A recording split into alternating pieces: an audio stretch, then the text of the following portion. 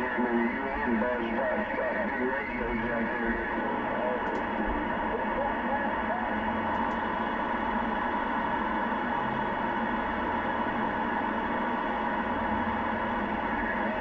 Jamming. Y'all get back to it. 260 out here in North Carolina.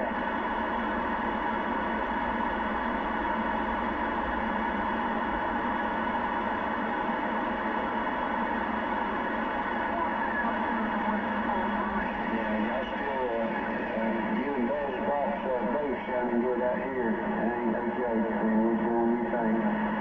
Yeah, we get back out here and let you get out of your way.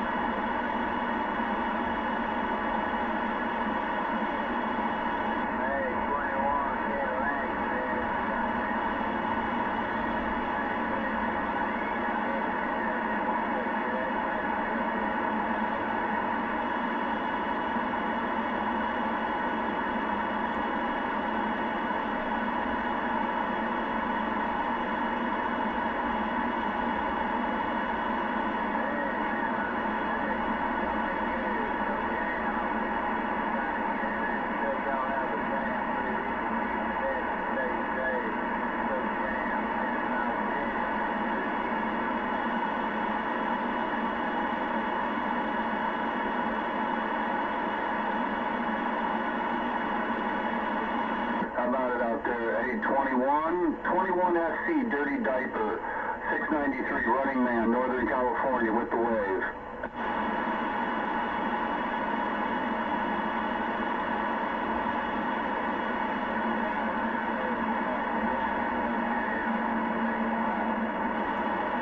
Hey, and I heard you come back there, 21. I definitely heard you come back there, 21. Yeah, wanted to make a quick shout out to you. Hello, 693, Running Man with that California wave. Hey, we'll catch you on the Freaks or on the YouTubes.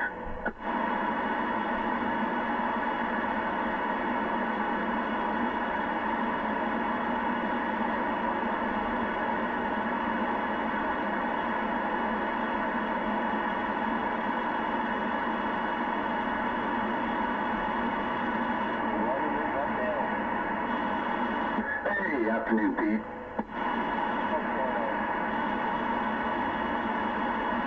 Hey, not too much, brother. It's relaxing there in the afternoon, man. What about you? Heading home? No, not yet. I'm going back to the shop right now. 10-4. Sounds like you're in the hood. Sounding good. Sounding good in the hood. Yeah, something wrong with my Oh, yeah. Get off my lawn.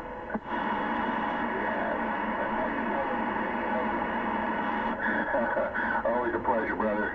All right, you have a good afternoon. I'm monitoring on the side.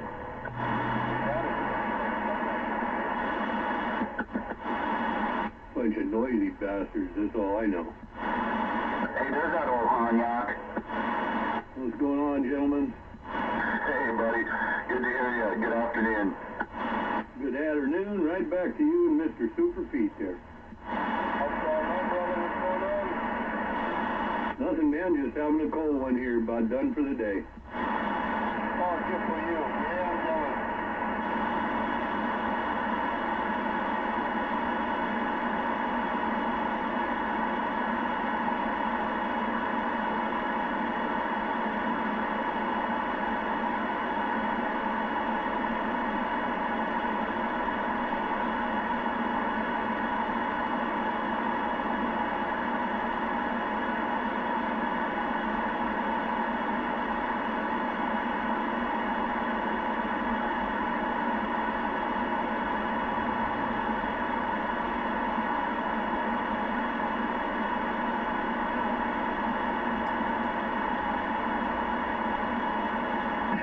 Hey, Running Man, you still out there? Yeah, 10-4, go ahead. Yeah, man, I just wanted to key up. I was over here doing something, just wanted to walk over here to the radio and, man, tell you, you sounded good out here in North Carolina. Hey, Roger, appreciate it, man. Hey, you just busted in like gangbusters like a local out here. You know, I'm at San Francisco Bay Area here in Hayward, California. Yeah, right on. Well, thanks for the key down, man, for sure. I'm waving a hand right back there. Yeah, I guess Mother Nature being good to us, but she's sitting on your antenna for sure. Hey, 73's out there, Running Man. You take care, 260 North Carolina. We back reading the mail. 260, I believe 260, right? Not 216, 260. Hey, thanks again for the shot, brother. I'm waving right back. You have a great afternoon and enjoy your DXing. Hey, Roger, yeah, you got it right, 260. Oh, man, we hope to catch up with you again. I heard you a couple hours ago, but, you know, Mother Nature just wasn't working for us. But anyway, we get out of the way, 260. We back on the side. Yeah, you know, I did hear you. I was in my mobile out there on a bridge over the water, and I definitely heard you. That was a few hours ago. Yeah, right on, man. Yep, well, you were making the trip then, and you're making it now there, 260. Hey, we'll put it on another dime, another time for sure, brother. Hey, have a great afternoon there, and 73s to you and yours. 693, Running Man. I'm jogging in place. I don't know why you're telling him it's Hayward when we all know it's Hayweird. It is Hayweird. Hey, and I hear that other station, 693. Go ahead. I gotcha.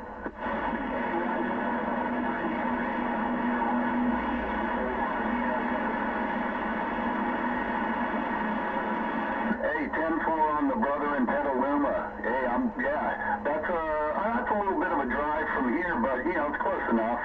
Yeah, man, Roger, nice place.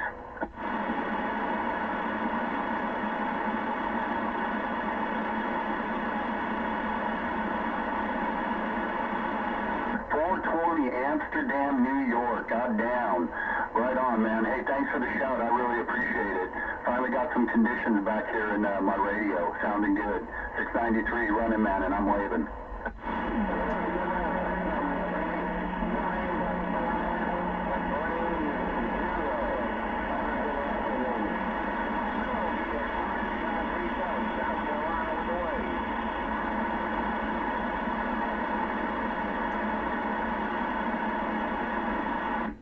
Hello there, 737, Honky, Frisco Bay, waving back. Well, Frisco Bay, you're making it.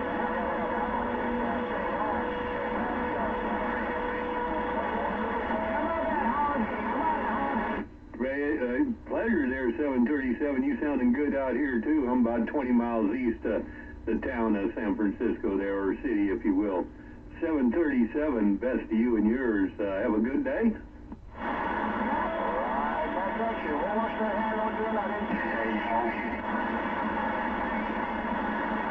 Yeah, they call me Honky out there. Who said, hey, Honky, come on down? I didn't want to key on that guy you was talking to, but yeah, we just got done talking there to your buddy. He was talking about I was out there in Hayward County, and I heard what you called it. But anyway, Honky, man, you sounded top shelf yourself back here in North Carolina. 260 back to you. Roger that, 260. Well, running man already told you what you sounding like, so you know how that works, and you sounded just as good in my tube here. Hey, 260, you and yours take care. I appreciate the shout out. Honky's back out of there. Honky, this might not be too good, but it'll give you an idea. Well, running man already told you what you sounding like, so you know how that works, and you sounded just as good in my tube here. Hey, 260, you and yours take care. I appreciate the shout out. Honky's back out of there. Roger that, man. Hey, not sounding too bad. Take care, man. I appreciate it. 73.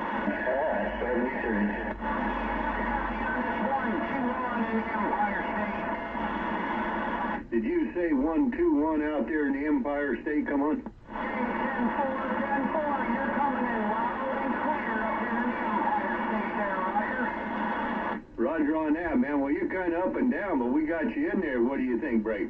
Roger, yeah, you're slamming my needle there, 10-4. Oh, appreciate it, man. That's what we like to hear.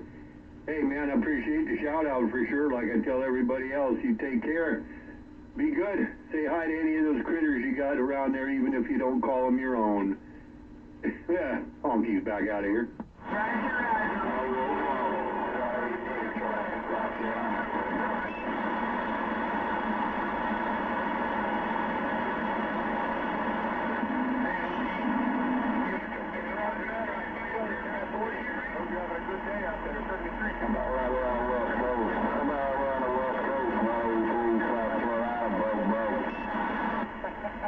Hey, that's a good thing.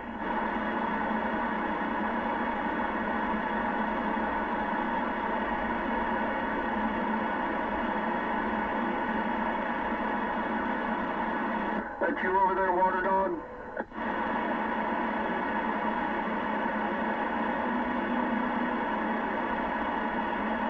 You know,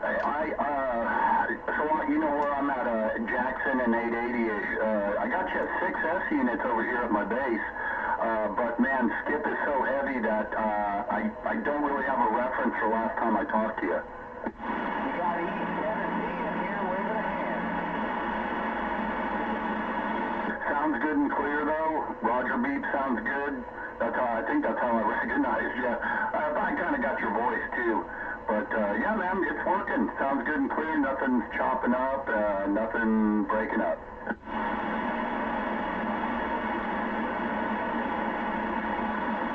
Any Anytime, brother. Always good to hear you out there. Have a good afternoon.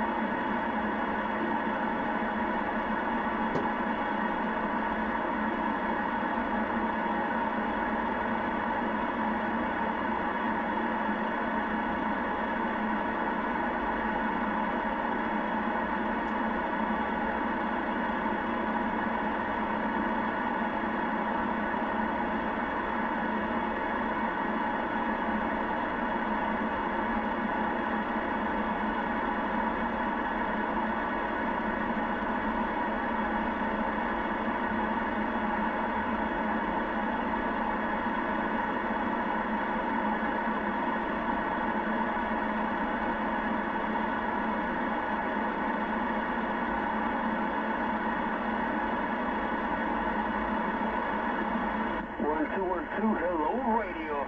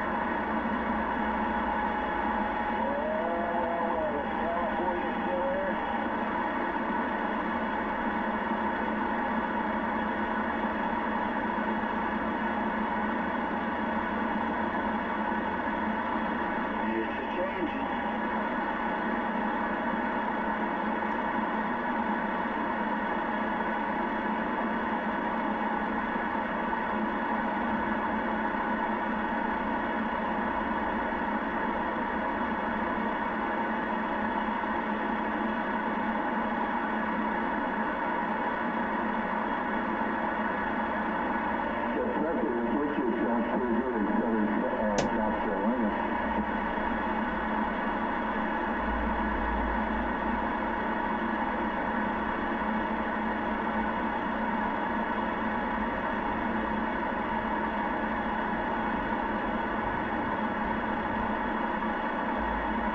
Give a copy of 955.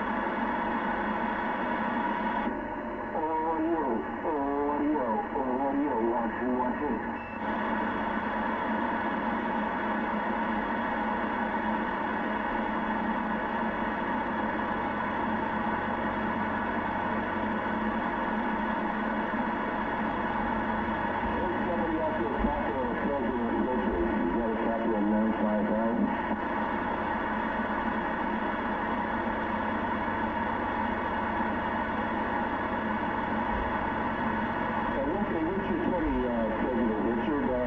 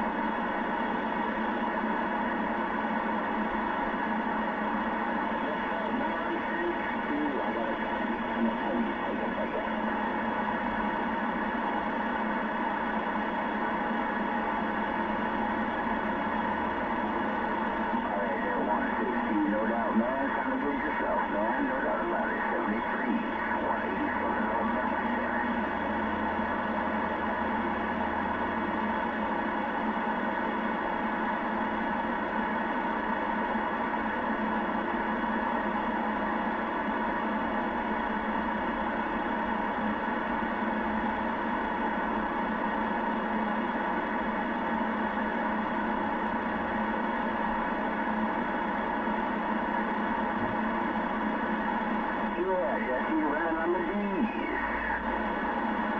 That's what he said.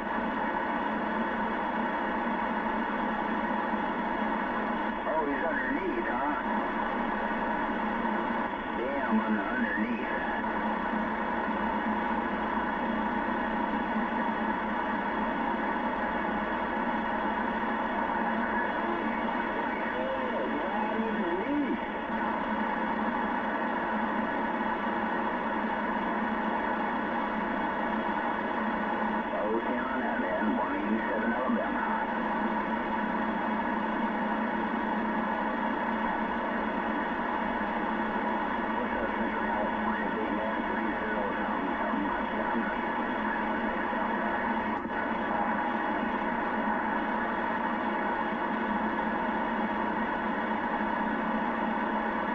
He said he'd be from Abilama. Abilama, that's what it is. Abilama, that's a good one. And if I could say Ack, I could say Baccaruda. Nah, you got Honky out here, Frisco Bay. Come on. What's up, Honky? Frisco Bay. No doubt about it, brother. Sound good. Yeah, no doubt about it, man. Sounding good, Honky. 187, how you doing? M4187, sounding good also, man, this time of the day. Hey, y'all take care. Best to you and yours, and Honky's out of there. All right, there, Honky. No doubt about it, 73.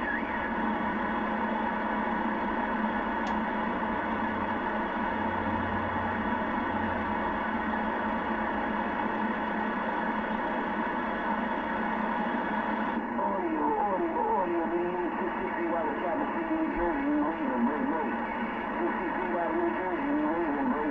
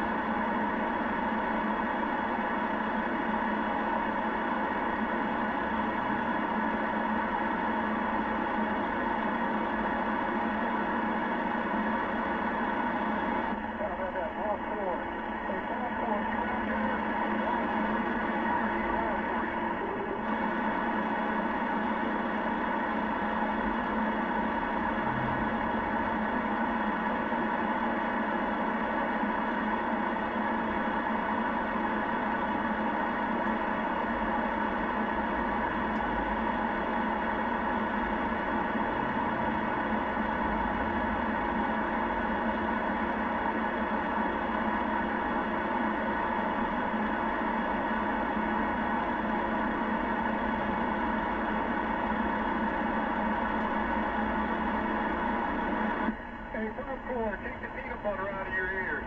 Come on, man.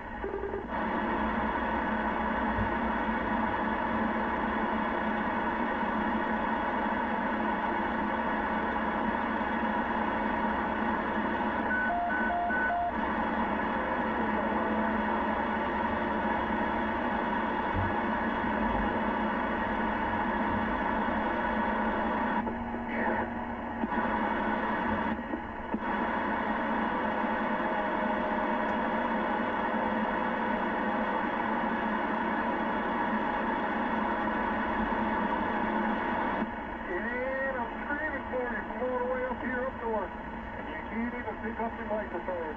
What the hell?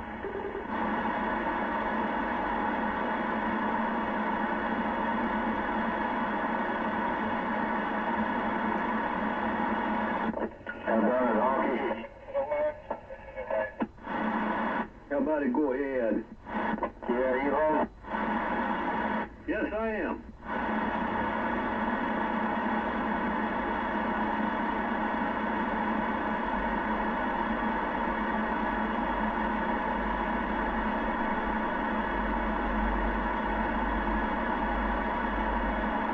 Hello? How about it, DX land? 122 in the garden. Standing by.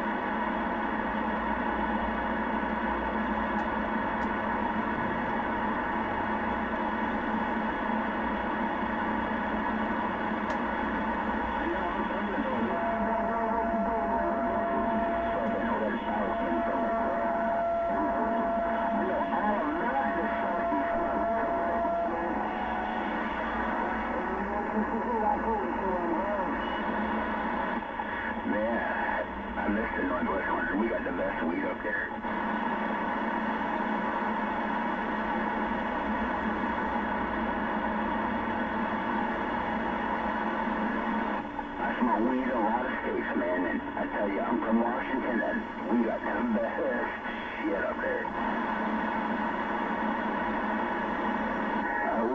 Oh, yeah, getting on down.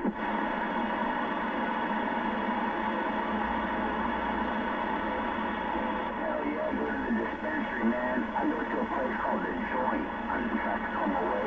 Oh, my God. Yes, sir, and a $5 bunt, one hitter, quitter.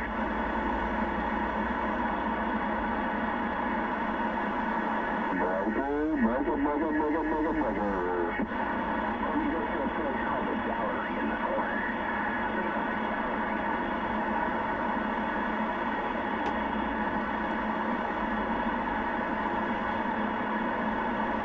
No, I'm down here in fucking Alabama. We stuck down here in Alabama for a little bit. Come on.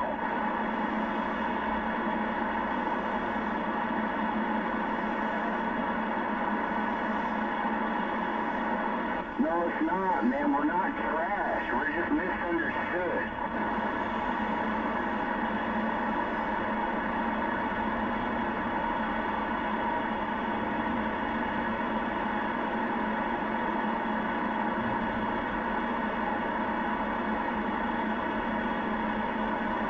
We don't let anybody control us.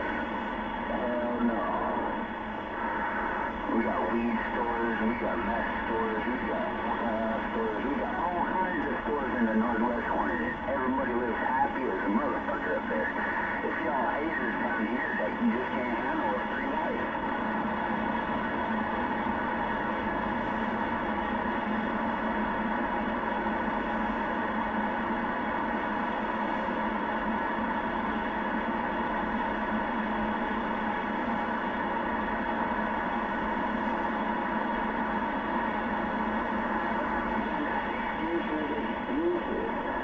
Us stoners get the most voting. What are you talking about?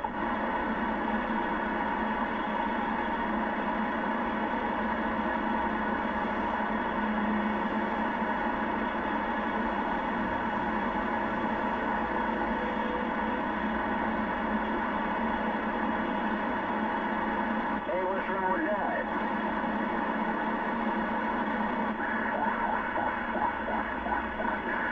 Everybody's got their opinion, man. We all just want the same thing, though, right? We just want to get paid like we should get paid, and shit should be so fucking expensive, right? Let's just go for that.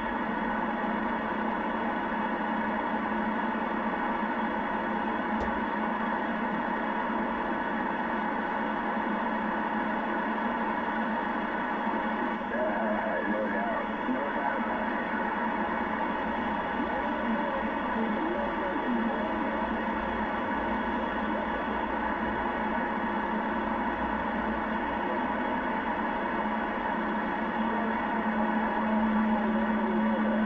How's it going up there, man? Is it hot up there, bro? It's hot as fuck down here.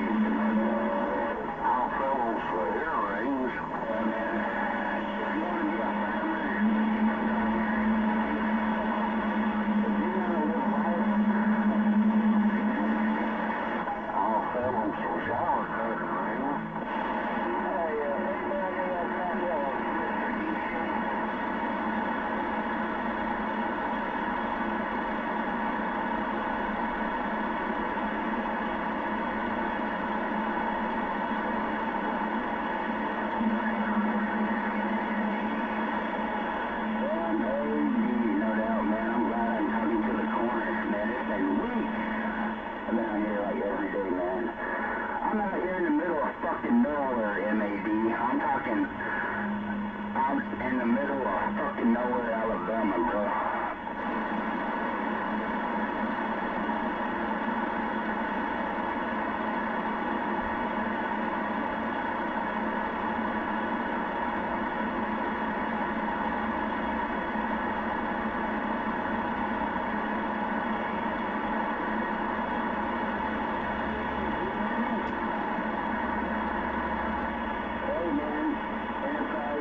And Endeavor's son is like my best friend.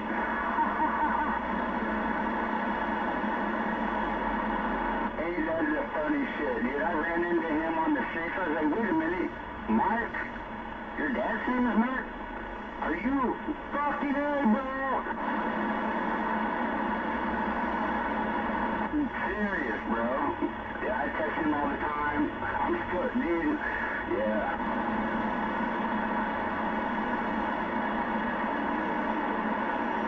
Out of that bag.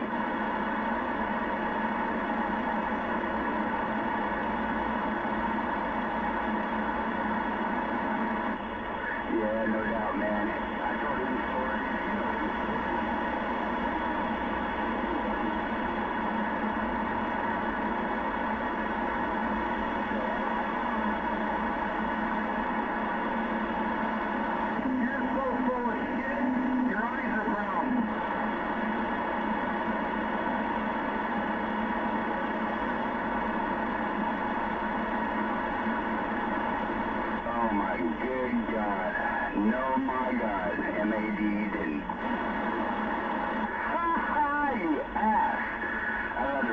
14 Flamingo.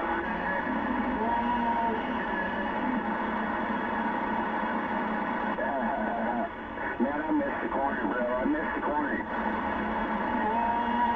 Alright, man, catch you on the flip MAD 187 down here in southeast Alabama, 70 miles north of Panama City Beach.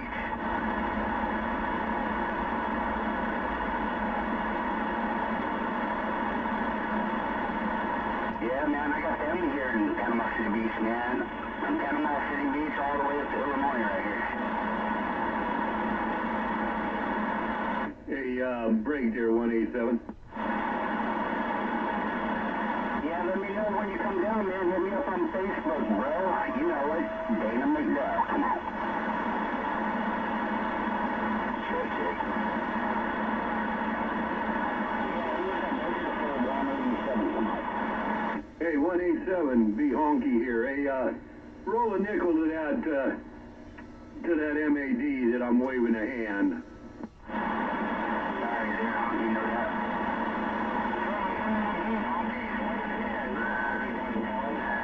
Honky's waving his hand at you, MAD.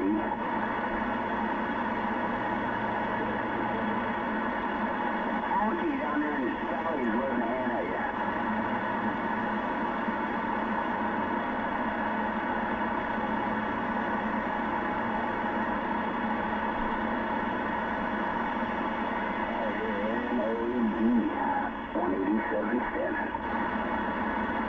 Gracias. Appreciate it, man. We'll see you.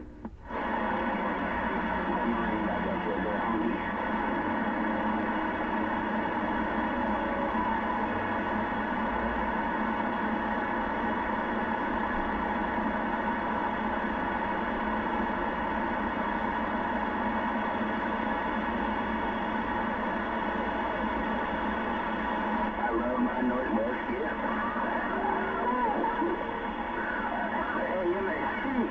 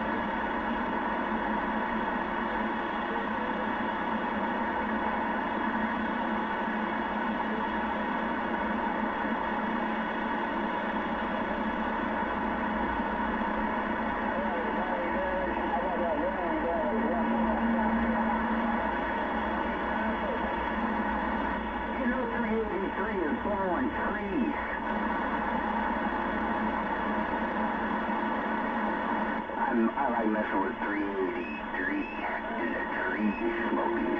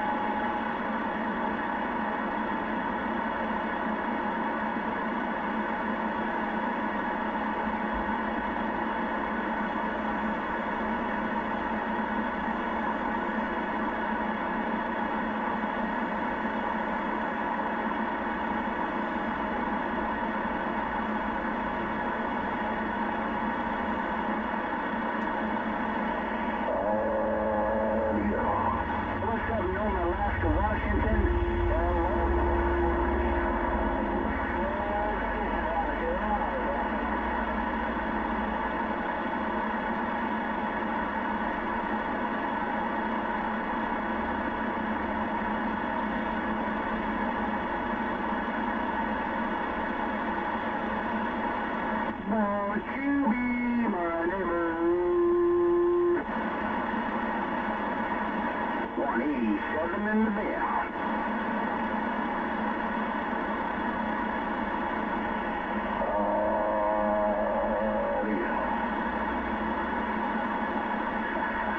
No doubt about it, man. 73 is gonna get in the mobile.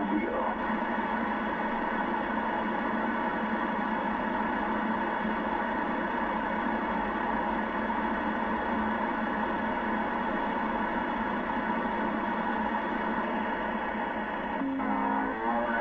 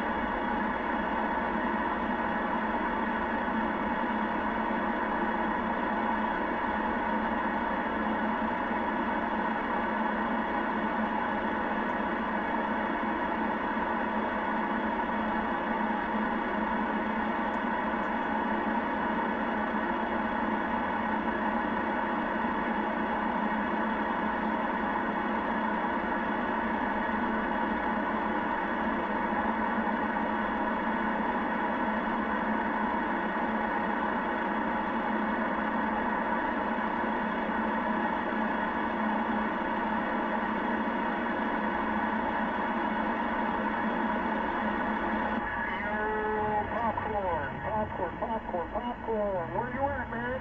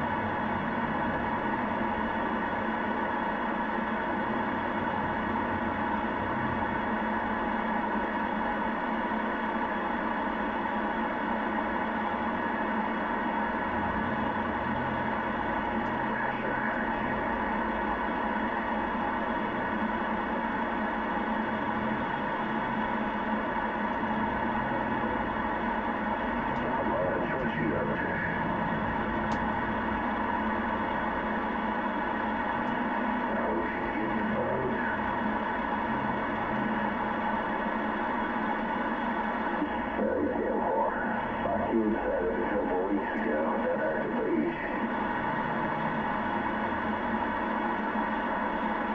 Oh yeah, they're doing good.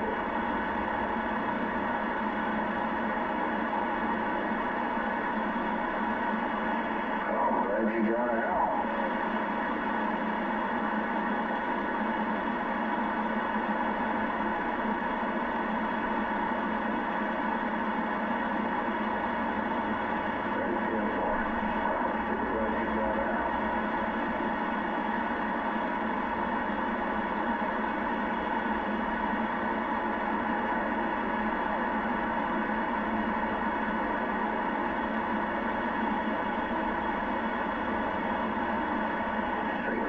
Trying to keep people in there now with that shit.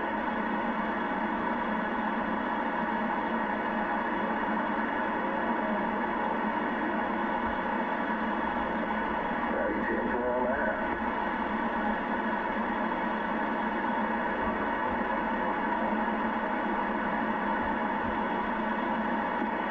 Oh, is she having trouble breathing? Very simple.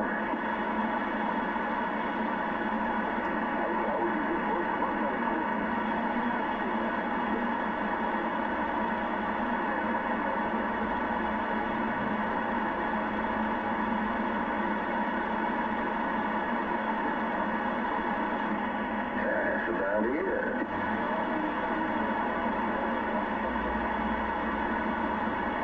I like to keep secrets.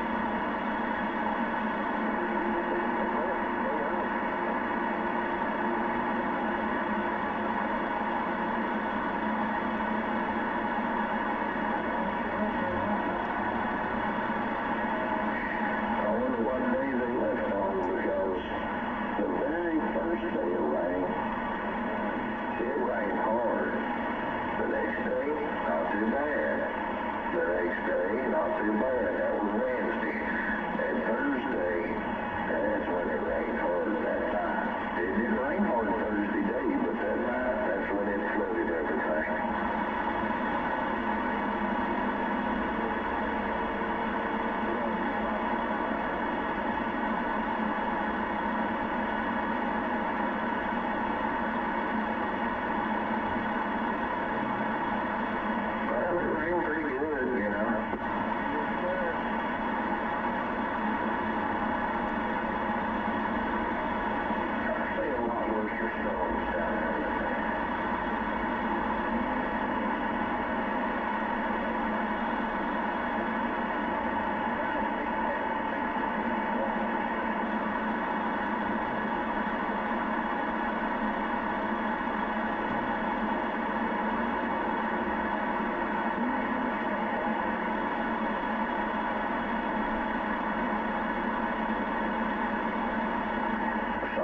you know, the way it is around them roads, you get a little bit of rain and it settles up pretty quick.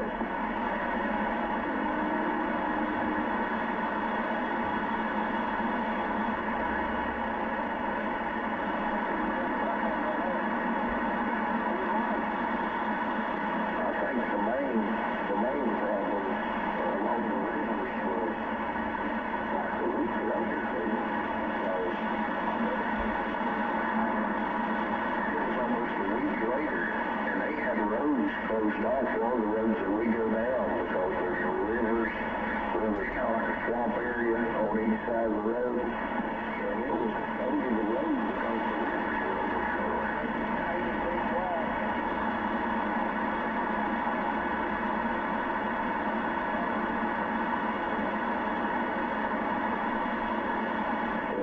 Coming from, you know, I guess it just runs down all the rivers to make it down to the ocean. But,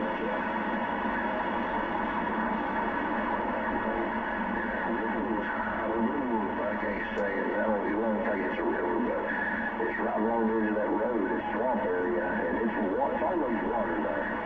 But there was quite a bit of water on the way home. I mean, it was higher than normal, so we went over the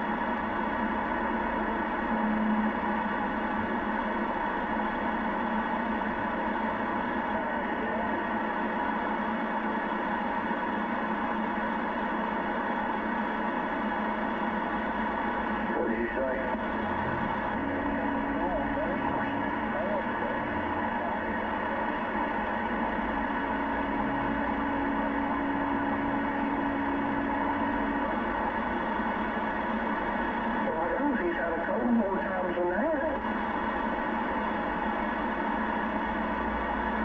Okay, why do you have a few more times?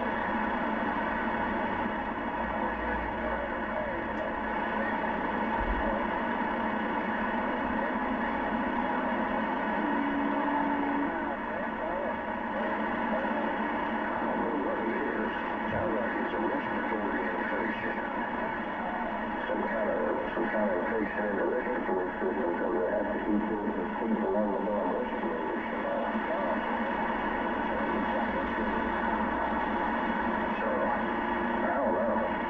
Best thing to do is just pray that you're healthy, you know what I'm saying?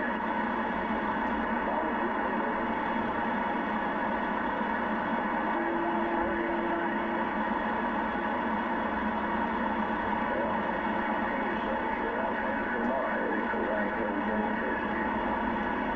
I have felt bad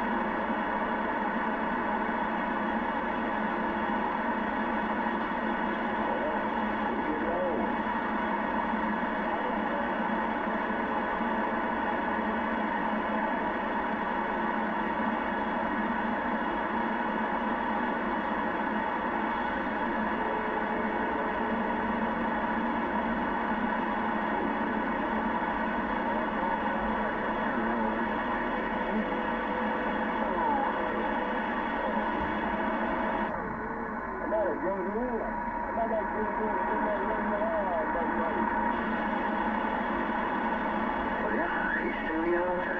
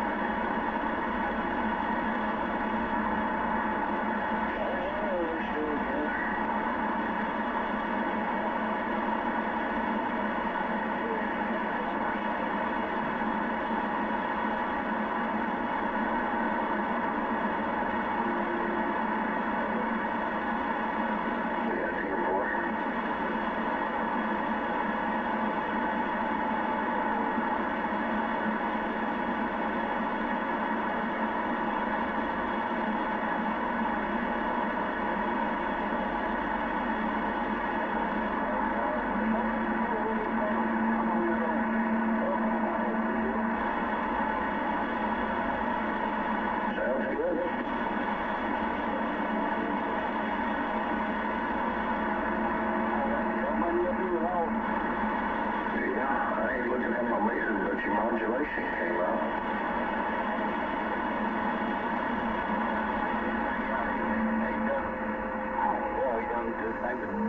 He done a bunch of stuff to it. I got lights. I'm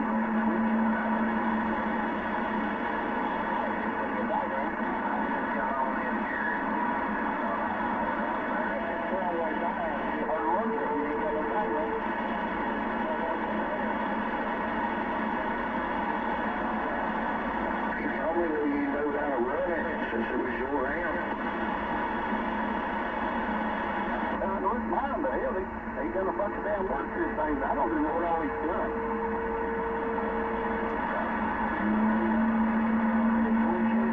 Two, three, four lights. Gives you a face, tells you how many amps he's putting out and all that stuff. Changed all that shit. He sends a 6-tuber.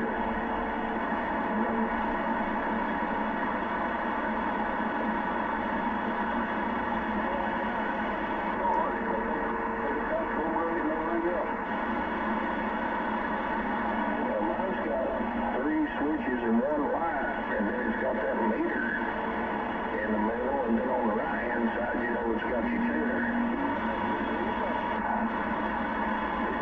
You don't set up that way, but right in the middle of the damn top of it, he's got lights and wires hanging. He's got damn flip switches on it. It ain't stock for no means. I guess you have to call it. Now you figured out that damn thing is.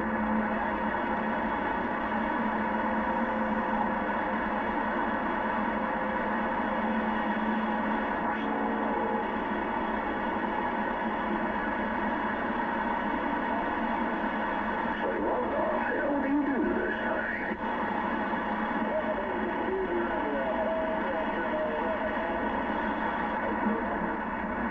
Transformer in it and everything.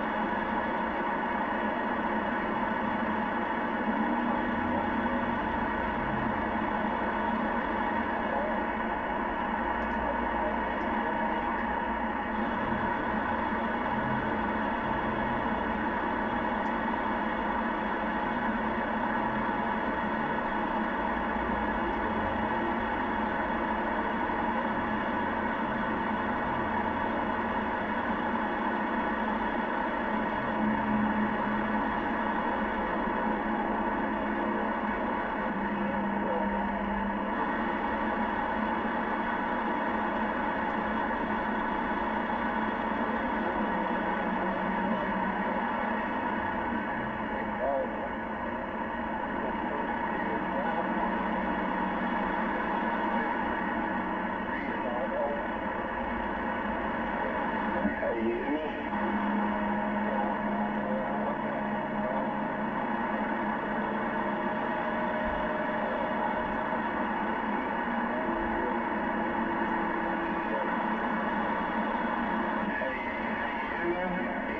Emma, can you hear 260?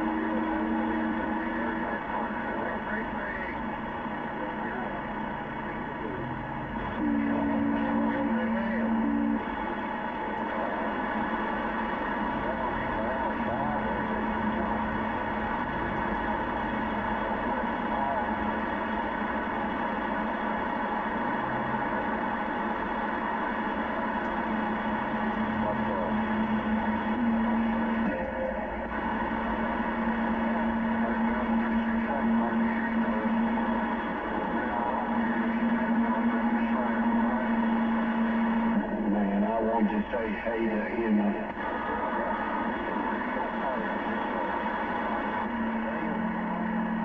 I didn't have nothing warmed up.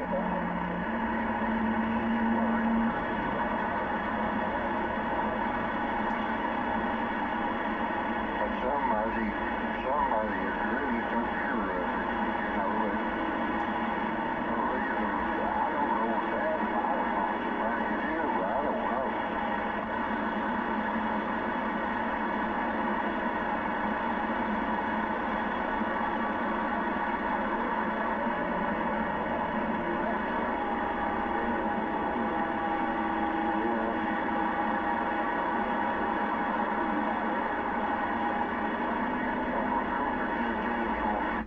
No, can't hear you.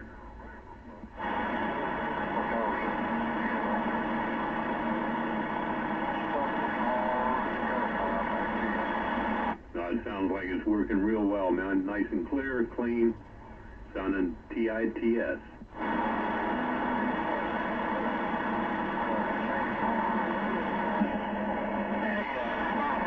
Big Island, I think he said Iron Horse up there on the Big Island, 160 North Carolina, waving breaker.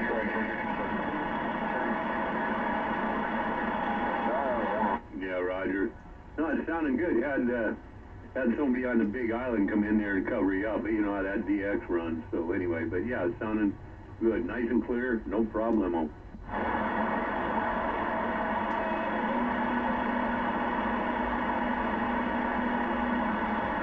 You're over there by my buddy. No, I'm at the other end, just a little bit east of the high school.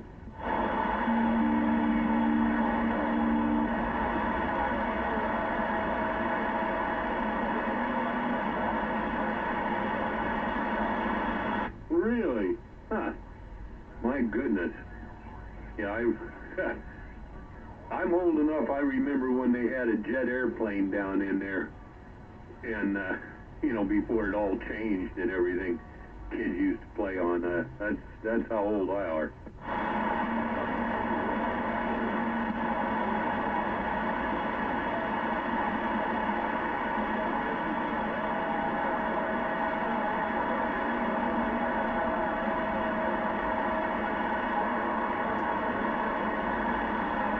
Oh man, good stuff. Yeah, I knew some guys.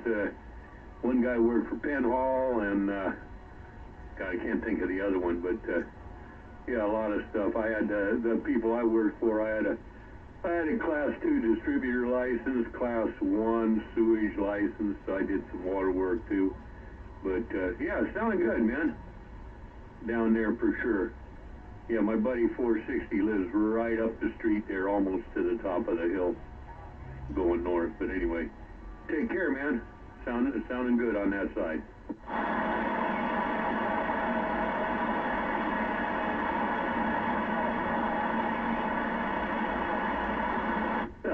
Not at all. I know what you say. I don't miss where I work too much. I worked for the government in my last career, but and it got too political. But Jim, first proper here is Rich, so catch you around it.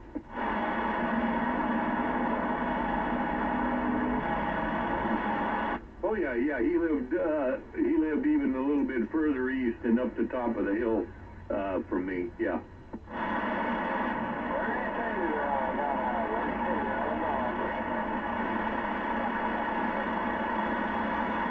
Yeah, there was one guy that lived over there. I won't even mention the street, but yeah, him, Brown Bomber, and two other guys. I forget the one guy's handle and stuff like that, but I remember them. In fact, they borrowed some air conditioning gauges for me one time. They was working on somebody's car or something, but yeah.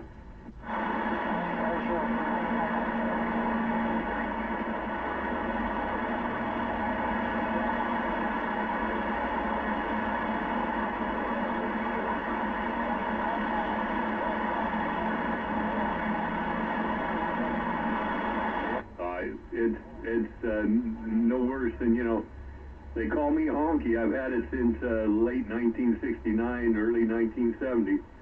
Black guy that I used to work with hung it on me, so you can imagine the story where that came from.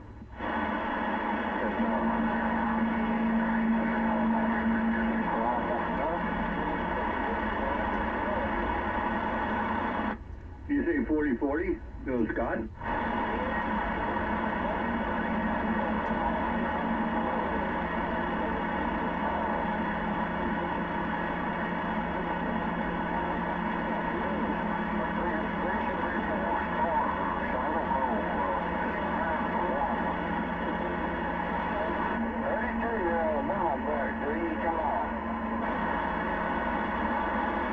Oh man, I forget the year, but yeah, it's been a while back. Yeah, for sure. I forget the year, but yeah.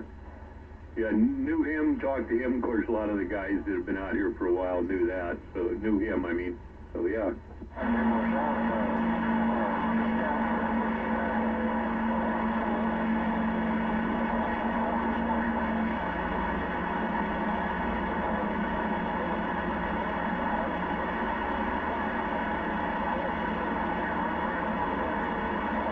Okay, man, take care. Good much putting with you. Always good to talk to the locals, for sure. Take care, man. You get over this way, you just look for a flat 4-element with a shockwave on top of it up about 80 foot, and you'll see my place. You take care.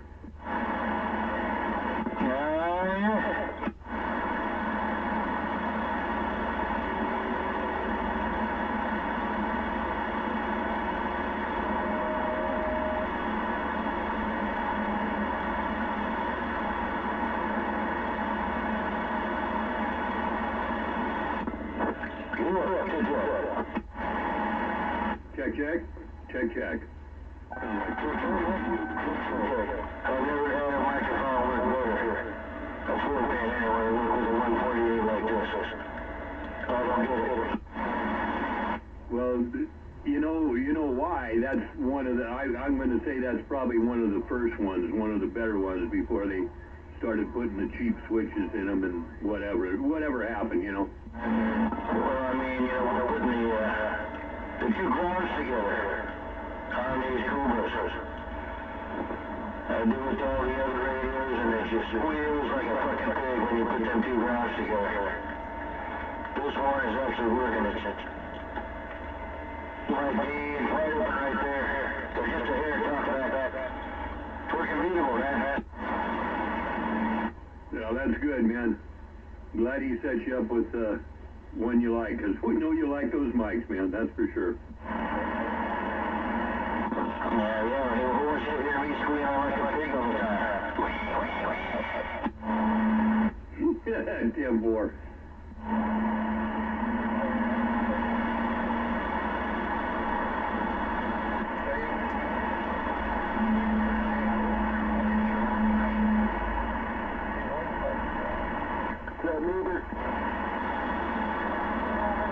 Hey, what up? Not much, man. I had to rewire this mic. When I'm not talking, can you hear any kind of hum going on? Check, check. No, I don't hear anything. Sounds pretty clean, and you're close enough. I'd hear it in a second. Yeah, Roger. That's what I was thinking. Right on, man. Appreciate it. And foreskin. Anyway, I just talked to the niece, and it sounds like it might be a go. 10-4, man. Well, I wish you luck. Well, like I said, I got to get together with you guys. Yeah, 10-4. Yeah, it starts to shine.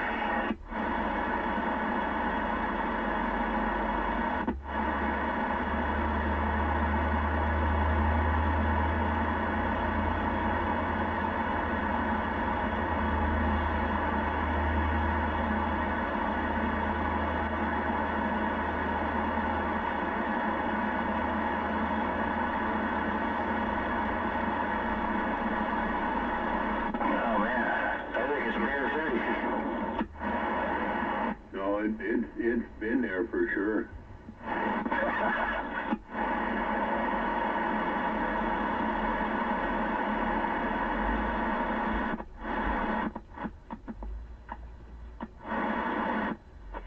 Alright. Get the stereo set right. Yeah.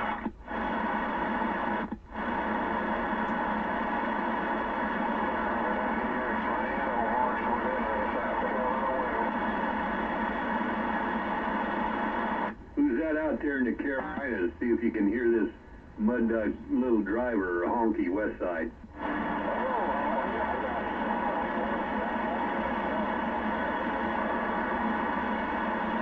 Roger on that, man. I didn't catch the 28, but I heard you come back. Conditions is weird today, but sounding good out here, 20 miles east of San Fran. Break.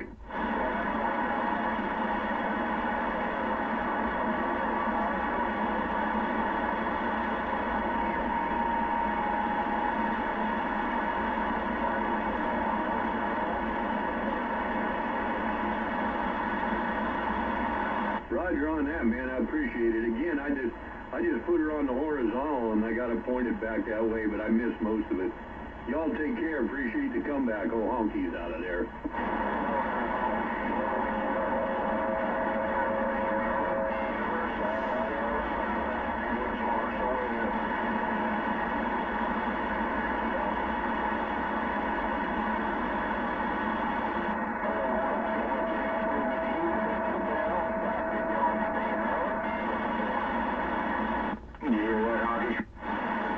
Yeah, I heard a little bit. Go ahead. I'm turning around the other way. Hang on.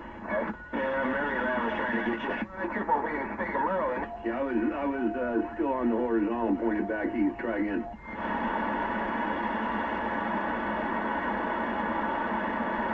Where'd you go, Cougar? Yeah, I heard you in there, but I was just barely. I was pointed the other way. Yeah, I'm surprised you didn't hear Maryland. Maryland was trying to get you. Well, I heard something in there, but I'm not. I got to be pointed maybe another 5-6 degrees north to pick up them, unless conditions are different. But I'm directly east right now. God bless you, Maryland. We got you out here. Let's get something down like a honeymoon.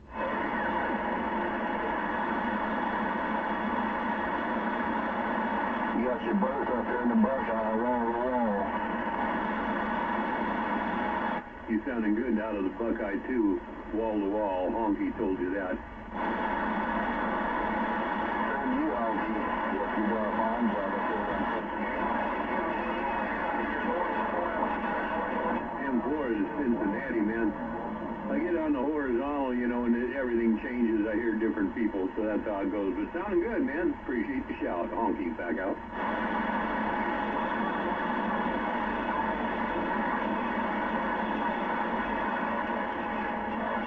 On the boozer. I better get back on this one. That seems like where everybody be, so there you go.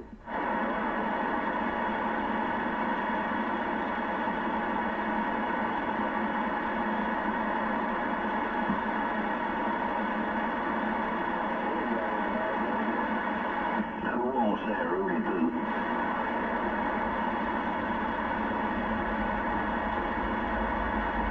No, he's a Rudy Poo.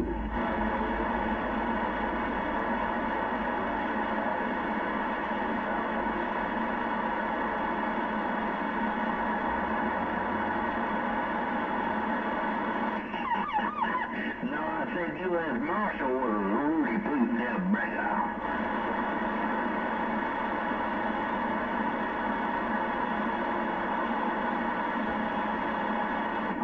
Been sounding good, big brother, coming in on this big old 777 in the backwoods with the wave. Hey, 777, what are you making all that noise out there for? Honky Frisco want to know. Something didn't show sounding good while I'm working this little old Tennessee Walker driver. Old 777 working this derail sucker, and this Tennessee Walker driver nothing to want to hit a man. I see. He's up there on the streets of Cincinnati. 141? My goodness. Out there in that big rig. Around Cincy with the wave.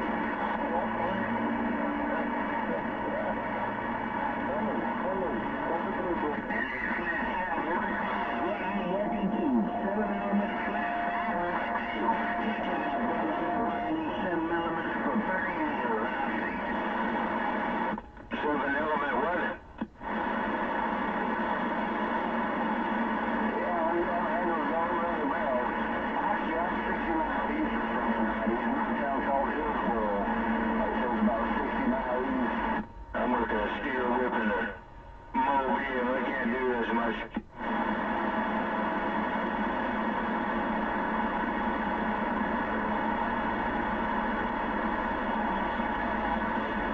Got it all, my brother, and I know what you're talking about. Yes, I'm the...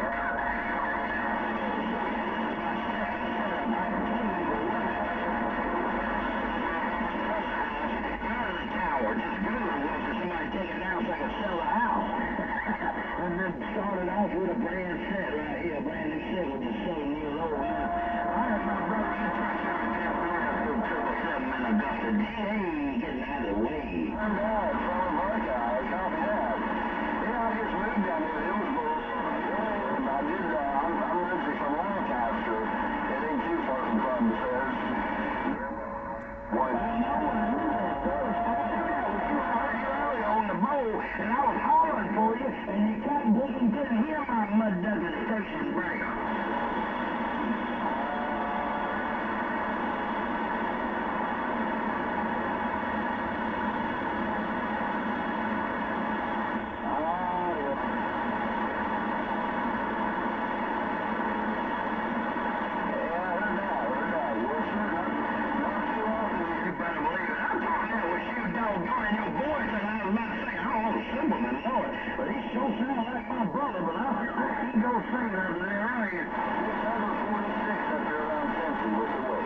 Hey, you're saying it wrong. It's not audio.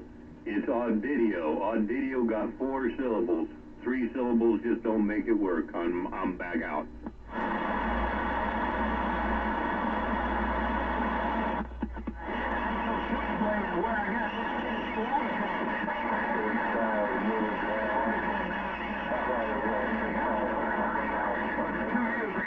All right, my brother, you take care and God bless you. You know who you are, and I know who you are in your Washington state, I see.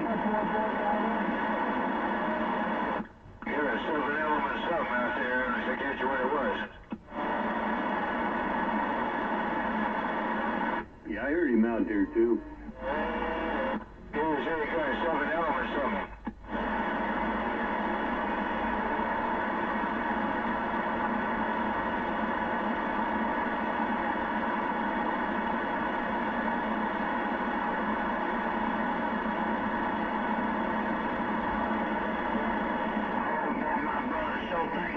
Hey, Lila, I know what you're saying, because them cat niggas down there seeking men and running them cat niggas, you mama, down there and I got this little simple, you know what I got, I ain't got much, I'm just on the driver right now, I ain't got that other one on, but I sure can't talk on the bowl with both of them unless they out of the way, that's right.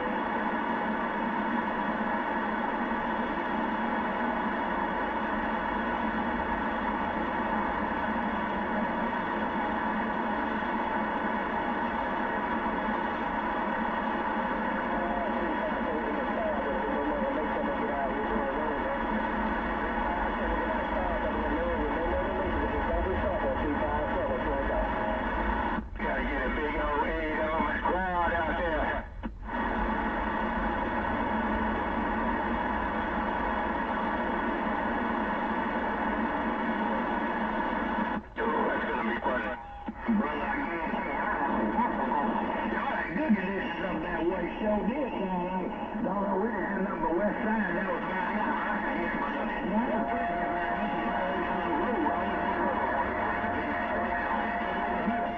And with grandkids and babies and all that, we've been taking care of. I can't sit in the radio room that often. But anyway, Larry, you take care and God bless you, my brother. Good to be with a book. Kilo 162, Maytag in the Carolinas. Yeah, about a Maytag. Hey, Maytag in the Carolinas. 429, Warhead waving upwards. Oh yeah, 162, I hope everything's well and swell on your end. Alright, 162, Maytag, copying the mail, I'll see you.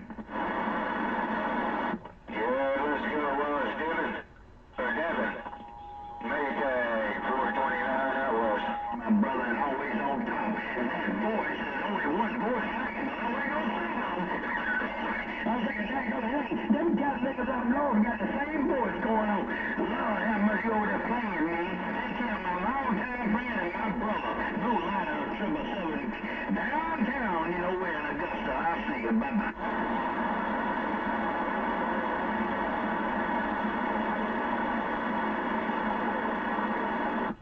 Might be warming up to the Big Bang here.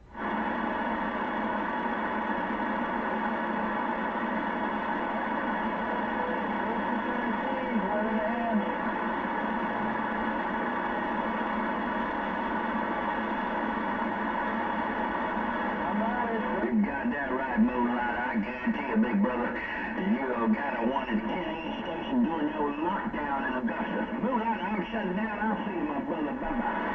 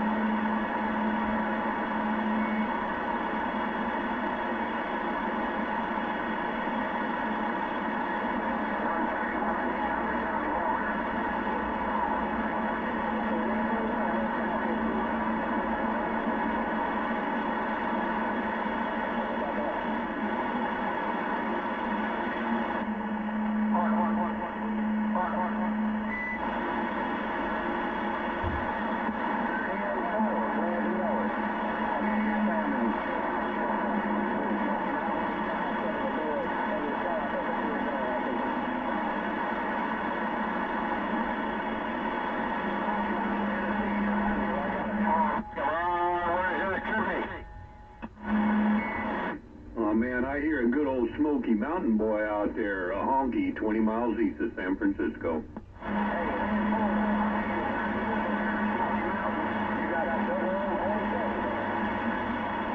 I think you said 00, either 27 or 37. Excuse my hearing there, but I'm an old dude. Sounding good though out here, man. What do you think, Break? Where'd you go out to the Smoky Mountains there? 0027 or 37, whatever it were. Come on.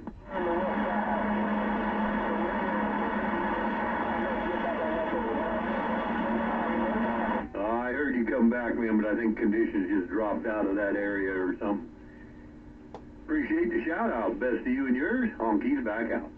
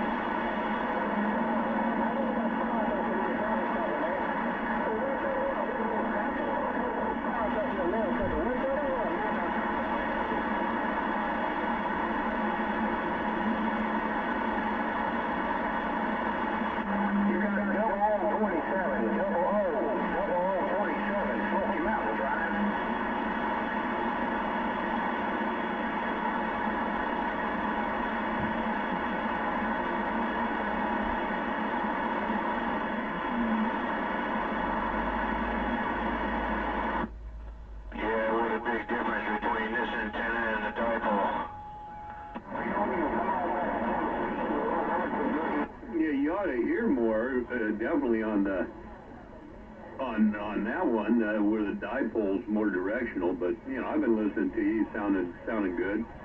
But that mobile has always done good with a whip on it. I don't know why. I'm not a fan of the whip, as you know, but it works for you. So what the hell? Well, I really don't know of any better of an antenna put on there. Except that great big damn, the big coily one. That's already shipped. It's already packed away, but yeah, I don't know what is. I don't think there's any antenna going to outdo a whip, right? Well, if you look at all the talk and all the people that experiment with them and make them on the interweb and everywhere else, even the amateur guys, they all say it's probably one of the worst antennas you can have. But yet, we know people that run them, you for one, you know, and don't have any problems. And so, you know, I don't know what to tell you about that, right? If it works, don't mess with it.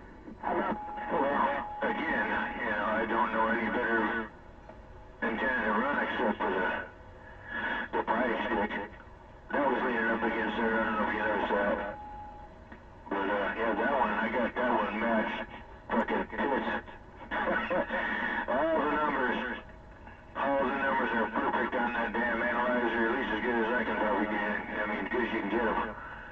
All those numbers. In fact, the axis damn near zero. Yeah, that's a good antenna there, but you ain't driving that thing down the road.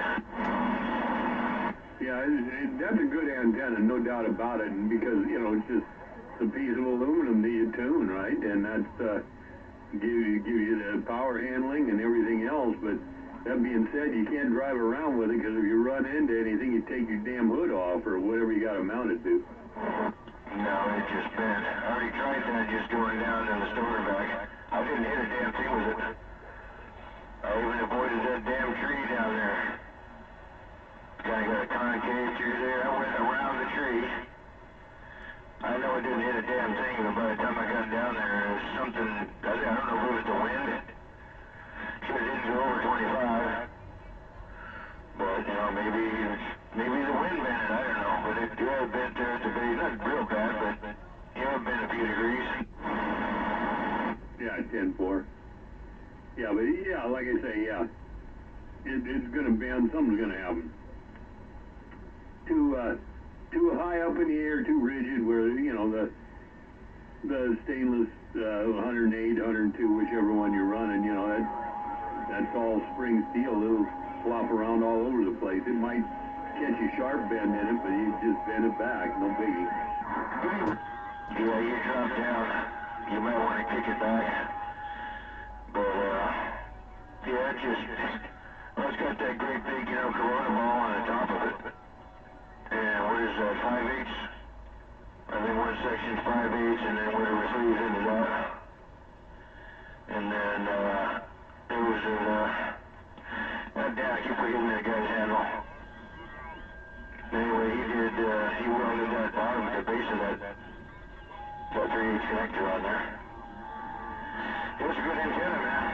Seemed to work pretty good, but yeah. As far as being going mobile down the road, yeah, I don't know any better of antenna to run than a steel whip. About USF 131.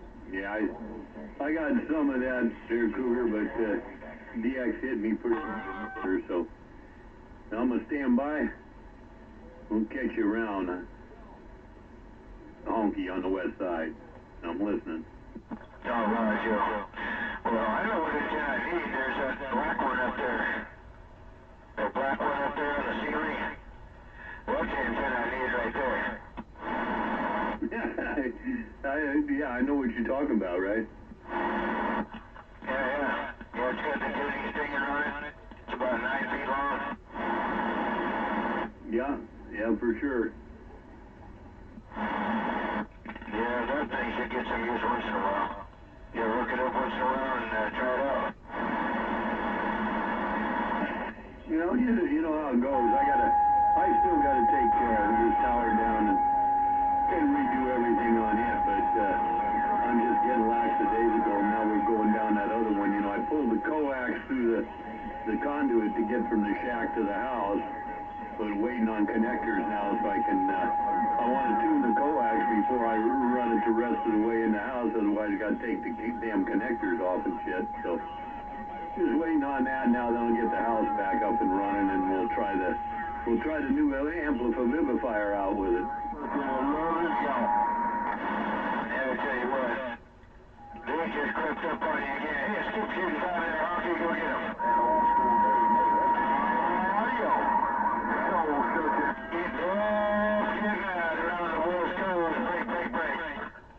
You know, Cougar, I think it's creeping up on all of us, so we just have to get on the loud pedal here and say, let her rip, Tater Chip, Honky, West Side, I'm standing by.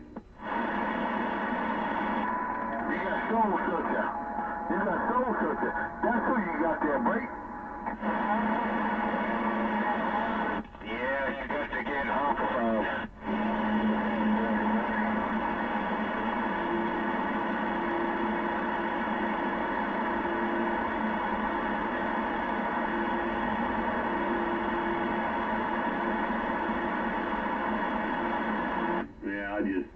I just run the driver up a little bit harder for right now, and ain't good enough to talk to you at, I hope.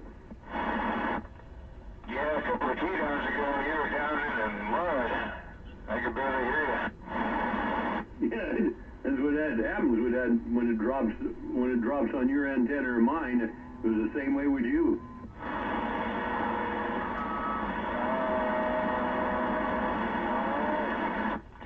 Yeah, I got a few birds going. Hey, a few birdies up there.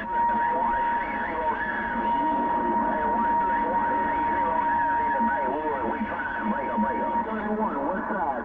I'm gonna make it real easy for you. Soul Searcher, Virginia, with the wings got down. Soul Searcher. I'm about a Soul Searcher. 429 out west.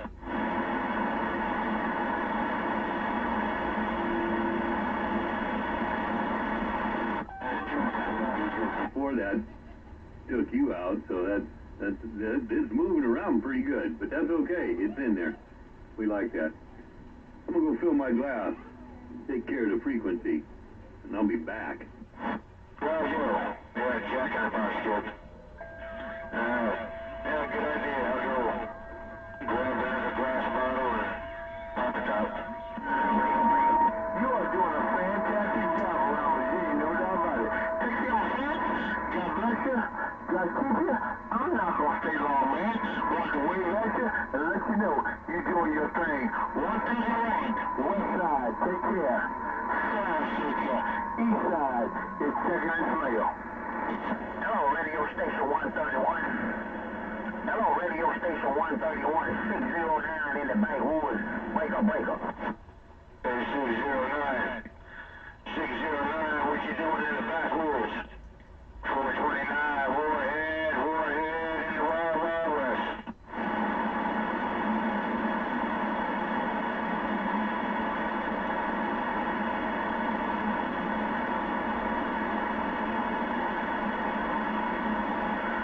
Hello, 131.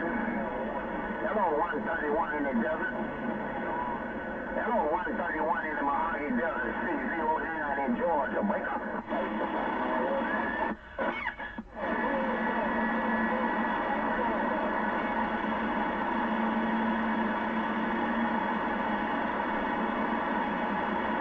Let's see if we can put a little bit on that 609 in Georgia. Hey, 609, Honky, 20 miles east of San Francisco. Break.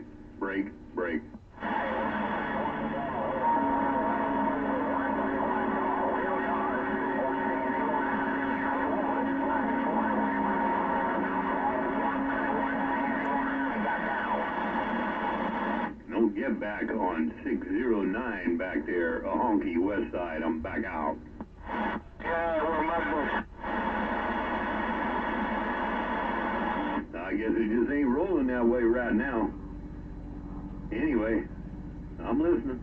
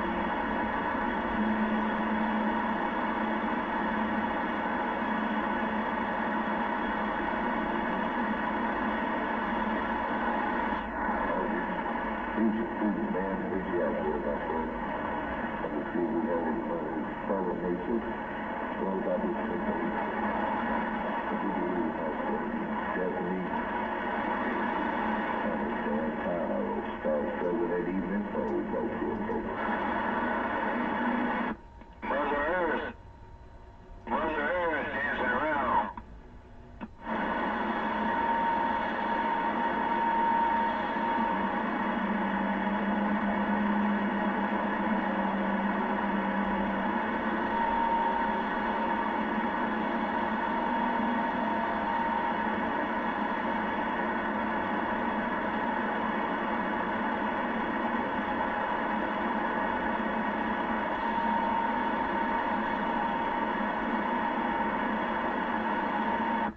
Castro Rally, Fall Festival 2005. That's what it says on my mug. Looks like a bunch of grapes or something all over the F.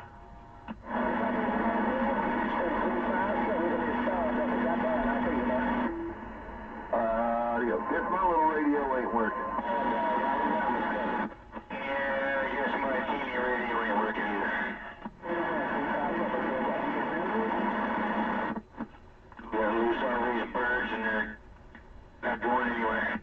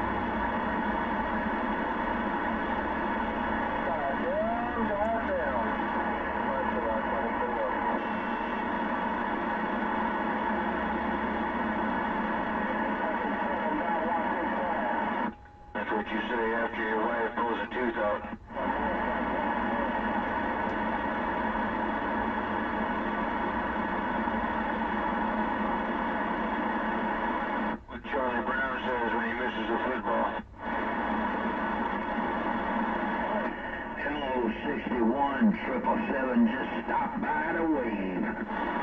Well, what are you doing? You playing with that 7 element over there? Come on.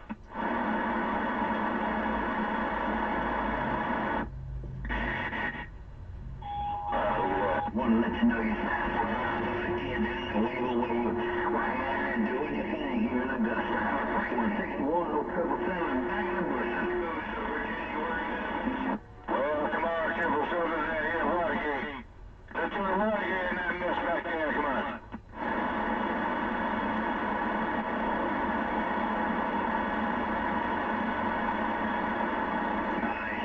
You too, my brother, and I'm getting back on with you. Come on, Augie. He's ignoring me.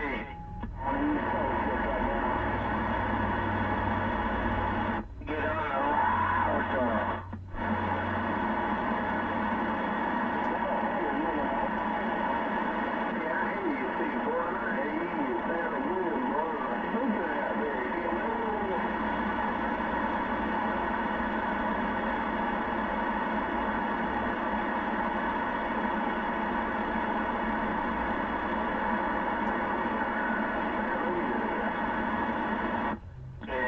Make that 156 dance once in a while. Blow the spiders out of there.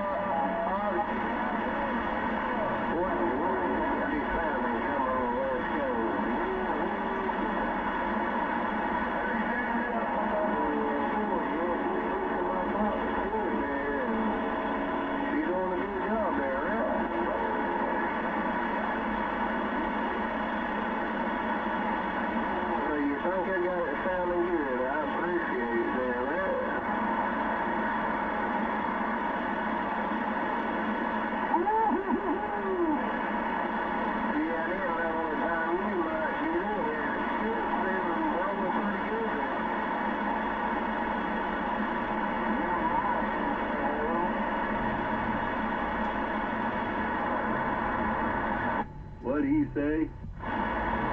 Well,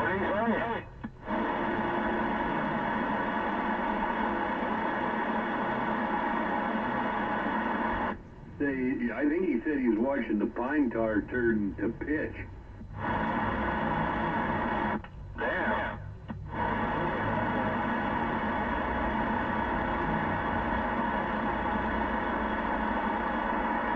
I guess that's better than watching the grass grow. Although it ain't bad if you can sit out on your porch and watch the alfalfa grow. That might be something to look forward to. Yeah. You would be surprised how many people don't want alfalfa for their horses anyway.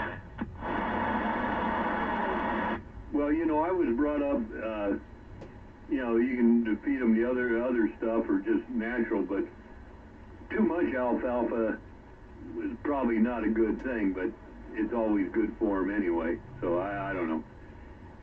Everybody's got different ideas, and especially nowadays, all the different stuff they have, you know. Who knows? Yeah, that alfalfa's a pain in the ass, you know. Especially if you're trying to rake it. That's something you don't want to try to rake up, you know.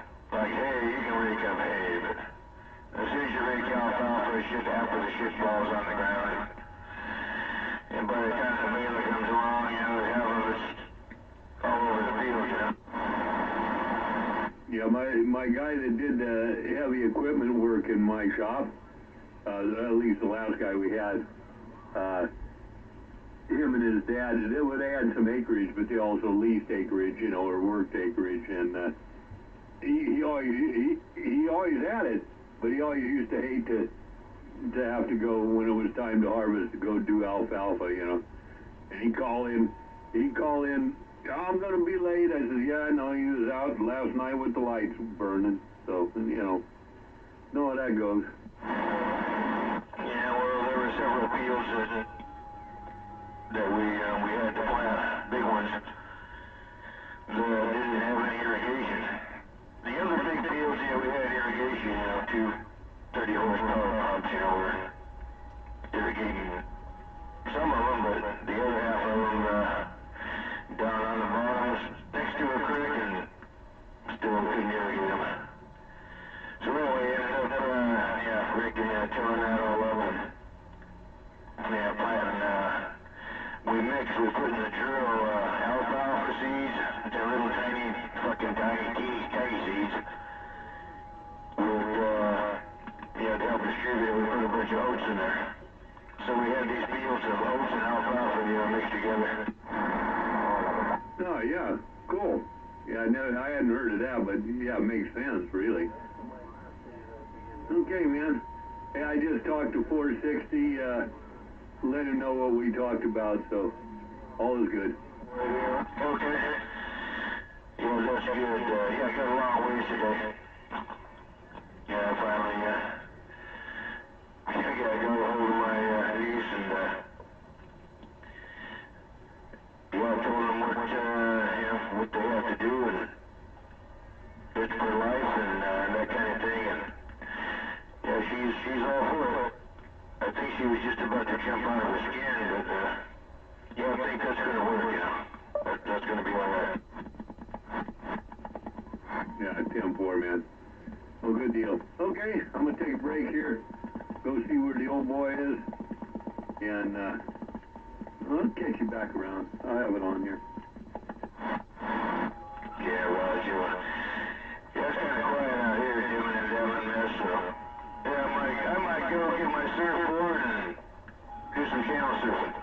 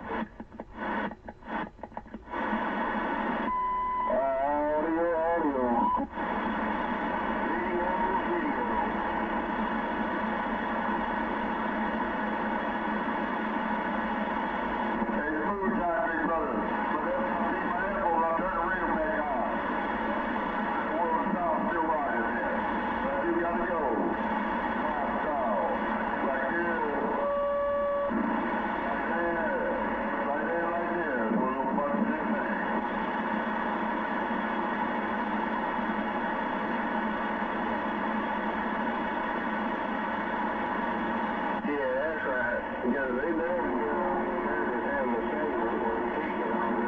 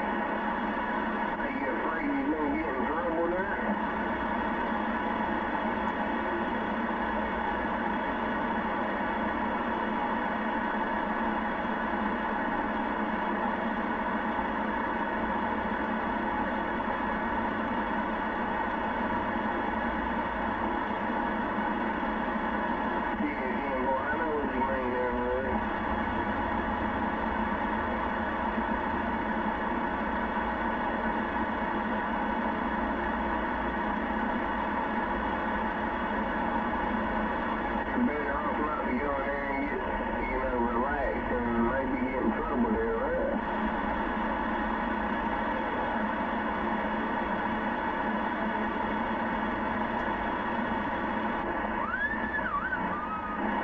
Yeah. Oh, yeah? Mm-hmm. Got down. Get back up again. Check. Check the mail.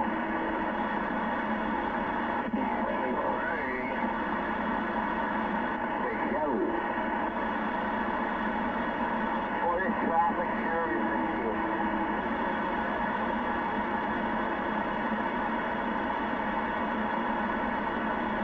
Hey, Taco Bender 1910, where you at?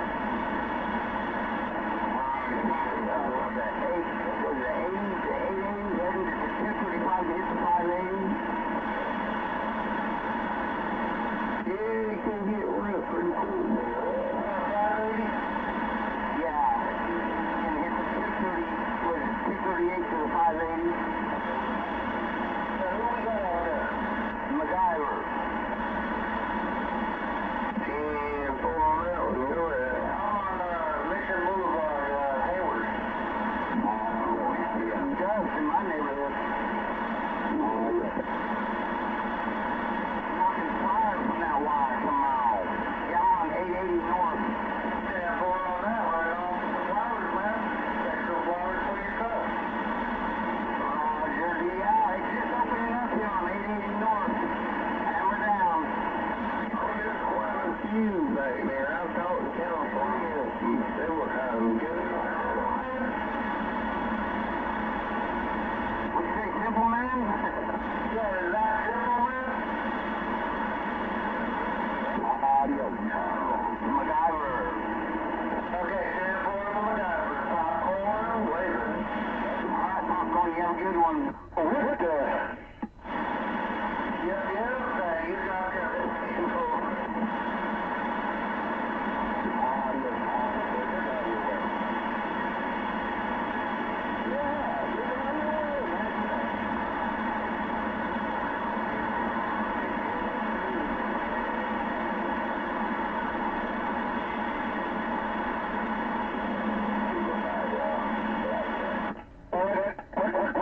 What do you say?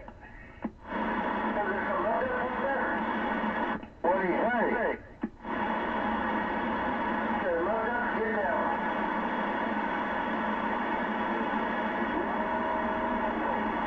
Damn 10-9 mud ducks.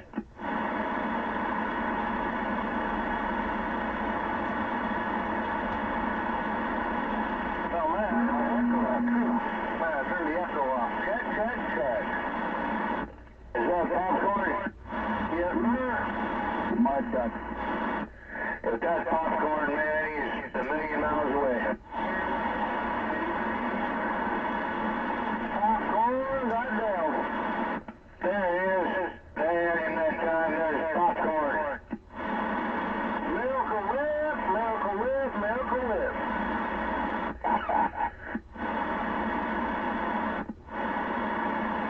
Everybody's a closet Miracle Whip lover. Yo, I'm in North Carolina, 583.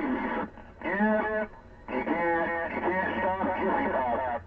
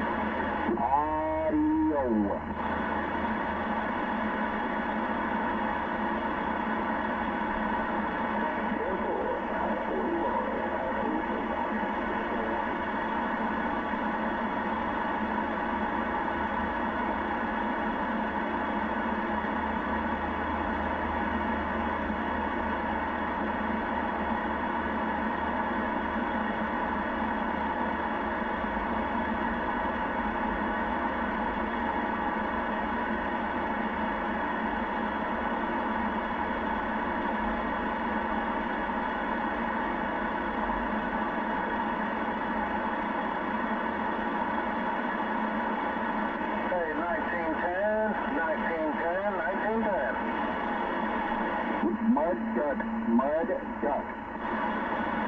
Audio check, 1, 2, 3, 1, 2, 3, got down, got down, got down.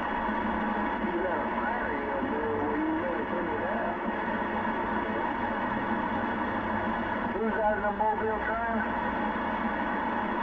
You better put that fire out in your belly, 583, North Carolina, say that. Hey, 583, popcorn, let's go, baby. Popcorn, you sound good, North Carolina, 583, be waving.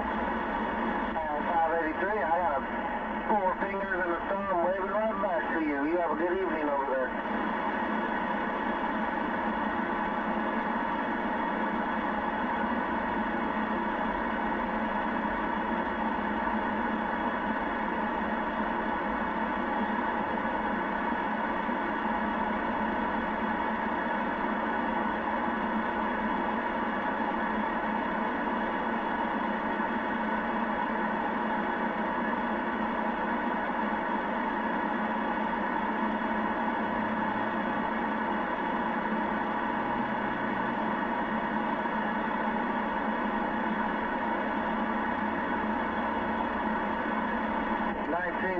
You're a mud duck. Audio.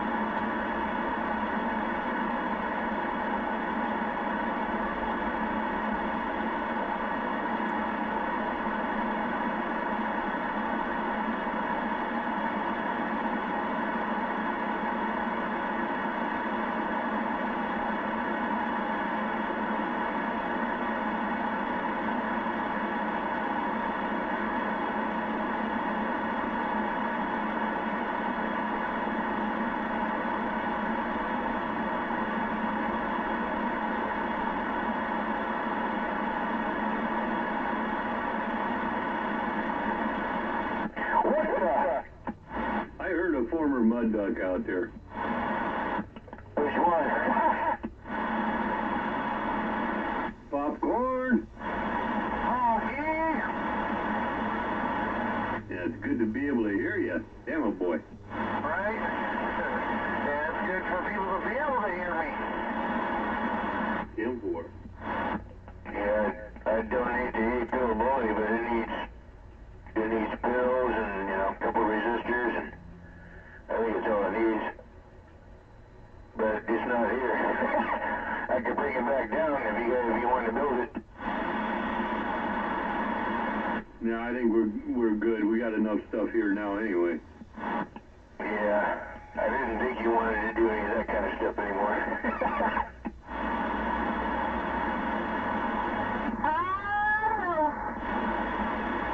Diddy-o.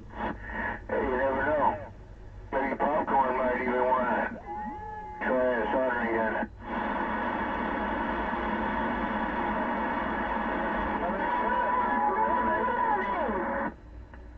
That goddamn 8-pill bully was a good one, man. Remember. Anyway, is that, I recognize that lady out there. Come on. I can use something to practice on, to learn. Yeah, go get him, Pop. I mean, Honky, I can't hear him. That was Queen Bee out there. Hello there, Queen Bee. Honky, Frisco Bay. Yeah, she can't even hear you. Yeah, I'm just coasting right now.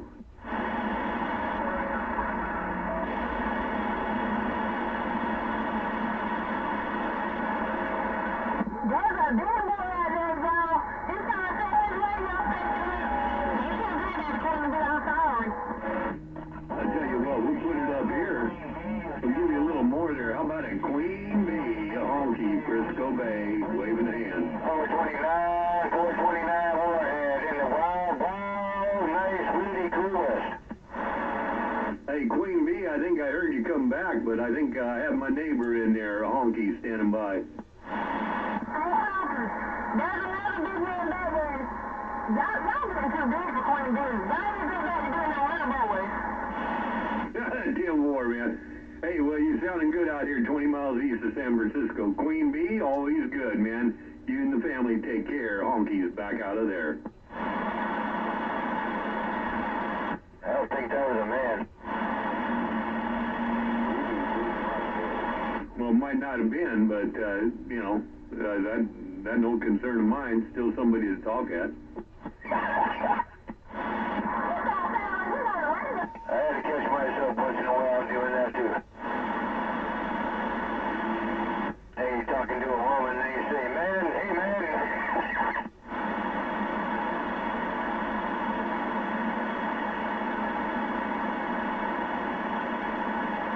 Anyway, she was just dipping and dabbing on me. Yeah, same here.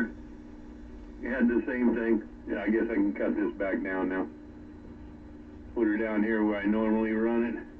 Anyway, I'm back out. Hey, Roger. And, oh yeah, by the way, we can't forget, King Hound over there. Always, get past and loves the hive over there. Oh, Roger, yeah, he's sitting out on the lawn, and the sun got out there, so it's cool now, or, got off the lawn, so it's cool now. He's rolling around on his back out there. Alright, that means a happy puppy. Yeah, even though he's getting older and got a limp here and there and all those other things, he's still a pretty happy dog. Like I said, when it gets to the point where he's not happy anymore or he starts having trouble, I know what to do. I won't let him suffer. Yeah, well, any questions, let me know. I've had to deal with a lot of this too, and I know how to make things pass better. Roger on that. Yeah, well, I've had dogs forever, so, Yeah. Where's that popcorn? God down. God up. he's going down to the store. He's going to get him some food coloring and make some pink popcorn with some Miracle Whip. Oh, man. Oh, you might be onto something. Yeah, well, if that's the case, let me off. Hey, when I make it, you gotta be a taste tester. Miracle Whip on popcorn. Gotta taste it at least once, right? I've never tried that, but I'm trying to picture that. I kind of picture that and taste it, what that would taste like. With butter or without butter? I don't know. I think we'll have to play around with it. Oh, man. Miracle Whip, pink popcorn, goddamn. You know, sweet and salty, who knows, man? Hey, you might be on a new fad. Yeah, don't let Hover know he'd pour that barbecue sauce or that, whatever it is, that that brandy or what does he pour, that stuff he pours on everything. Oh, man. Where'd you go?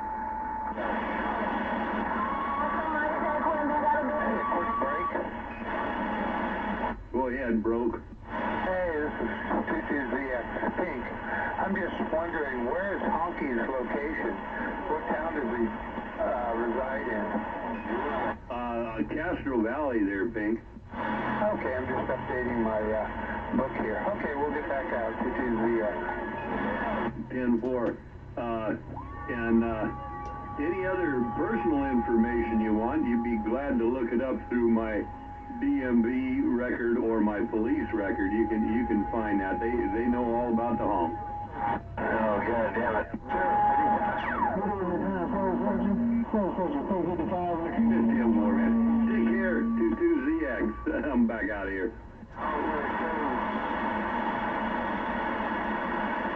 Yeah, isn't that Pink? Don't you run sideband?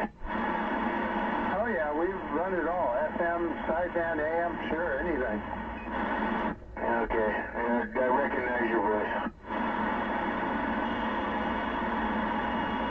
Yeah, you hear him a lot up there with Bruce and those guys on 38 and some of the other frequencies too, if you pay attention. Yeah, but I don't...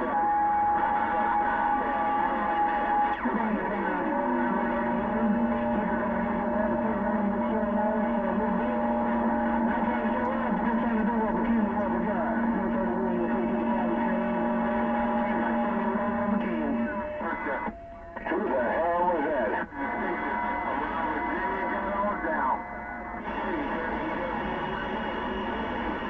Wow, I think that was from North Carolina. Yeah, I think that was Jimmy out there in North Carolina, right? Somebody just came back. It was loud, but I couldn't understand what he was saying.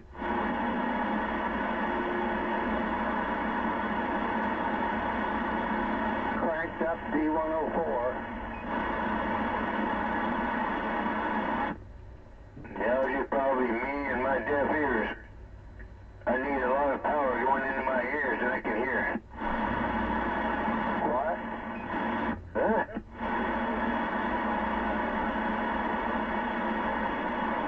Say what?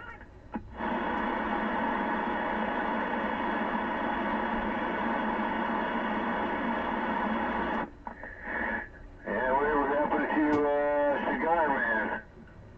What happened to that old cat? He's there and then he's gone. What's up with that guy? Oh, he's still out there. You gotta remember, he's still a working man. Who knows when he gets home and stuff.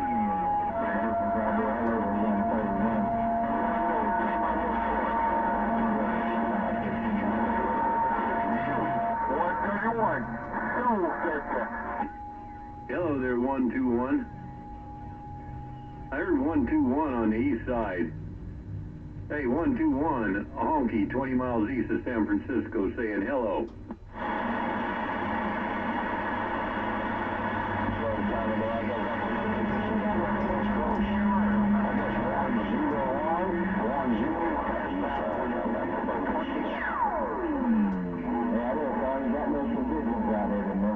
Well, that was my bad. I thought it was 121, but hey, 101, honky, 20 miles east of San Francisco. We'll try it again.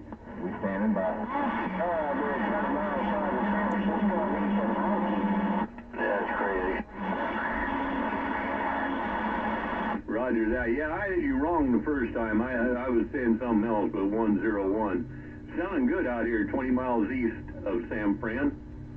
Hope all is well with you, Brake. You say the Lord knew you, sir? It's been a long time there. He lived out 131. I hadn't heard dinner, but I hadn't been on the radio in a while. Shoot, we had so many storms, I can't keep it. Roger on that, man. Well, 101, I had 131 come in there with you. You got a whole bunch of you Hanyaks in there now, so it's getting messed up. Y'all take care. I appreciate for the shout back. Best to you and yours, and honky's out of there.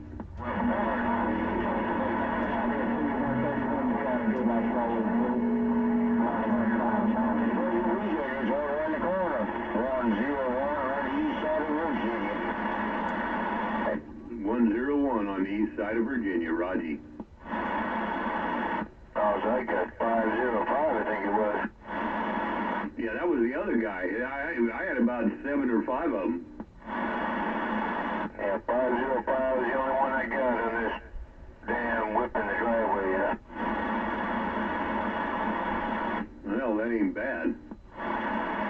That wasn't bad. Shit, I was getting out there tripping pretty good. The whole West Coast was going for a minute, you know, this morning or something, yeah, there. I keyed up and see where voltage and everything was, and shit, man, I got back to Trippy there pretty good.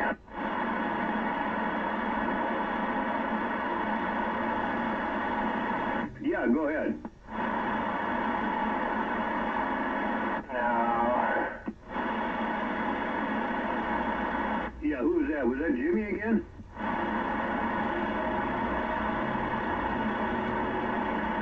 Yeah, okay, I don't know where you are, man. You dropped out, but we got a whole bunch of heavy DX in here, and it's hit me pretty hard on this ground plane.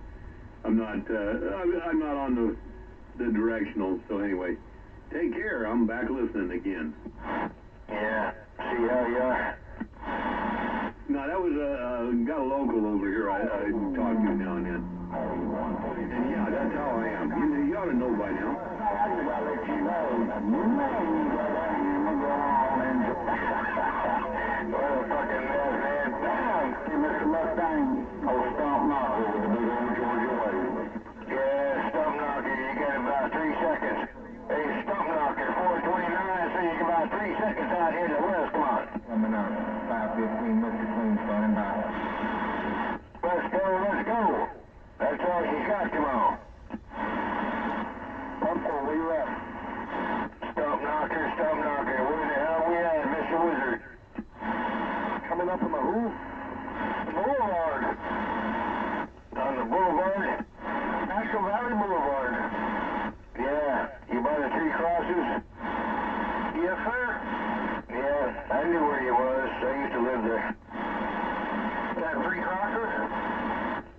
Yeah, on Orange Avenue over there. Well, it used to be a big avocado tree that me and my grandma planted.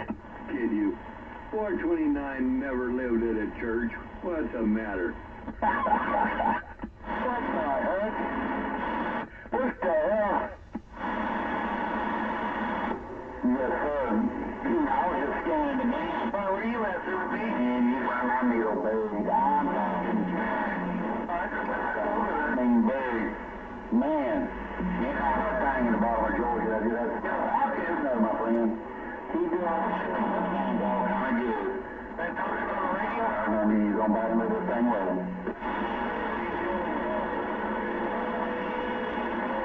Yeah, too bad, some of the good stuff ain't left in Castro Valley. Boulevard, goddamn. Oh, man. Yeah, you did.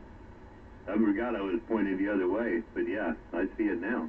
Yeah, they're going to have the Castro Valley Festival this year. What was that, Cougar?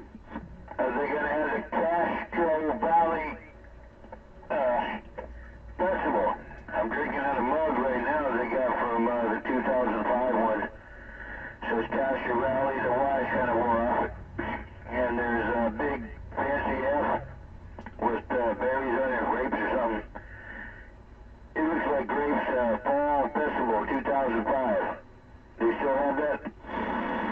they've got all that stuff, but I don't know what's when. I know they had the car show. They had the what's the other one? They had the rodeo.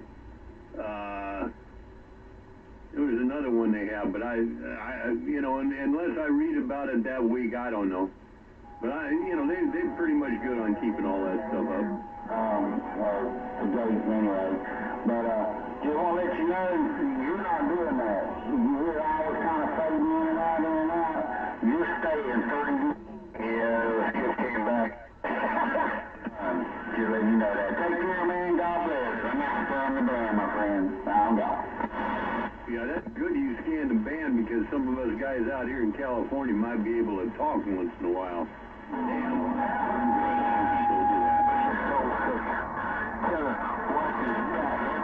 Yeah, tell him about it.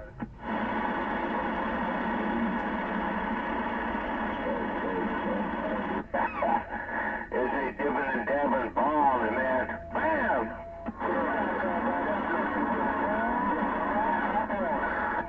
What's that?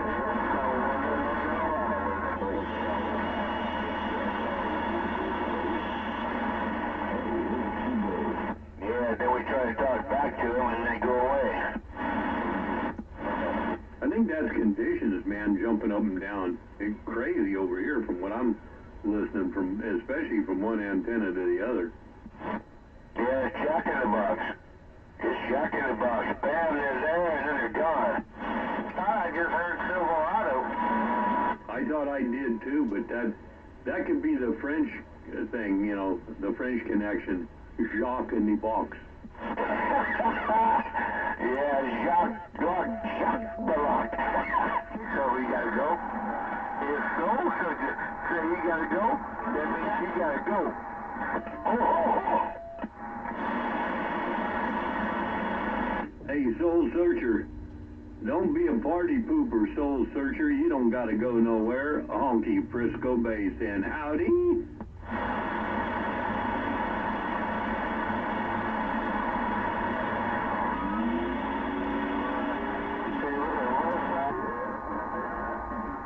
What's that? Soul Searcher's gone. Tell you what, I think some of them hot dogs don't got some ears. No, it's just Skip. It's Jack in the Box Skip. Bam, wham, bam, thank you, ma'am. Going crocodile ears. It's crocagator, right? Alligator head on one end, crocodile head on the other end. Meanest animal there is. No, you're wrong. There is one more meaner animal than that. Nah, I don't know. The crocagator, you know, he ain't got no butthole, so he can't poop. That makes him the meanest animal in the world. Go ahead. Okay. Oh, all right. I'm talking about a real one. Well, the Wolverine, right? Yeah. You nailed it on the head. Yeah, my people, it can be our people if you want. Never mention that animal in any medicine. It doesn't appear on anything. It's an evil, sadistic, nasty. I mean, that comes from history. That comes from the elders telling us that, yeah, that we don't even bring that into the sweat lodge. No animal. That animal has no medicine among the natives. Straight up true fact.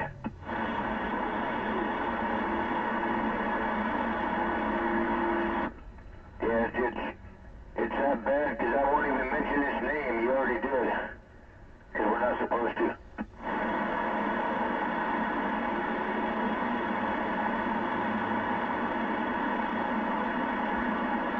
Hey, I'm traditional, man. What can I say?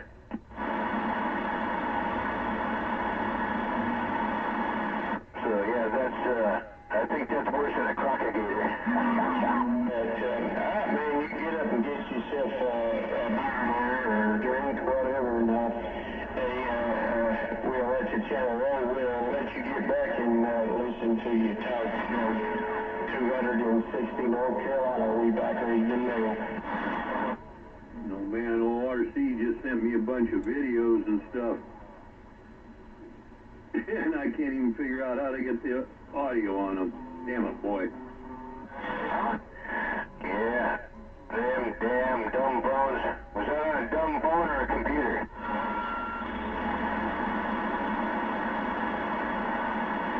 What the? Hey, audio 1-2, bigger. Yeah, well, you better turn it all the way up to 11. Bunch of dipping and dabbing, mud ducking mess out here in the wild, wild west side. Come on.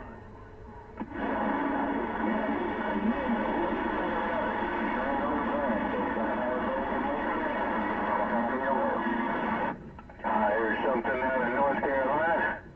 I think it was North Carolina. 429 Warhead on the west side. Listening to something out here.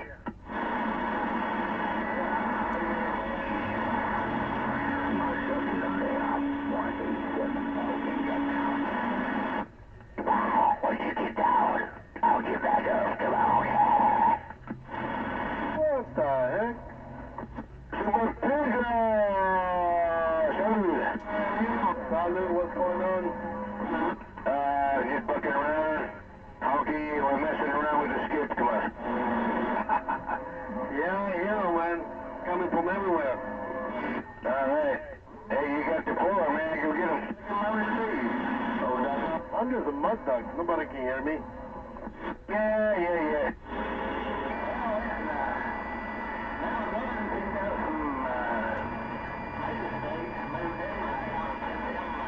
Yeah, what's the projects, how's the projects going over there? We're doing good. Porsche's leaving tomorrow, and I'm still messing around with my bucket. Oh, yeah. Well, that's one of your babies, you know. I gotta put a lot of touches on it. Yourself. Bye. Yeah, I'm getting tired. I think I'm just gonna send it out to have sex.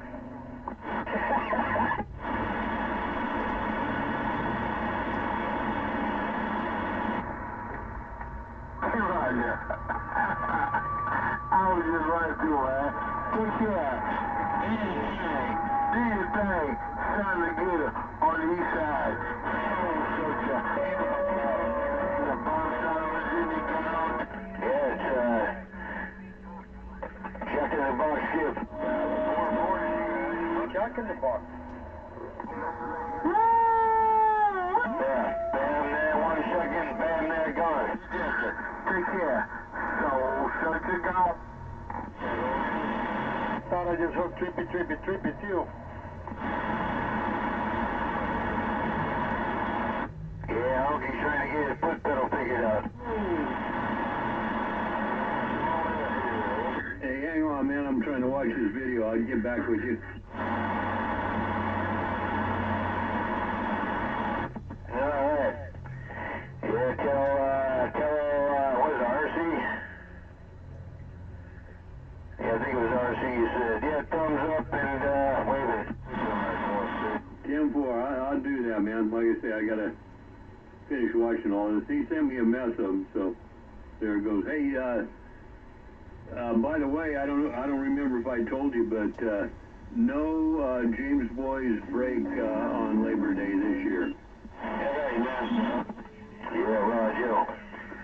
Yeah, there's a lot of cats that were getting ready for that, but I guess they need to, shit, man, they got a week and a half to rearrange, you know. Somebody can schedule something if they want it to happen. And because something pulls up, that doesn't mean somebody else can pick it up and make it happen, you know. Up and down that fast, man. It's something. You see this stuff there?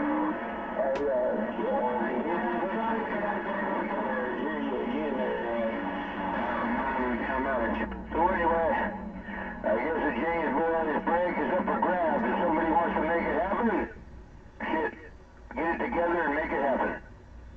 That's what you gotta do in life. If there's something you want, you gotta go get it.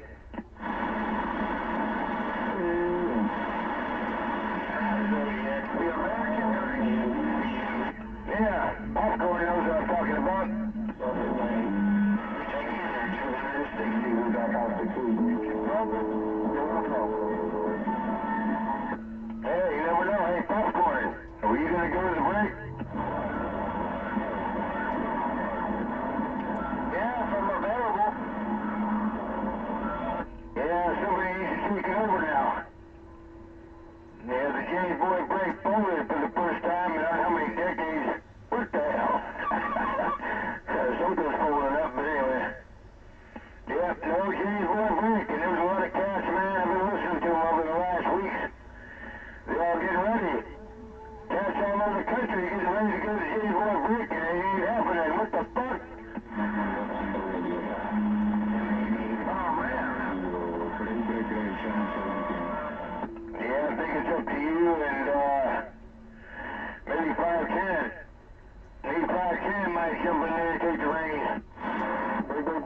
Mustang Radio, you got a copy of Super Pete? Super Pedro, Mustang Radio, Super Pedro Radio. Hello. No more what's in the radio.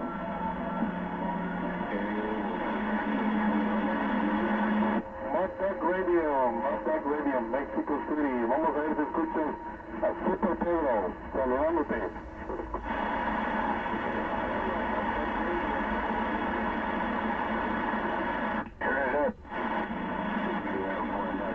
No, leave it like it is. There you got it.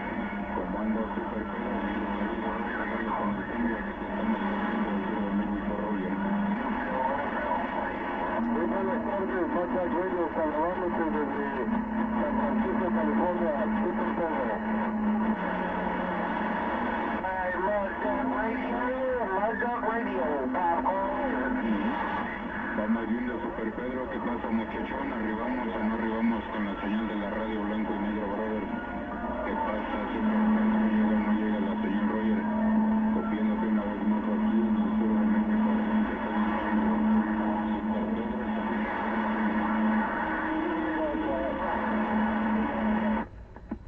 Yeah, come on, Mustang, we can hear you. Mustang Radio, popcorn, tell me please. Damn it, boy.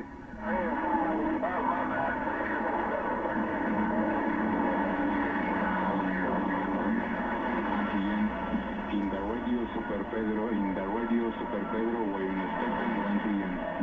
Malta station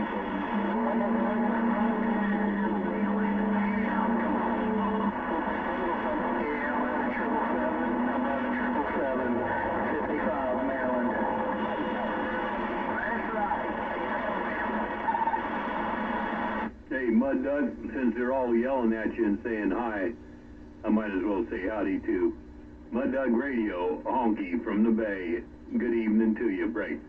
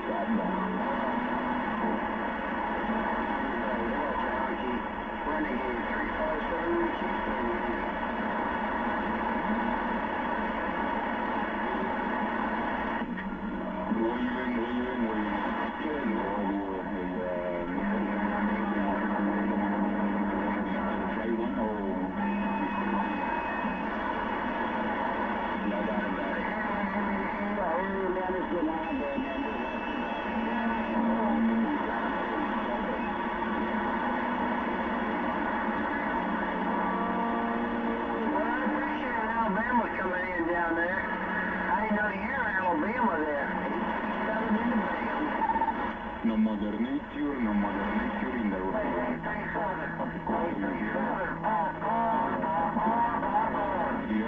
No modernature. 837, Hey, 837. Don't be running off too quick. All honky waving a hand. Break.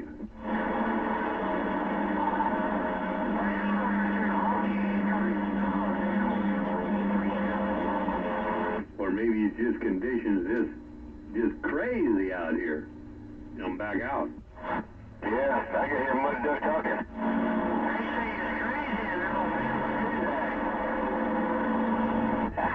It's crazy waves. Hey, 837, man, I hear you in there, but it's just, I tell you what, it's rough and tough out here for this old man. 837, you and yours take care. Old honky is back out of there. Yeah, old man.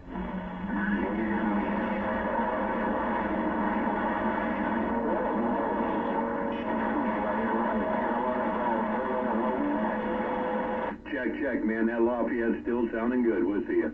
Right there, 131. Wow, Lafayette. I haven't seen one of those in 25 years.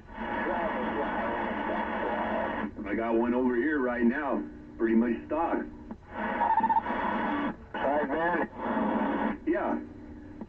Okay. When I get around to it, I'll buy it. Yeah, I can't hear you, man. I can give you more. anymore. Just call me. No use trying to do this over the air. Does it have an analog meter on it?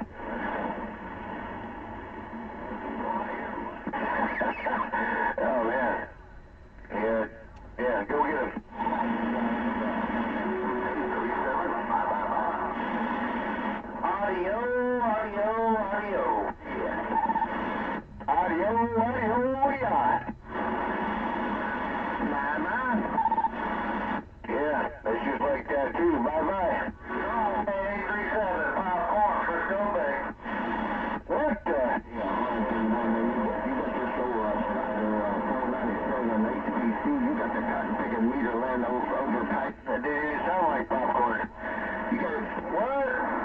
ain't no doubt about it. Hey, 131, send their choice, man. Take care. Have a super blessed night. I heard 497 come back to you, Popcorn. One, I'll see you.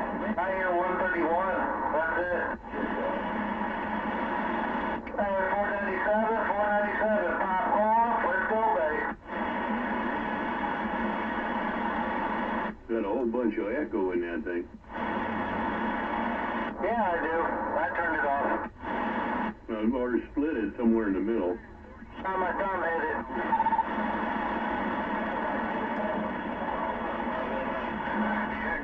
That Dave May talking around Birmingham.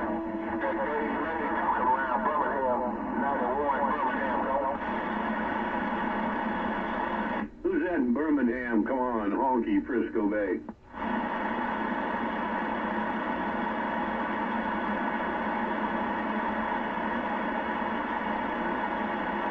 Hey, can I sound like that too? Down the end of the culvert?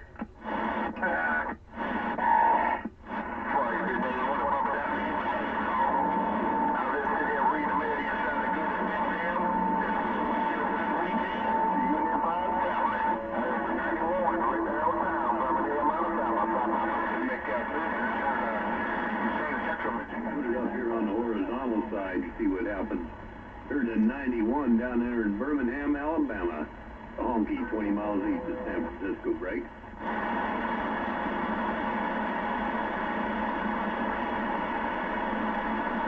I'm pretty sure all DX is running on the vertical tonight. I go on the horizontal and everything goes away. Crazy stuff. 41. And everyone is running 4 watts.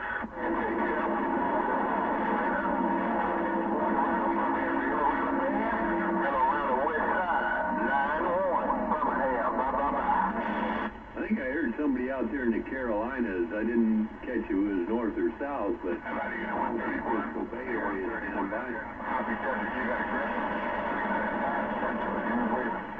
Hey, 395, popcorn, Frisco Bay. 495, everybody going Bay around Birmingham. Hey, 495.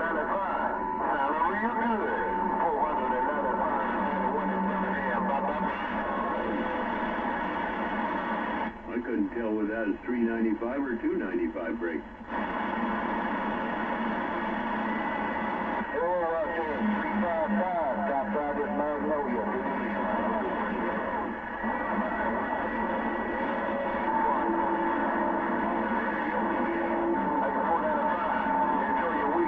Yeah, it's all mush in my radio. 91, Birmingham. It's bang.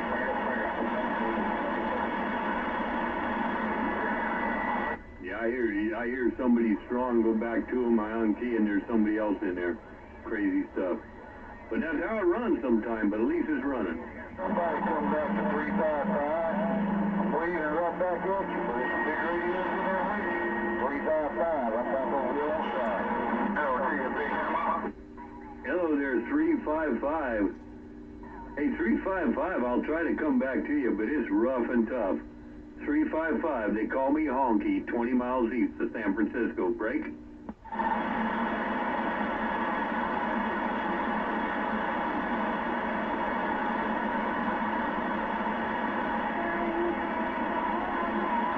Hey, Dirtbag. Oh, Dirtbag. Yeah, Honky, 20 miles east of San Francisco. Come on, talk. 91, I'm still in your radio. 131 and 91 is a big bang, brother. Boy, I hear somebody coming back on the coast out there. Boy, good grief, Dirtbag. I I heard you key and then it all went away. It's crazy out here this evening. Dirtbag, honky, San Francisco way. I'm back out the way.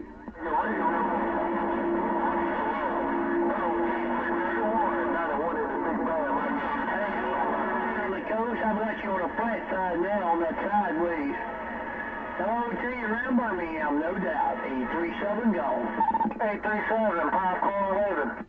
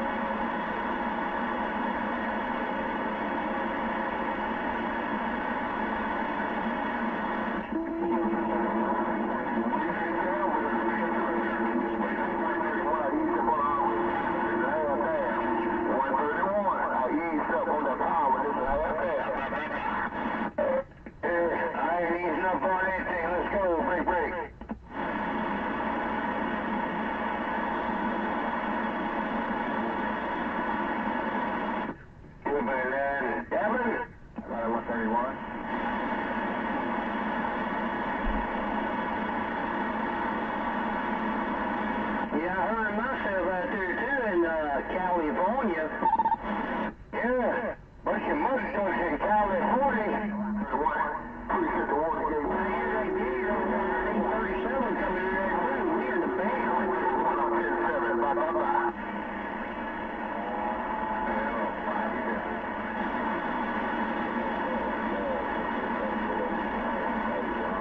Watch out. Los Angeles is shaking.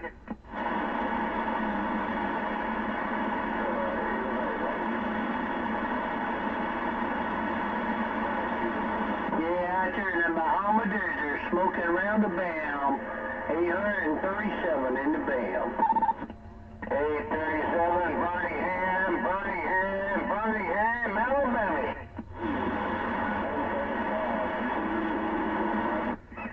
I got a copy on you, man. It's rocking and rolling in Alabama. Good time to you from Alabama. 837, let's go. Don't burn that hair, man.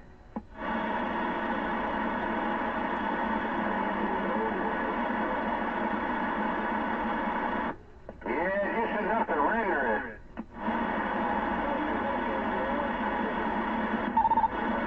All right, out there, buddy. I appreciate you coming back to Alabama. Have a good afternoon out there on the coast of Cali. 837 Birmingham, go. Render.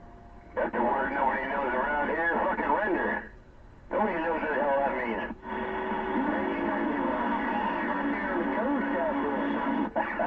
Hey, 131, can we still get in your radio? We just are wandering 260 North Carolina. North Carolina? Yeah, this is understand it was illegal to be Cherokee. It was illegal to live there and be Cherokee. Damn it. On that, man, the numbers be 260. Hey, 131, you still doing your thing out here in North Carolina? I just wanted to check and see if we could maybe clear up your radio right there a little bit. Yeah, maybe the next tornado out there. The next hurricane. Yeah, probably a fucking hurricane. Yeah, might give you a yeah, it's all, we gotta give all the that's for sure. Hey, 73s, you keep up the good work. We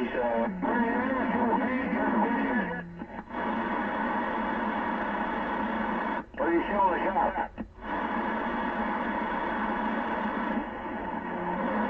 Hey,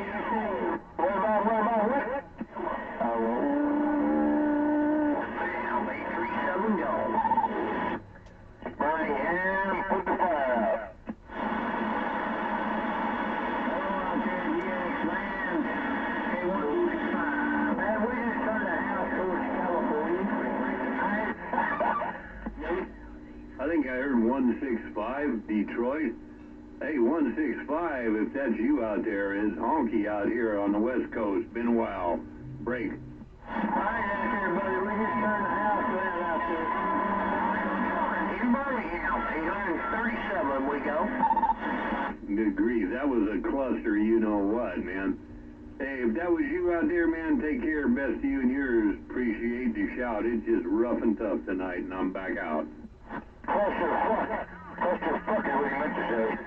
837 in the band. Well, for some reason, I can always hear you 837 over this or that or the other thing, but it is pretty rough tonight, man. But you still got that Lafayette smoking as usual.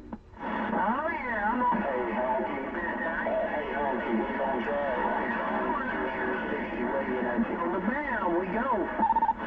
Take care, man. Always good. Honky, standing by. Hey there, honky, let me hear that water gauge out here in Alabama now.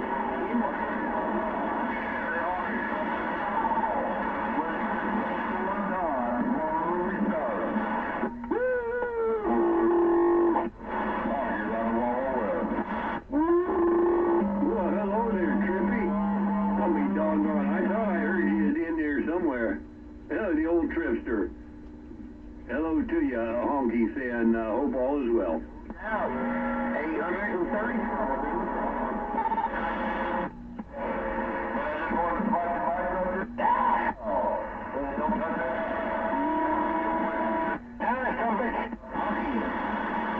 Roger on that, Trippy, man.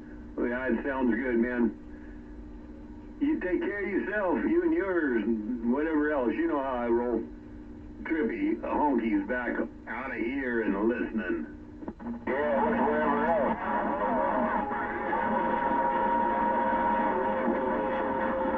Yeah, Trippy, watch out. 837 got them all down.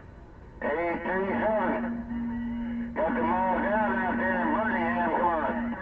You look quite them much. Tell them Alabama on that Lafayette in the band tonight. You tell them Alabama is on the rock and roll. 837 on that Lafayette. Yeah, I want to know what model Lafayette you got now. They're throwing all these black radios out there. Lafayette, that's a black radio, right? No, no.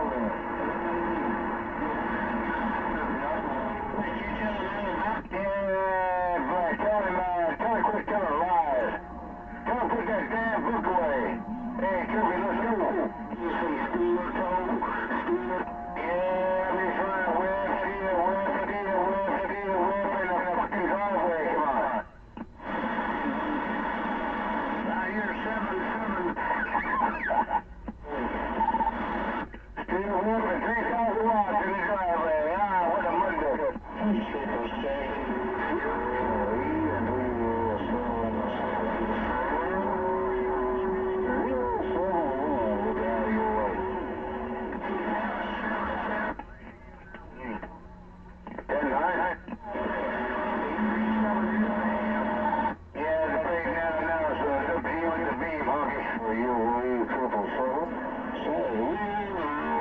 My magnolia state is for no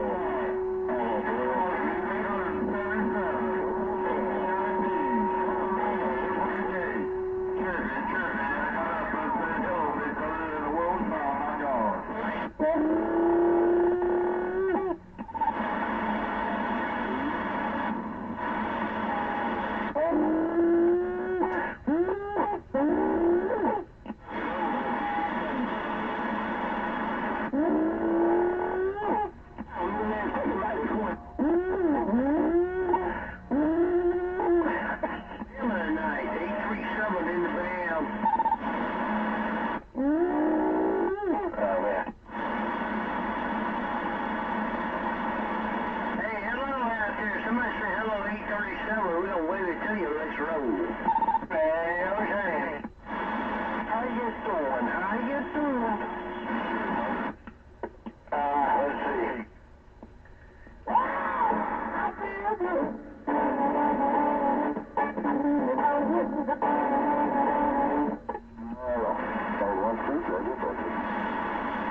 Sound like it's the song I feel.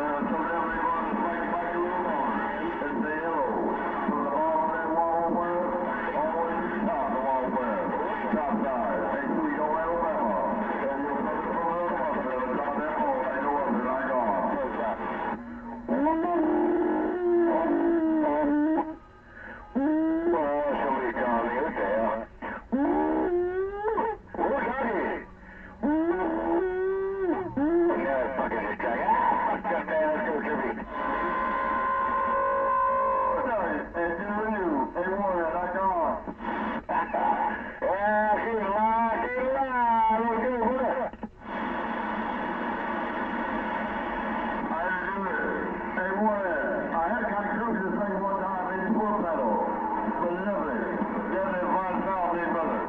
Everybody shooting it like the water. As I drop that ball. Sweet home, everybody moving on. This is play. As I drop that ball. Sweet. Yeah, that's what we do it like this, like that. Hey, Chucky, man, where's the wolf? We got the man listening in over here and winding up there. Brother, come on. Get down the gate. Trip. I gotta go. You ain't gotta go.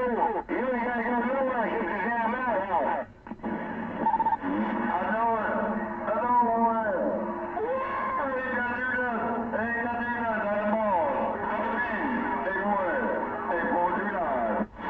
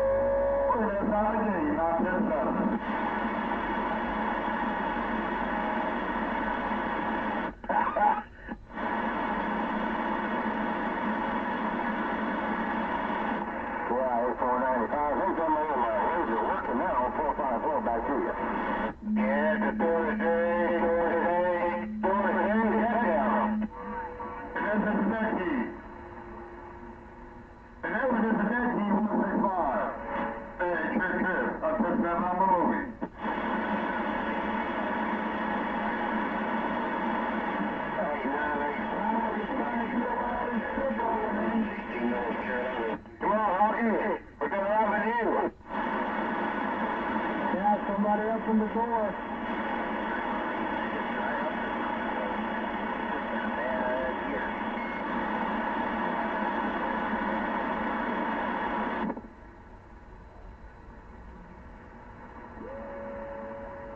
I just see if they can get on my dead team. Hey, I just see if they can get on my dead team.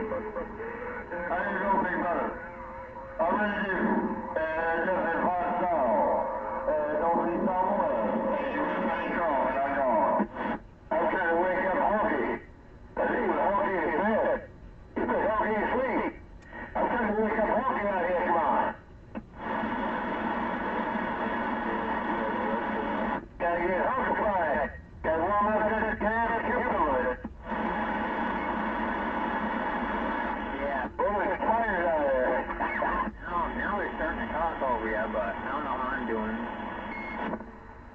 gotta get one more chance.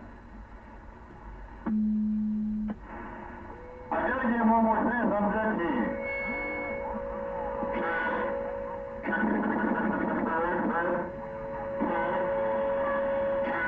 I gotta go. Hey, Grace said it right way. Yeah, you gotta go. Like that, like this, like that. You gotta go. You gotta go, Trip. You gotta go. Wow, they're loud.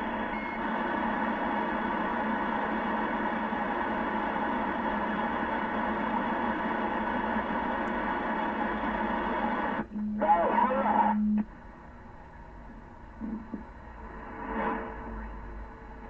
That's me right here with you. Hey, 135. That's that key review. I'm gone. You get away with that. You took up that many numbers on me to get away with that, Troopy. You did it. You did it, Troopy. Go ahead, go ahead. Up in the bushes, come on. I had to do that key out of one. I had to do that key out of one. I gotta go. That's my style. Hey, go ahead. Don't let that down, big brother. Because you definitely is token and no joking. Yeah. I gotta see you. I ain't a Mickey City. You been on that long Tennessee. Hey, Trippy, can't tell, man. 429, your brother out there. Give it up. It's my style. Go ahead. Definitely my brother in the one west. Hey, 429. Trip. If you hear 165, you tell him, hey, Trip, he didn't mean to spank his ass, and I'm gone.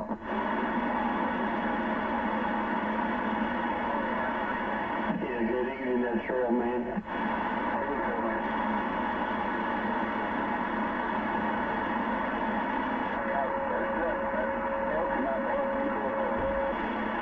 Yeah, it sounds good there, Chopper. Oh, no doubt. Hey, go ahead, feed check.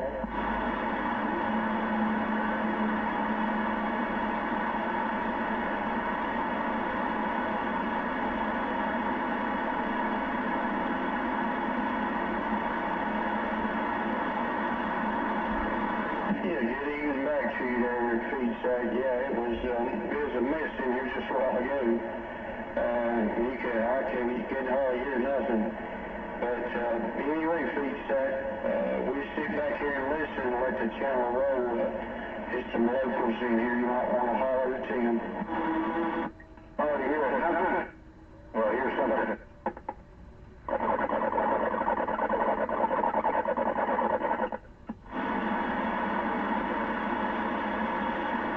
Yeah, 470. Hey, 470, that deal. Just one time. Yeah, I got that 471 with the dark.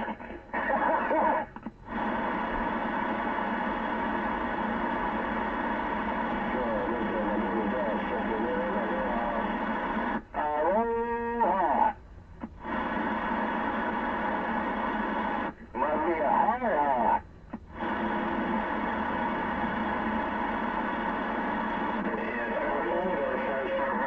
Still doing me thing out here. Sounds just like a local. I know we talk local out here because kind of just like a local, you got the whole channel 260 back to you. Yeah, that's the way she runs. That's the way she rolls. Come on.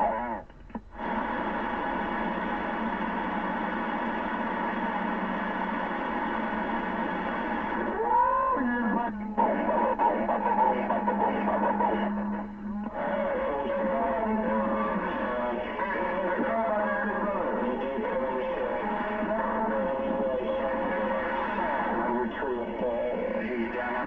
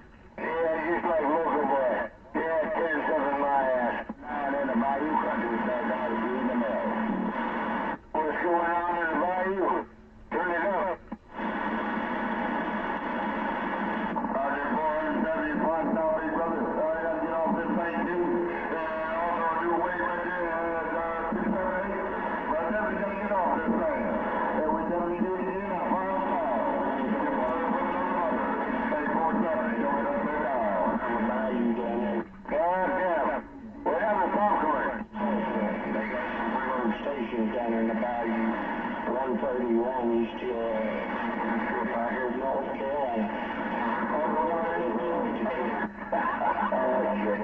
I do gotta go. Like this.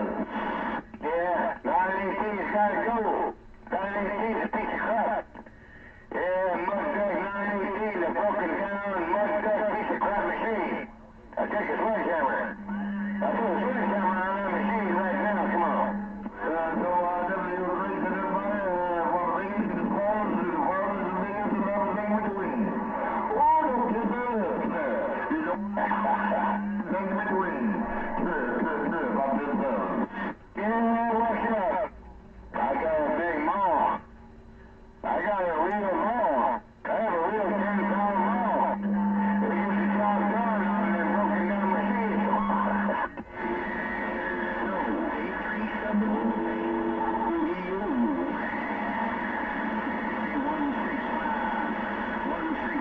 South Detroit, and I'm waving to them West Coast. Hey, 165, we got to get cut short. 429, West Coast waving. I got to go, big brother. Hey, definitely great to everybody plays. Definitely a 5-star. But let's see. Woo! In the train, made the world. That's the way we do it right there.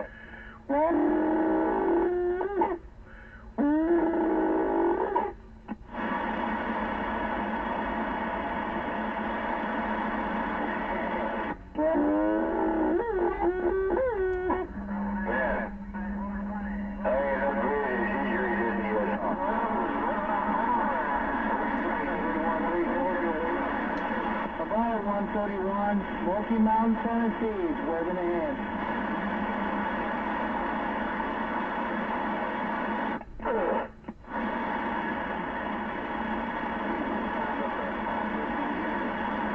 Yeah, I guess we're never going to hear from Green Moisture again, huh? He just eased out the area.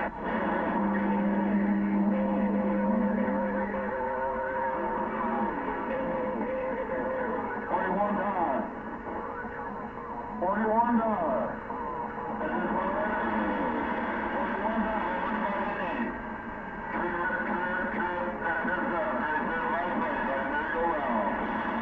Yeah, I thought you were going 10-7. What happened? What happened, Trippy? You ain't going 10-7.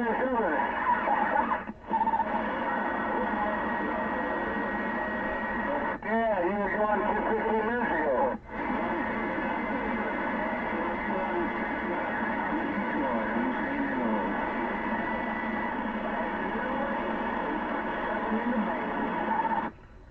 I'll go when I'm goddamn getting ready to go.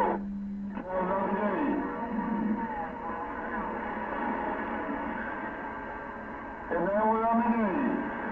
And I drink it up one more last time. And then what I'm doing? Well, come on, Honky. It's your turn at Trippy out there. Come on. Have another, whatever it is. Anything like a rock and roll. Point the beam over there, but goddamn, what the fuck's sake. 837.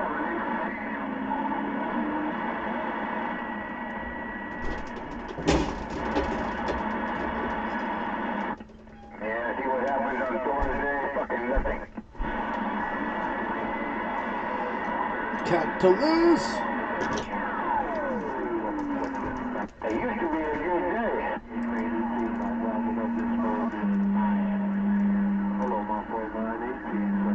Yeah, it used to be. Like everything else in this goddamn fucking country. Used to be.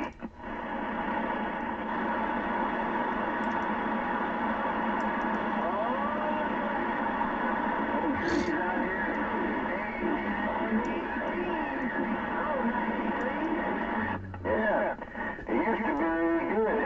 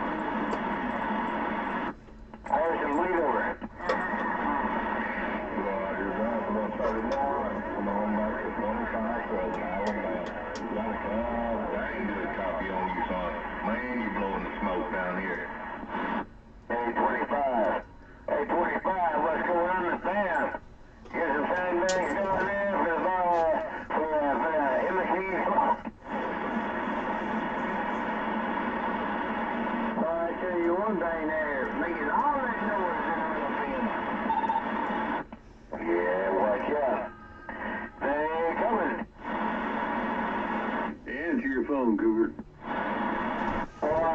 31, 722, Northeast Magnolia. We waving.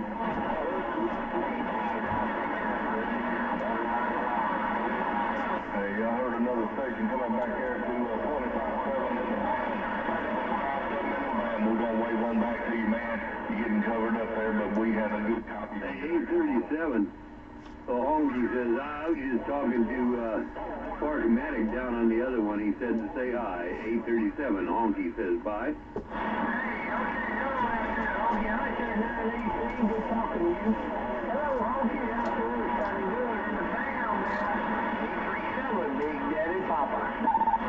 Roger that, Big Daddy Papa. I had to get back here on the vertical to catch you, but y'all take care. Just hope you got that 5 out there from Sparkomatic. Honky's back out.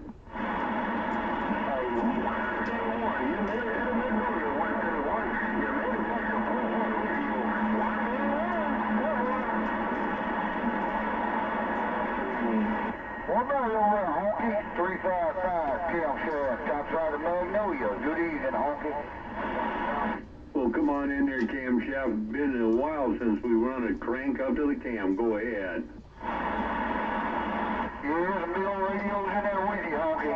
But you still sounding Joyce, ain't no doubt. 355, Kim Shaft, top side of Magnolia. And I'm gonna back it out.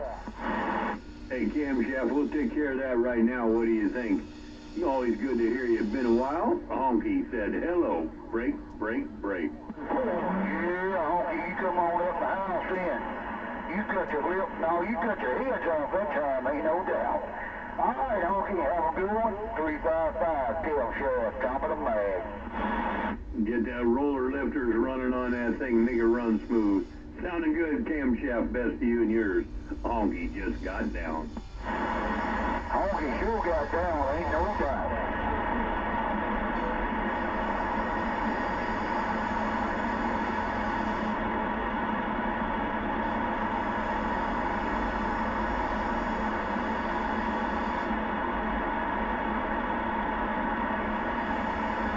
Honky loud, Jack Knife, ain't no doubt. He coming on in the house.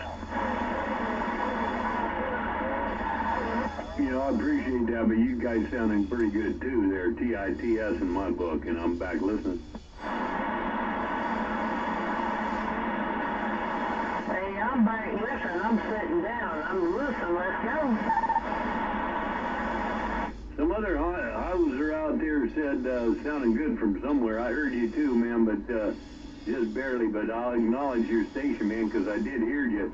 Honky, back out. Hey,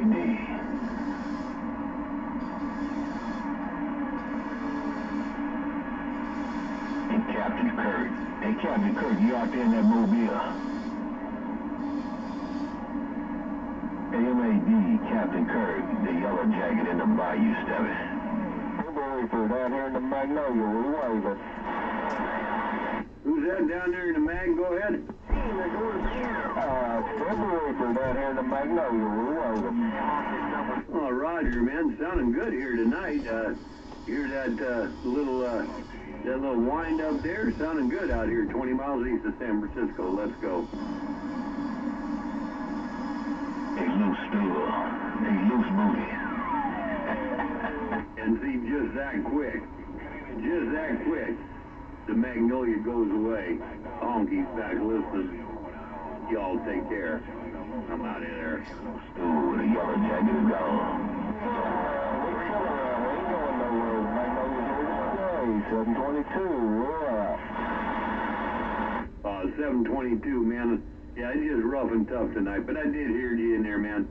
Good deal. You and yours take care. Honky's gonna go and fill his glass up, and I'm back out of here again. You take care, Honky. Mini glass 66 be waving at you. Honky, bye-bye-bye. Catch you in a second, 66 or in a minute or two. And that other guy say you can't believe I ain't hearing you. I'm hearing you. It's just rough and tough. I'll be back in a few. Bye, Honky. Take care now. 45, back from Tennessee. We're talking to Okay, hey, 460, what was that? You sound like a lot of shuffling back there. Hey, 460, what's going on over there?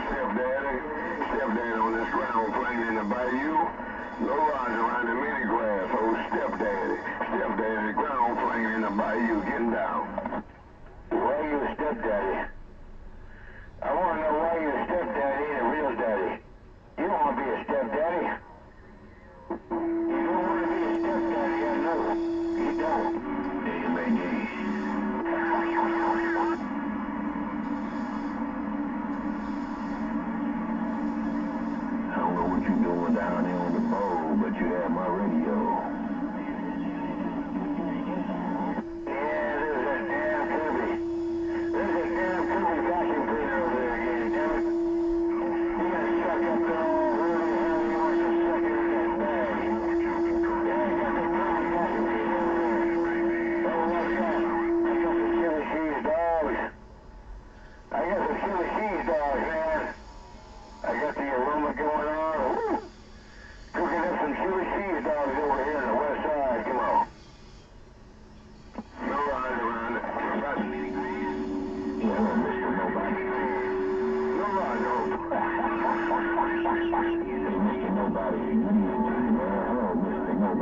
Yellow Jacket, break. I got chili, I got chili, I got cheese, I got cheese, I got pepper. I got chili cheese dogs and pepper. Chili cheese dogs and pepper, come on. Let's go.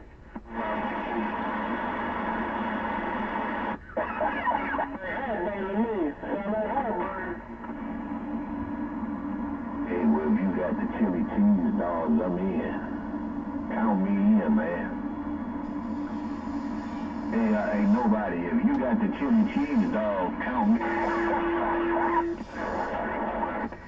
Yeah, 429, Dock in the Bay. Yeah, we got lots of cheddar cheese, chili cheese dogs. It's gotta be cheddar, though. It gotta be cheddar. I love cheddar. Hey, man, it's gotta be cheddar chili cheese dogs with onions. Oh, man, a little bit of pepper. 429 coming back from the west side. Come on.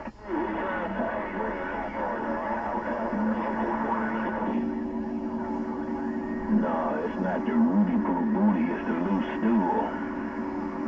M.A.D. Loose stool, that's what you gonna end up with. But nobody was talking about he got the chili cheese dogs and the onions on that end, man. I'm trying to get in the click there, right? How about your Yellow Jacket honky in your neighborhood? Jobs and all.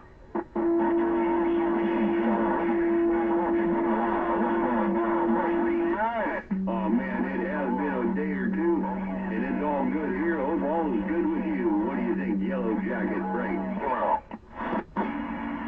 Yeah, 410. Well, it's been a while since we hollered at you on that end, man. Appreciate the bump down, Hunky. You sounding real good in the swampland of Louisiana. Mr. Hunky, West Side, Yellow. Roger that, Yellow Jacket. You always sounded TITS when you come through up here, and it had been a day or two. Y'all take care. Best to you and yours. Yellow Jacket? A honky's out of there. Bump it back down to let you know I got it all, Mr. Hunky. I'm clean gone. You ass. You whole ass. Yeah, I mean, it's working and I'm not. I sure heard him in there a minute. And the Eagles will fly.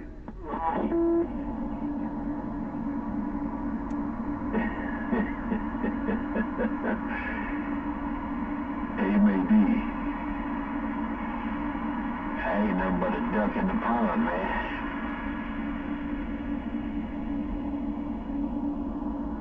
And you know we got all them cat-digging mosquitoes and alligators down here. But you say it ain't bad for a duck, there, are you?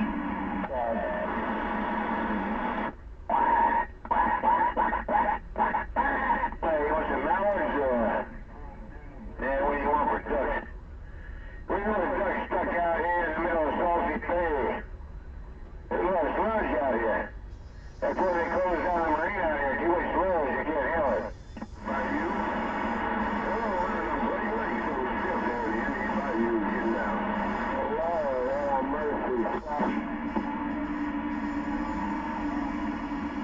Yo, 410. I appreciate it too, man. I appreciate it. Red Ball over there. Matter of fact, I talked to Red Ball this morning, man.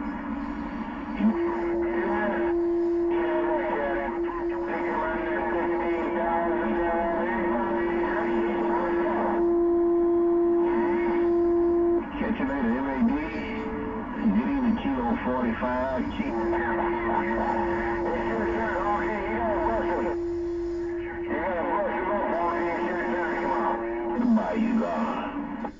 Hey, how about you, Skip Daddy? Hey, Skip Daddy, I heard you in there. If you can't get up north, honky on the west coast, we heard you out there when old Yellow Jacket's not on the key. Break? West Coast honky in there now. I hear West Coast 466 to southwest Preston. Land 777 in the bug race. We come 466 Tennessee. We got you. Come on. Go get him, Cougar. I was going to go back to him, get him. Yeah, he way too long. Alabama checking in. He's with all the rest of that noise. How about you, 466? Hey, 466, just to let you know, you're making the trip 20 miles east of San Francisco, and Honky told you so.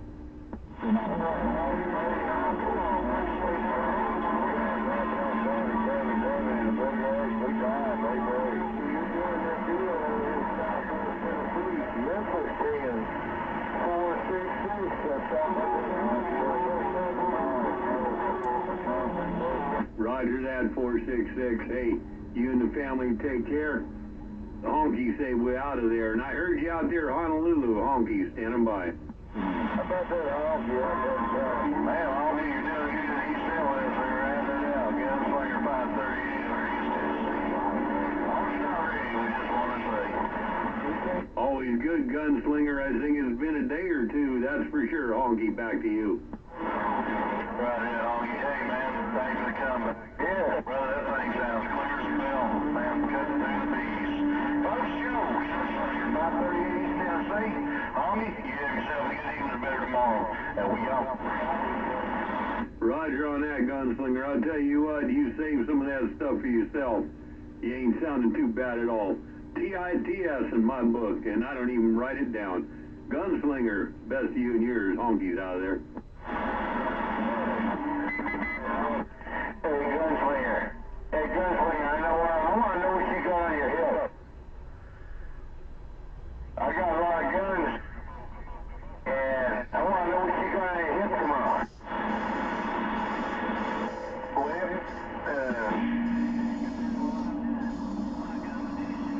Hey, Captain Kirk. Yeah, you know what there, Honky. I know what the hell you got. You say you around Cougar, Washington. Don't you be watching out. Yeah, you know we got the hammer in the middle of all y'all. Yeah, big fat chili cheese dog, man, got this down. Chili cheese dog, man, just laid it down. And back on the ground.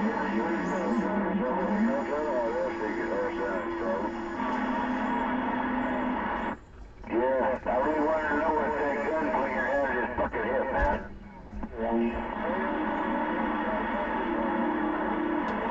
What's that Gunslinger you got in your hip?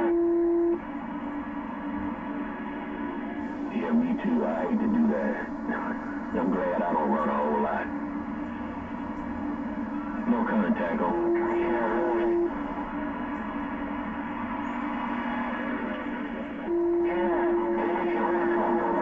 Mobile down and get back down here in the bayou country. Twin 7's on Captain Kirk. Yellow jacket down here in these mosquito-infested storms, brother. Captain Kirk is up in Idaho on his uncle's farm, riding a horse. He's jumping fences, riding a horse. That's where Captain Kirk is.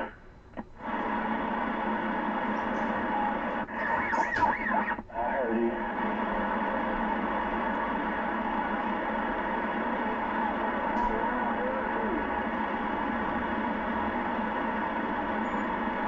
Damn it! Put you back in on your hip back there, come on. You know we can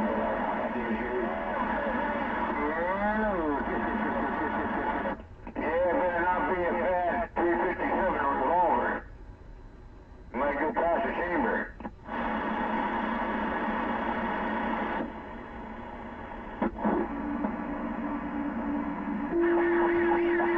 I ain't having no technical problems.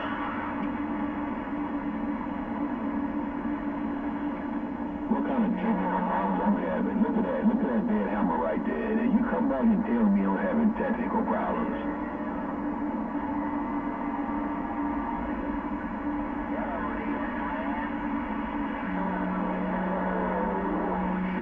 Yeah. I think that cat can talk and clean the floor at the same time. having no technical problems. Get your cat-bigger knees on the breeze. Yeah. Yeah, you can modulate all day and rock in the rug at the same time. Yeah, that's what I was thinking. Yeah. That's a Kirby vacuum cleaner back there, man, if I ever heard one. No time to leave, you know, man. Sorry, my man. No time to leave, you know. So relax. I read about 10 more hours. I read about 10 more. That's all right. Yellow Shacker, he's a big beast. He's a clean beast. He might sting you in your forehead. You bumped down and scared me, man. When you bumped that hammer down, I had to look at my duck fucking ass meter, man. You got it put. Yeah. And on the other hand, he's full of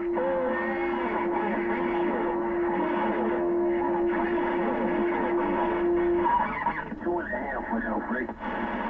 Yeah, go ahead, breathe. You gotta get over that damn big fat meat out there, come on. You cat is 195. I love baby driver. Baby driver in the man getting down.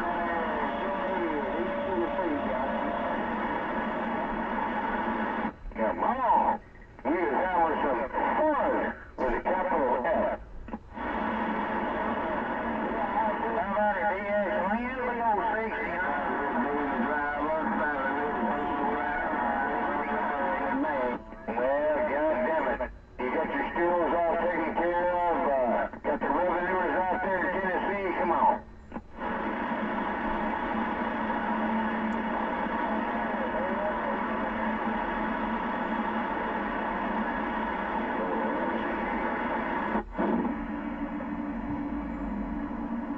Yeah, 14. You say you digging a hole. I ain't gonna say what you digging a hole for. You might not want everybody to know that hole. But you say you gotta dig a hole, 4-foot hole by 8 inches deep. Yeah, goddammit. That's a big fence post. Kirk can keep that mobile down. He texted in the text room that he was in Cleveland, Washington. I thought he might be able to bump that mobile down, but I guess not. Hey, but you better get that hole dug. The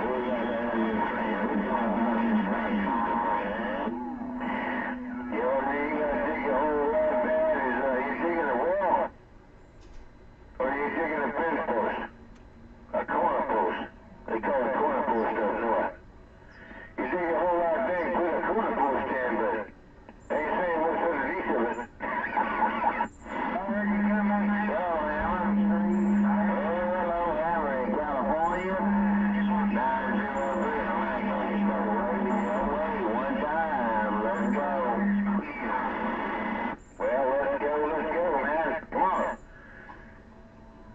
That way, if somebody digest that one, come on.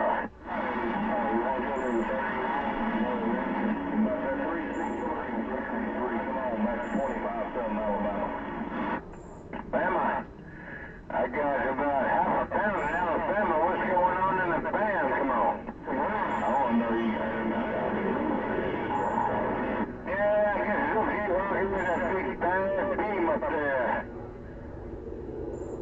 With the hairpin, come on. Well, we don't want you to go to bed hungry.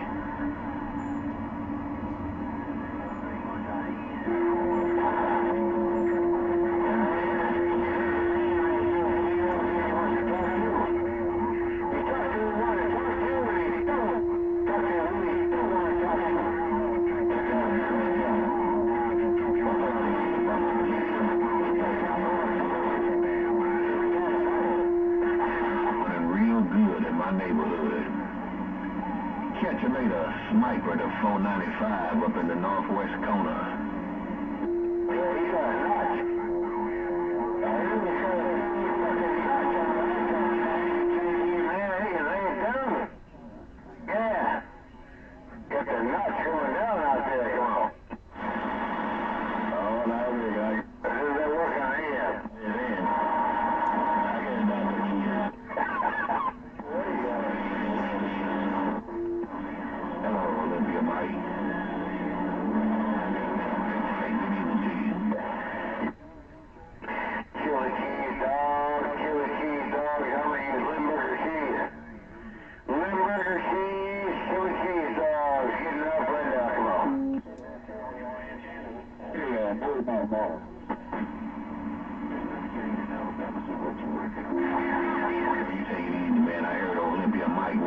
key, man. I'm gonna say hello to Olympic.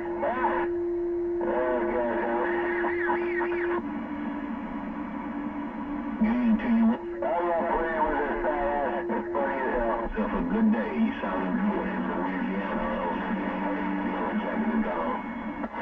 Hey, Yellow Jacket, come on. Come on, Yellow Jacket. Get it down, get it up. Yeah, I got the meat bees. Got the meat bees going on.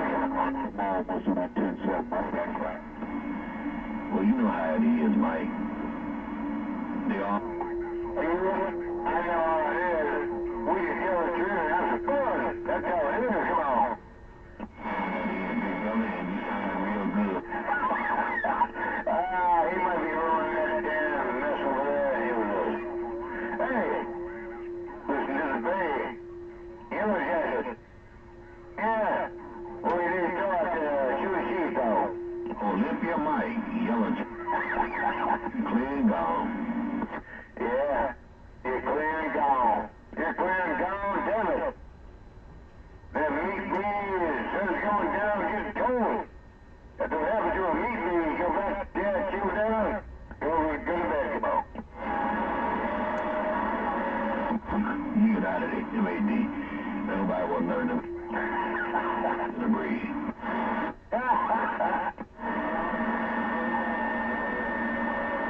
Yeah, get on a damn reducing machine, will you? I want to have y'all live your house.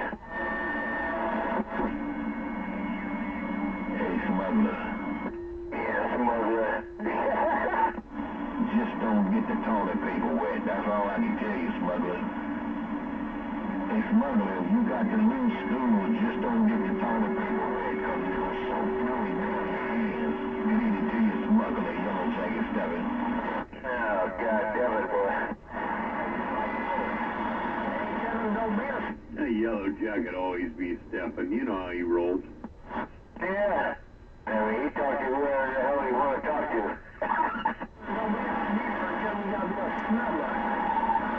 Yeah, what's your honker plan? That's just about what I gotta do to talk at him sometimes, but, you know, you heard me make the trip. It can be done. It just, yeah, and you know that too, right? It's just your stuff's put away for a later day. Better things to come. Keep listening for coming attractions. Hell yeah.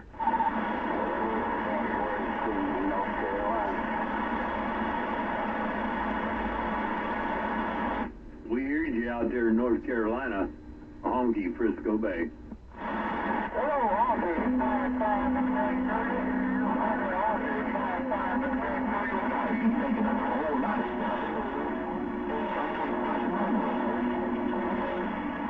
Hello there, 581. I heard 581 out of that mess. Good grief, 15 or 9 coming back that time. 581, Honky, Frisco Bay says hello. Hey, Honky, you following me around, man? Roger that, man. Well, I heard you in there. Figured I better come back and say howdy. Sounding good. 581, Honky said it.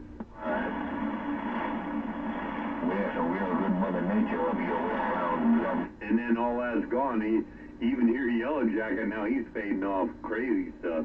Radio this evening. Hey, Honky, you following me around? Honky 0290 in Alabama. Hey, 290, I think it was the other way around. Either that or we got radios that are on the same channel no matter where we put the knob, right?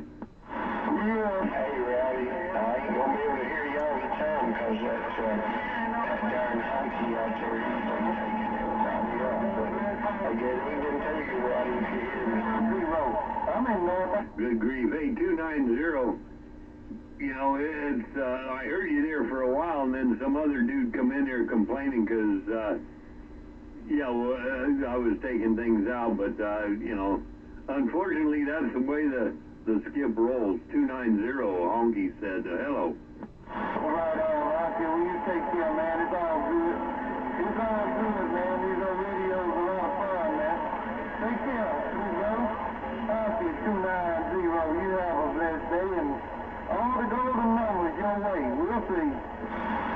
Roger that, 290. We put it on the horizontal there one time.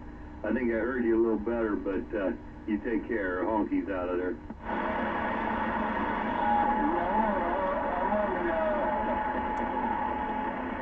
I'm on the vertical right there. And who was that Hanyuk out there complaining that I was talking too much, man?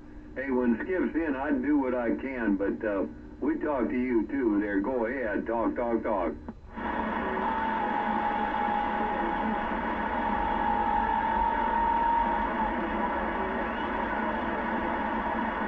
And I'm back out.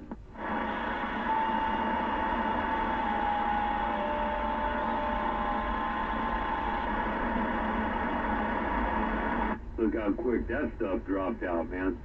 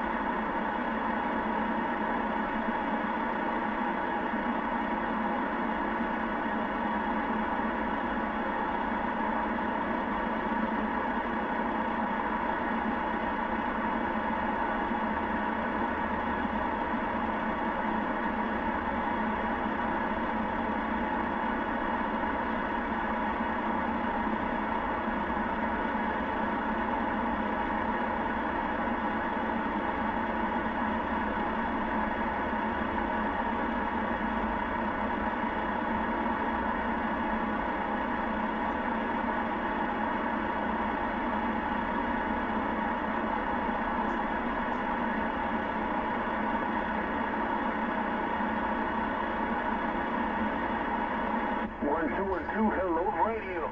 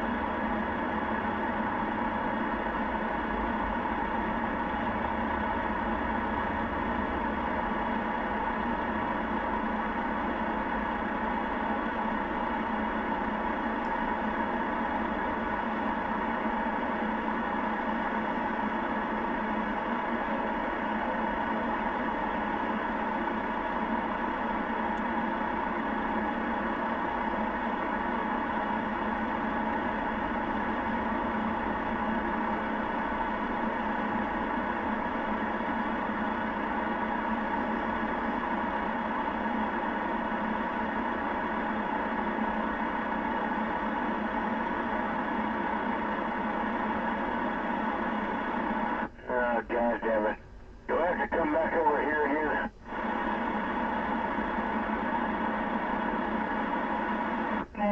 Boring, nothing, bullshit.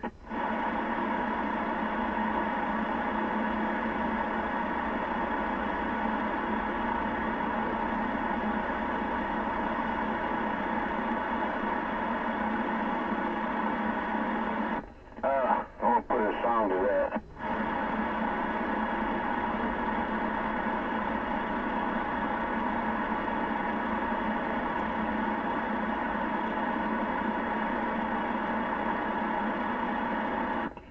With a 4-4 beat. Size 6 on 4.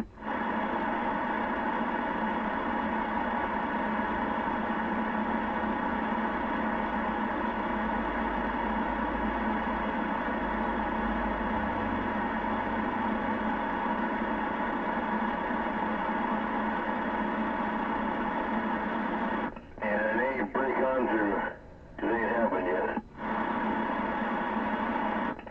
When you achieve that, you get the Bossa Nova beat from John Desmore.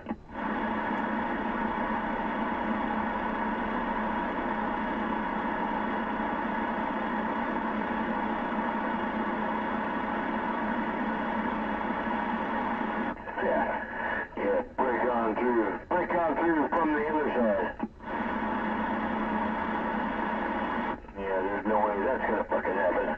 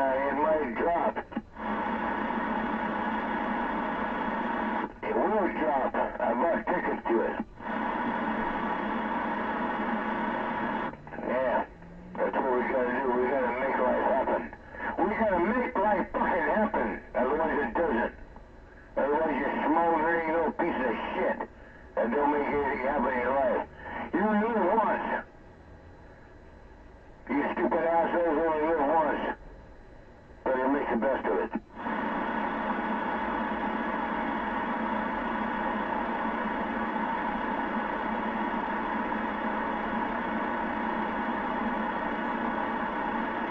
Yeah, hate me for that.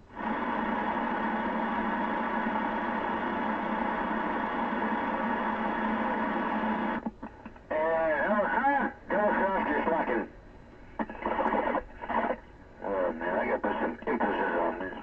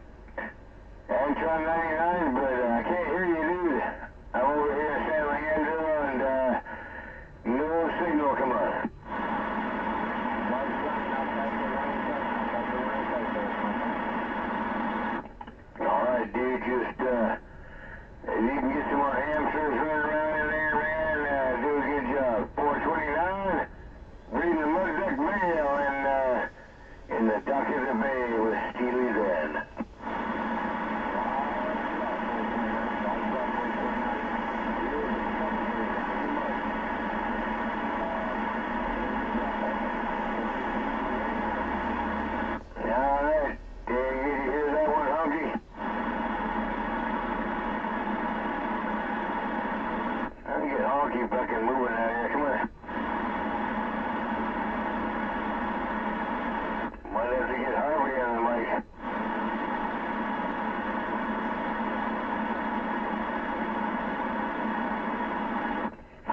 Yeah, you see how much work it is to get anything happening? Shit. If this was 1983, 84, the whole shit would be turned upside down by now. Come on.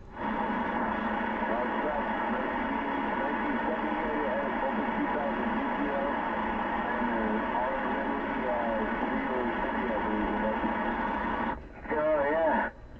Oh, man. Yeah, I got tons of stuff to go back. Yeah, I know some of them. I don't know all of them, but I know a lot of them.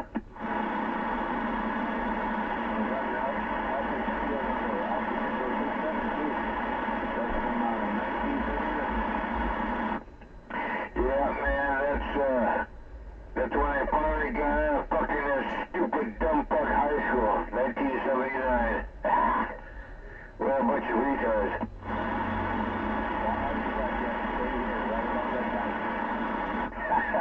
That means you're 60 years old.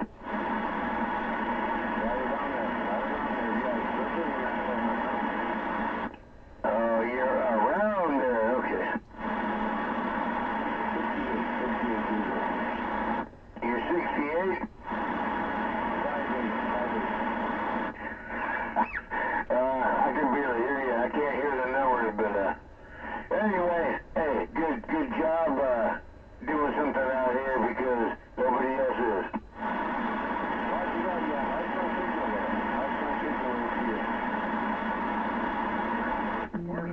Hey, Honky, can you hear him? I can't make out what he's saying. Come on.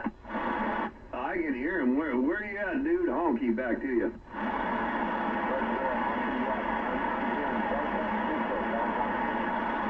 Oh, South San Francisco. Okay, yeah. Not too bad, man. I got some RF gain down here. Put it back up, but I got you fine, man. Go ahead.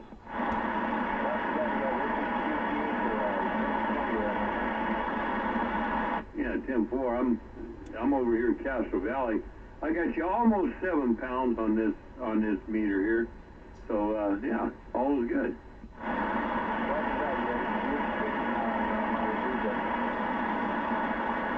10-4, all is good. Okay, man, I'll let you get back to Cougar. I just wanted to jump in there and say howdy and sounding good. Keep up the hobby, man. We'll catch you later. I'm back listening.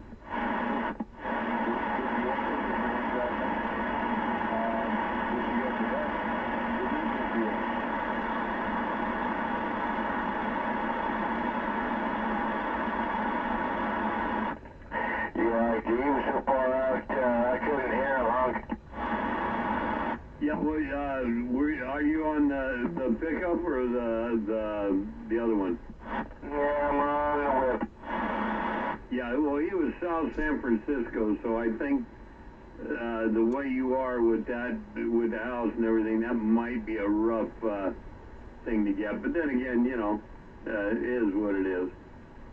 But he was low on me, but he was, you know, he was still doing his thing. But always good to hear new CBers in there for sure. Well, I mean, it might be the same station, but you know, it's just a hypothesis. But that's exactly the same signal I get from Floyd the Barber. So yeah, those guys might be over there, you know, doing something similar, you know. Yeah, I don't know if Floyd. Depending if Floyd's not in, I know Floyd is mobile, but if he's on his base, I mean, I've seen his signal. He's got so many amplifiers and radios that hard to tell what he's on at any one time. I know 2 of them because of the microphones, but I don't hear him on those too much anymore, and especially up on the other bands. So, yeah, I don't know, but anyway. But yeah, all is good, man. But sure dropped out. Yeah, sounds like Floyd the Barber station. Maybe he changed his voice. Maybe somebody else over there. It's all right. Yeah, we had a little bit of falling out there for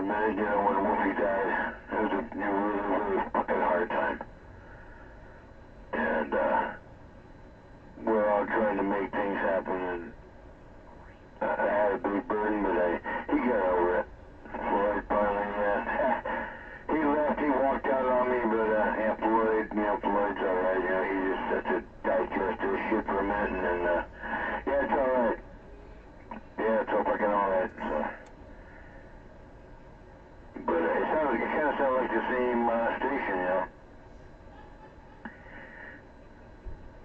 Yeah, I'm not really sure, but it might be somebody, a couple of cats over there, you know. Yeah, why not? What the hell? Yeah, Roger. He says he knows Floyd, but yeah, I don't think it's one and the same. But anyway, doesn't matter. And damn. Yeah, we all miss Wolf, but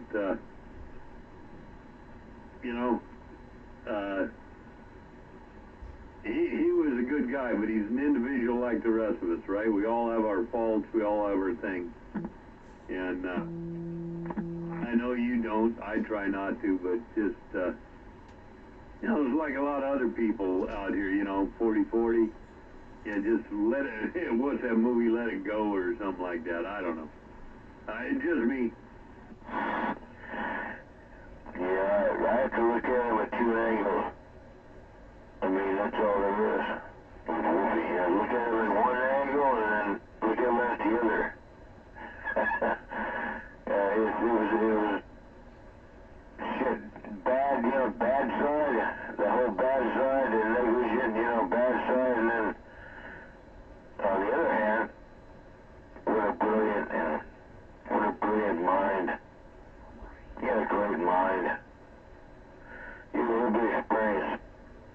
And it was like a yin and yang, man. It's just bad one side and good the other, I just don't want to remember the good side. Well, you said it right there. And we all of us. I don't know, if you don't say you have a bad side and a good side, you're a damn liar. And you said yin and yang. If we look at his heritage, that might fit right in. Who knows? Anyway, I'll be back in a few. I've got to go take care of. You know what I got to go take care of this time of the evening? We'll see you in a bit. Yeah, maybe that's Harvey. Yeah, it might be dinner time for Harvey.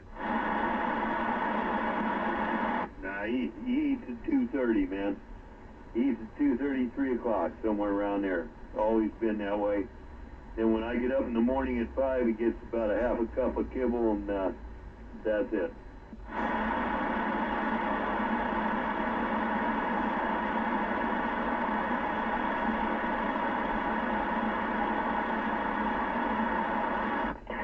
Yeah, I tell you what, I wouldn't, I'd throw a mistake once in a while, but I kind of want to cook it a little bit, heat it up. I don't know if he likes steak or not, but I always feed my dogs and my cats. Yeah, gotta give it a little bit of good meat now and then. That's what they are, carnivores.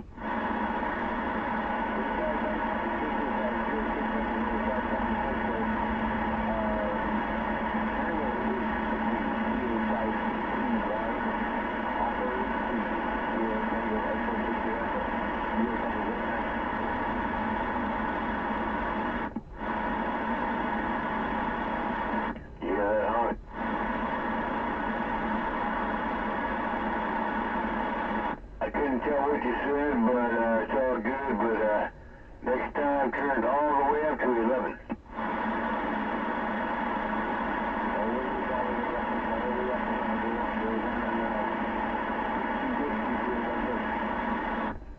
Yeah, I couldn't tell anything you said, but hey, welcome out here if you can get up and put up, or shut up. I mean, that's the way it goes out here, come on.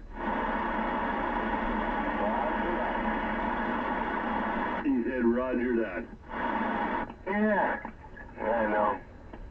That's why I'm the whole ass, You can use that too, Hoggy. You say put up or shut up, right? Well, you know how I roll, so ain't no big thing, yeah, for sure.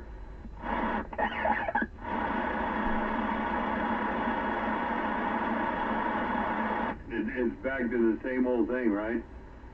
I talk when I want. You listen when you can. Yeah, that's why I wanted 4 MRI tubes, so these cats got no choice.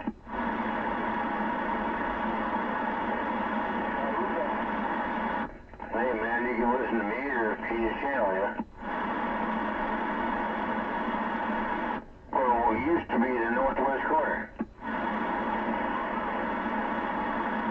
Yeah, it was weird to hear all the mid-east and back east come in today, and they were talking up into the northwest. And man, we had a couple days in northwest this year, but not so much so far, man. And I always like talking to those Hanyaks up there. Yeah. And all the fires are focused in Oregon again. Oregon, Washington, there don't seem to be much going on in Idaho. The reservation was on fire, for a little bit, but they seemed to get there, they opened up everything, and they're probably just burning brush. I know how those cats are. Those guys just do that, they're just burning brush. They burn stuff and everything goes back, better than before you. Put the carbon down there, That's all, there's a lot of places. Idaho, look at Idaho. Idaho! Yeah, they got tons and tons of fields down there, which they just light them on fire because it's better for the crop, next year. But it fucks up the atmosphere and all that, Yeah, well, on the out of Pocatello and on the reservation there, and a couple of the other places, there ain't much to burn, really. And so you got to get, what is it, in northwestern states or southwestern states to get anything in Idaho for that. And I think, that's a different story. But, when you come up out of Nevada into Idaho, and you cut over up Pocatello and then cut north Montana and stuff, there ain't much there, man. I mean, it's just, Snake River, volcanic rock, and like that. Some of the valleys they've improved and got a lot of stuff going, but ain't nothing burning down there because it's where all the water is. So, yeah, it's that one fire was just crazy this year. But that it's been that way forever. So, it is what it is. Damn it, I hate that saying. Well, look at Canada. Should they put a Canada on the Weather Channel and where the fires were? There were so many little fucking flames you couldn't count them all. You couldn't fucking count them. It would take you fucking 45 minutes, at least, to count all the fucking flames they had up there for these stupid motherfuckers starting fires. I mean, shit, you think last year was bad? Shit. This year's twice as bad. And where does all these fires come from? They won't tell you. It's firefighters. It's firefighters. It's the people that have everything to gain, have all the money to make, stand there with their thumb up their ass, fighting fire. I know this to be true, brother. I know it to be true. Those, I'll make those goddamn dog tents over there right now if I'm lying. But, these assholes, these fires don't start naturally. There's not that many fucking fires that can possibly start naturally. That's bullshit.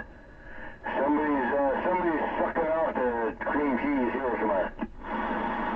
Yeah, well, you know that as well as I do. That's always been the story.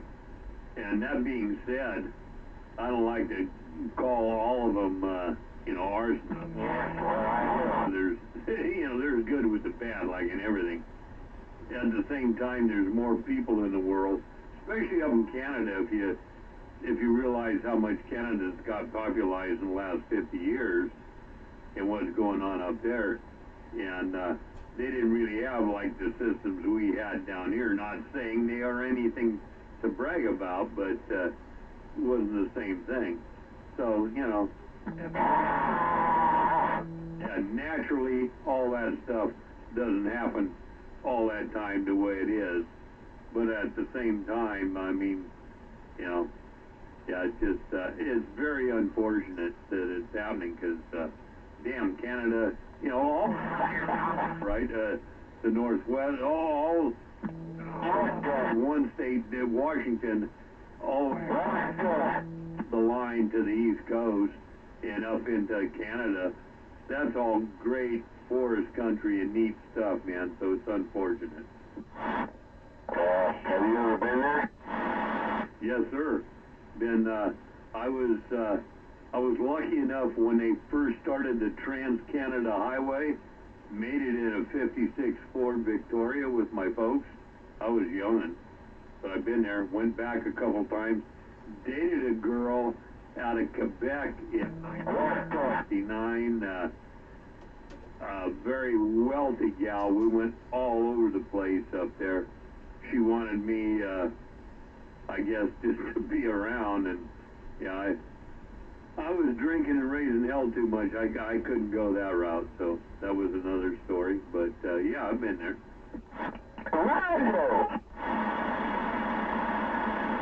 Hey, at least you had some fun, right? You know, I've always, Cougar, I can tell you, 429 or anybody out there listening, life has its ups and downs, and I've been through mine, but I can guarantee you I have enjoyed my life up until now and still am enjoying it.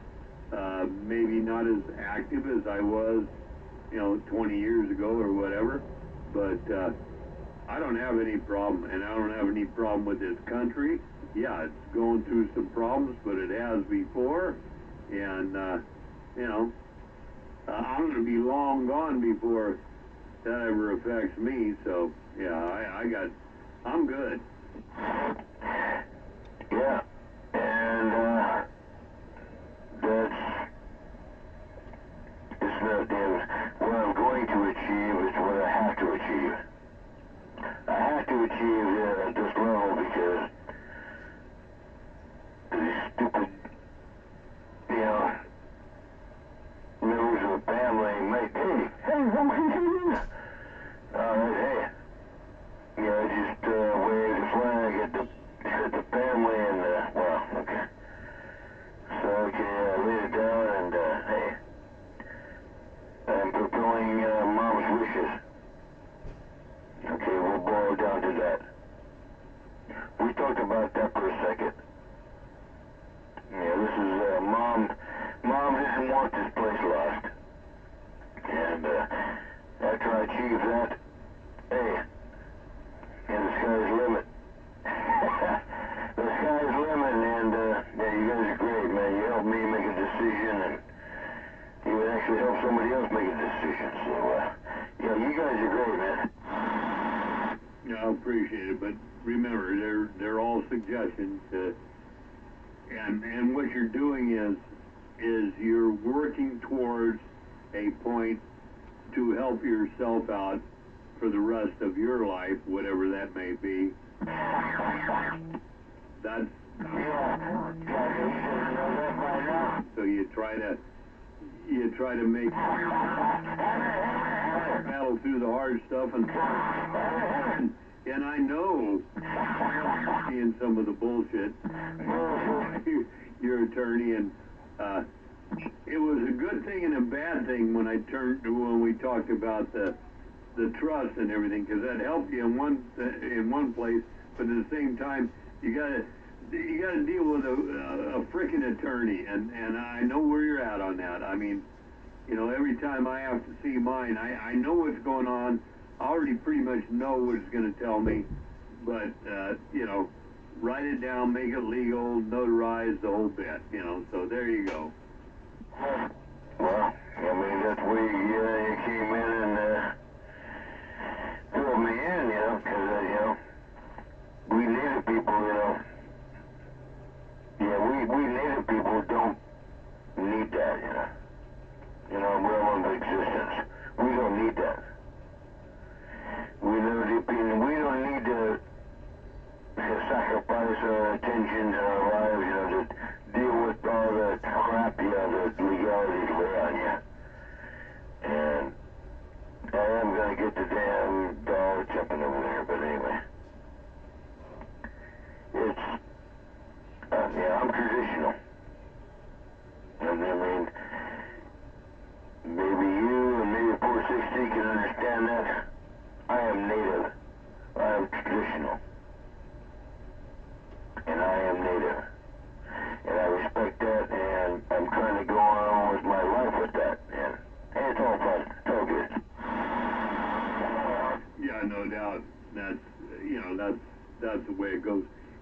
of the great things about living in this country and the way it should be. As long as we don't stomp on other people and they have the same respect, don't do it to us. Leave us the hell alone. But it's getting rougher and rougher with all the restrictions. I heard somebody out there saying, hello, honky. You're kind of way off in the distance. Back to you, honky, standing by.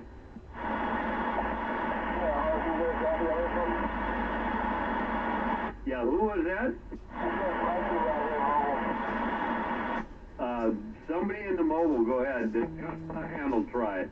It says Viking. Oh, Viking. What's going on up there, Scott? Hey, man, I'm just here to have you guys about. Okay, man, well, evidently 429's got a better grip on your receive than I do, but sounding good. Good evening to you. I hope things are well. Yeah, thanks a lot. Just waving a howdy and you too, 429er. Yeah, I can't tell what you're saying, but I can hear you barking, waving at you. Come on. Yeah, but we got a good signal above you guys this time. 73, I'm out of here, and we'll catch you later. Yeah, 73, that's for the damn amateurs. Take care up there, Viking, man. Someday put a real antenna up on the house and we'll talk at you a little bit better. But I know how it is, man. You and yours take care. We'll catch you honkies back out of there again. Where'd he go? No, he might have went over to the other side of the hill. You know, he's in an obscure area anyway. Yeah, he was so low down I couldn't tell what he was saying. Well, I heard him out there. He had a good audio signal on me, but I guess he was still in the mobile driving around or whatever. But you know, that's the way it goes. And you're a little bit closer, and I think your antenna might even. Oh no, you're on the whip anyway, so that wouldn't matter. Yeah. He's going to be up where you are. I think he's maybe to the north of that, just a touch. I'm not positive. Oh, yeah. Yeah, he's running a steel whip with the braid between the antenna and the ground, so that, yeah, make sure it makes your contact. Yeah, I tell you what, you got 10 times, at least 10, 15 times more reception than I do. Boy, this is really going to upset my evil brother Thaddeus. Oh, goddamn. Hey, there's that guy. Hey, how about some Benda? Benda. Yeah, Benda. How about some Benda? Yeah, I want to hear some Benda. Benda. He's clicking now.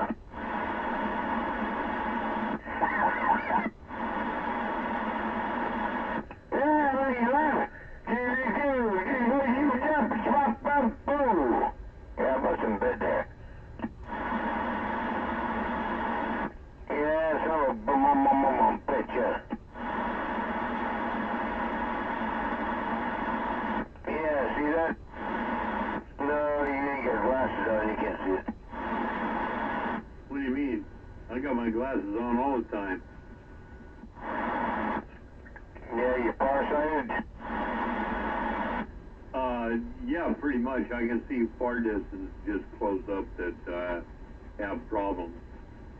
Yeah, I'm the opposite. I'm nearsighted. So, you know, everybody as you get older, you're going to start getting some... I don't have much of that now, but in the family, there's macular degeneration. I got a little tweak of that showing up in the left eye, so they're keeping an eye on that, and that's why I'm on certain vitamins and stuff. But, you know, do what you got to do.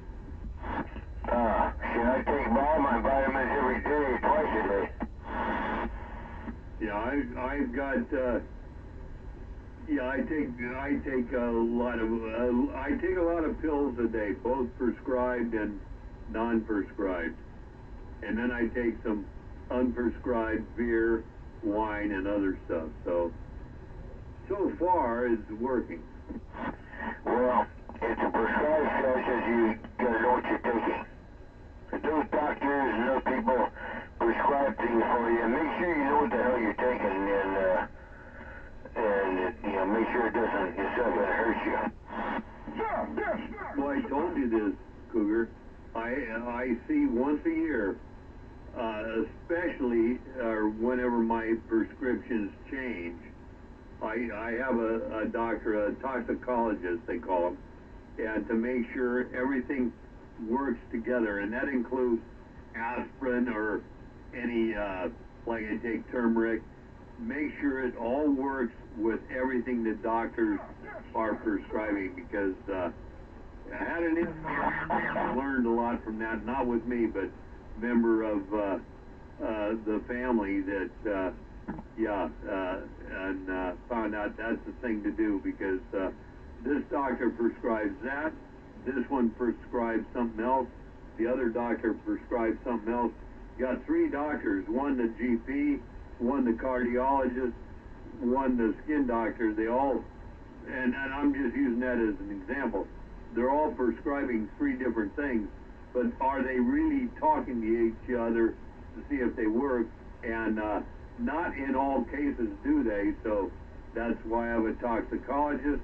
Whenever I have a question, boom, and that's why when I had this new cardiologist, he changed my medications. My GP should be done, and I said, well, maybe you ought to get with this guy and get it straightened out. They talked, and all was good. So, and that's why I feel good. Yeah, but make sure you know what, yeah. With anybody that says anything like that, I got the recorder on. I'm recording everything, even attorneys, legalities, medical. I got the machine rolling. If it ain't visual, it's audio. Yeah, I got all of it. Because if something goes snappy, hey, I can backwind this, and hey, he said that, and it's this is the way it was, legally. So, yeah, man, this is, yeah, I'm going to be going through another phase of a bunch of legality bullshit. Just to keep the fucking, keep it in the family, huh?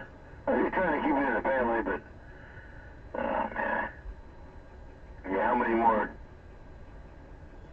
attorney fees do I have to pay, man, to get through this? And then,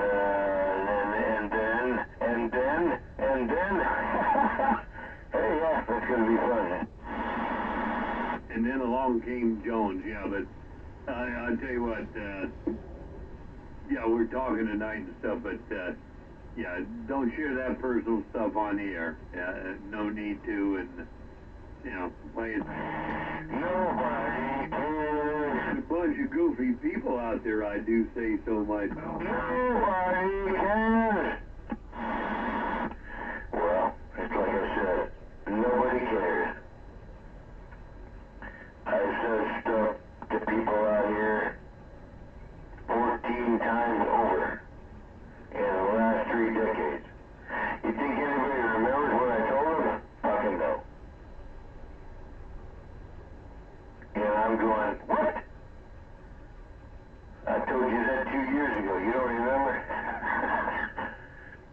So whatever we say out here, just remember, nobody's going to remember. Nobody remembers anything you say. It's just, okay, fine. It's been fun. Well, that's not true. Well, yeah, it is true. Nobody remembers. But some people are just as vindictive that they record the stuff that is said on the CB radio. Like, if something happens, it's really going to be admissible in court. And that is to laugh. So, you know, there you go. Anyway, I'm back out for a few. Got to go see where the skunk's at, because she or he is walking through. So got to find the dog. I think Harb's in the house, but we'll be back in a few. Yeah, you gotta go love him up, man. Tell Harvey love it. Yeah, scratch his ears, you know,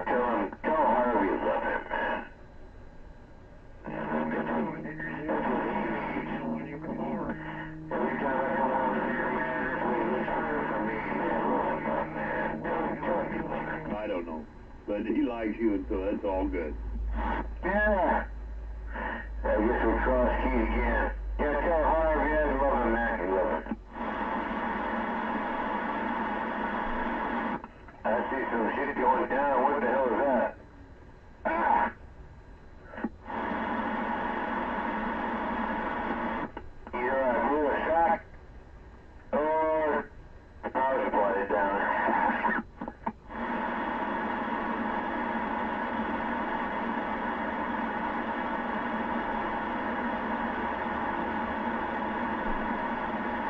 So what's left in the area? Nothing.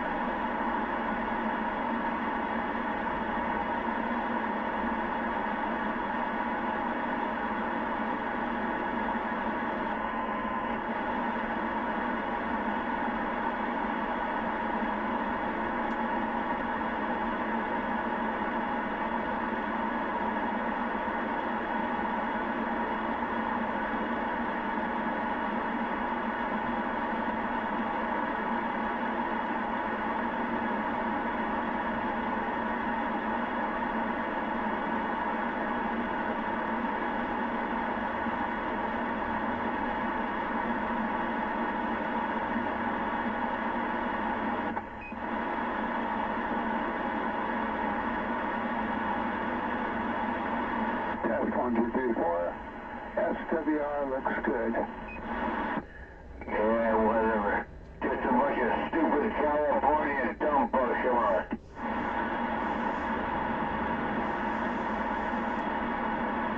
Yeah, you know what, reality? How about reality, come on? Yeah, your moves don't matter. That's just a start.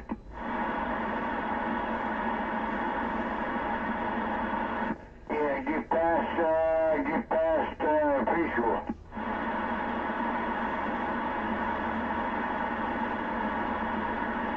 Yeah, brainwashing your ass in preschool. I remember the days when there was no such thing as preschool. You started kindergarten and went on from there. Yeah, interesting. Yeah. Yeah, another Head Start. Yeah, that's the first. Yeah. Head Start. That's the first. Yeah. They're going even younger to do that to your kids, grandkids or whatever. It's called Head Start now. You're talking about brainwashing. Well, there you go. I mean, it all starts in the home anyway. You know, we started with my grandson the day we started taking care of him. My wife started working with him. You can call it preschool, whatever you want, but it's just communicating. Colors, a letter here, a letter there. Pretty soon at 2 years old, and even before, he's spelling it, he's spelling his name and doing stuff like that. Got nothing to do with preschool. And it happened way back when. It all, way back when preschool was, on the farm or the ranch, the women worked in the house, girls, kids, the boys worked with dad. That was preschool, man. And it all worked the same way. When you went to school and got an education, that was something altogether different. But people, especially in this country, have found a way, and they have in other countries, but, have found a way to make, let's do this, teach them this, we can charge a little bit. Everybody's found a way to take a little bit of money out of the working people. It's pretty interesting to me at my age at this point. Yeah, and then when you roll up the whole ball of wax, they just want everybody to be a bunch of sheeple. Okay, yeah. Now you preschool, whatever. Now you're programmed to do this, to think this. And it's not really about doing anything, it's about thinking. It's about thinking a certain way. Yeah, think this and think that, and 10 years later it goes down to the next curriculum. Teach your kids, think this, think that. But they're not really, they just kinda, the real reality of existence is not taught to the kids. It's not, they don't want that. The government and the bureaucrats don't want you to teach the kids about reality, what really is out there, because it can change things. Well, yeah, for sure.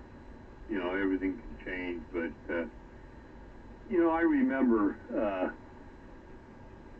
going through what they call primary school and then elementary school and stuff. And my mom was a very learned person, read a lot, stuff like that. And I would come home with some stuff, and she would go to the school and battle because it was not correct as far as she was concerned. Like I say, she was a learned person, and so in the first 3-4 years, primary school, if you will, kindergarten through 4th grade, You know, I always had that, and then it was like, you know, Dad told her, just back off, you know, he's got to learn like the rest of us. She came through a couple other times, but Dad was always there, too, to say, hey, you know, go like what your mom's saying, and you and I have talked about this, and got along with people, no matter what the education was. And Dad never finished high school, so there you go. I was lucky. I finished high school, but that was it. So, but I, you know, all in that, Cougar, you know, the whole thing, no matter what you talk about, what you do, or what I argue, or what I tell you I've been through, or anything like that, I've been lucky. I've just been lucky, and that's, don't know what else to say. Well, yeah, we know.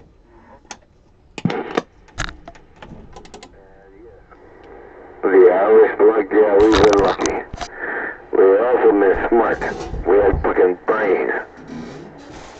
Yeah, we're still using our fucking brains to this day, to the end. Still using our brains. I mean, come on. Still gotta beat the system, still gotta be lawyers, still gotta pay the price to get this achievement done. We're still doing it, man. Hey, I know you Break. new mic and you're all happy about it, but either turn it down or put it away from you, because you're getting to the point where you're getting sloppy.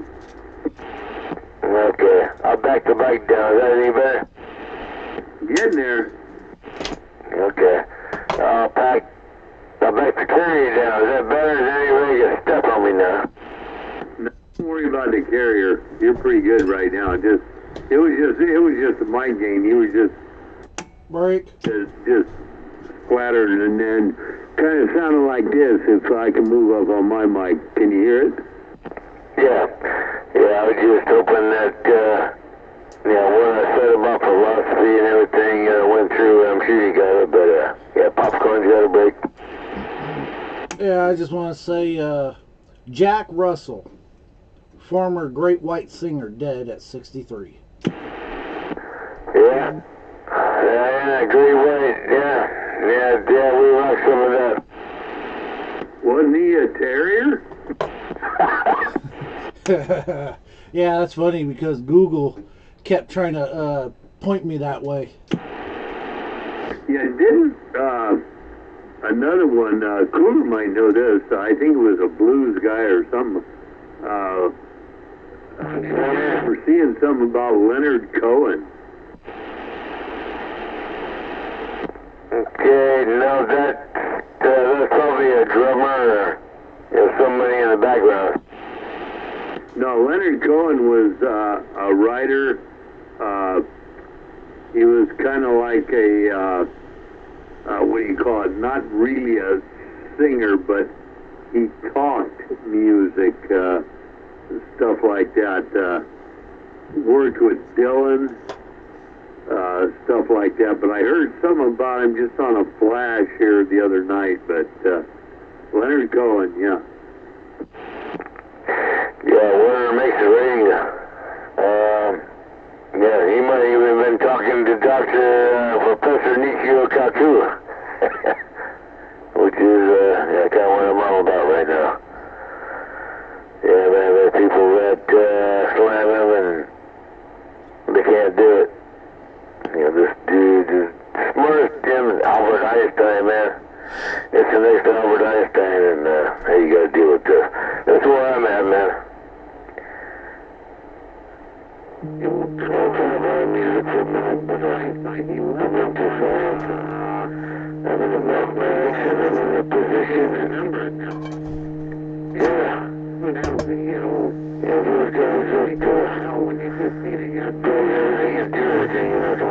Huh? What was Davey? Yeah. What the hell? What the hell? Yeah, I just got walked on anyway. Fuck it, man, I'm out of here. Nobody walked on you that I heard. I was talking, man, trying to say something, but yeah, nobody listened. And if anybody did, it was only popcorn. But You know, that popcorn roll is pretty rough, so that can happen. That's okay. Yeah, I've been talking for 50 years and nobody's listened to me yet. Well, somebody else died too. Greg Kinn. Greg Kinn. Yeah, he actually played my guitar. I got a Fender Stratocaster. Yeah, that guy actually played my guitar. Yeah, Greg Kinn band, you know. I lost on Jeopardy. Wait a minute, what was that? You're right. You're right. That's his hit song right there.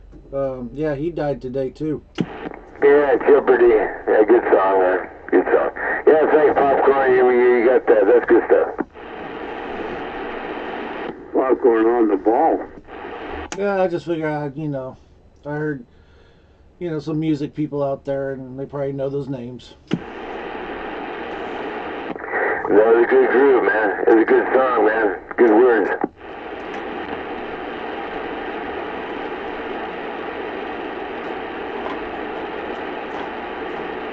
So what are you doing, Corn? Just hanging loose? Just got done taking the garbage out, and the couch, and the mirror, and the old leftover counters. Oh man, you don't take the mirror out, man, for the pickup. You put the mirror up on the ceiling in the master bedroom. What's the matter with you? This one. This one's in pieces. And pieces is okay because it brings a whole different perspective.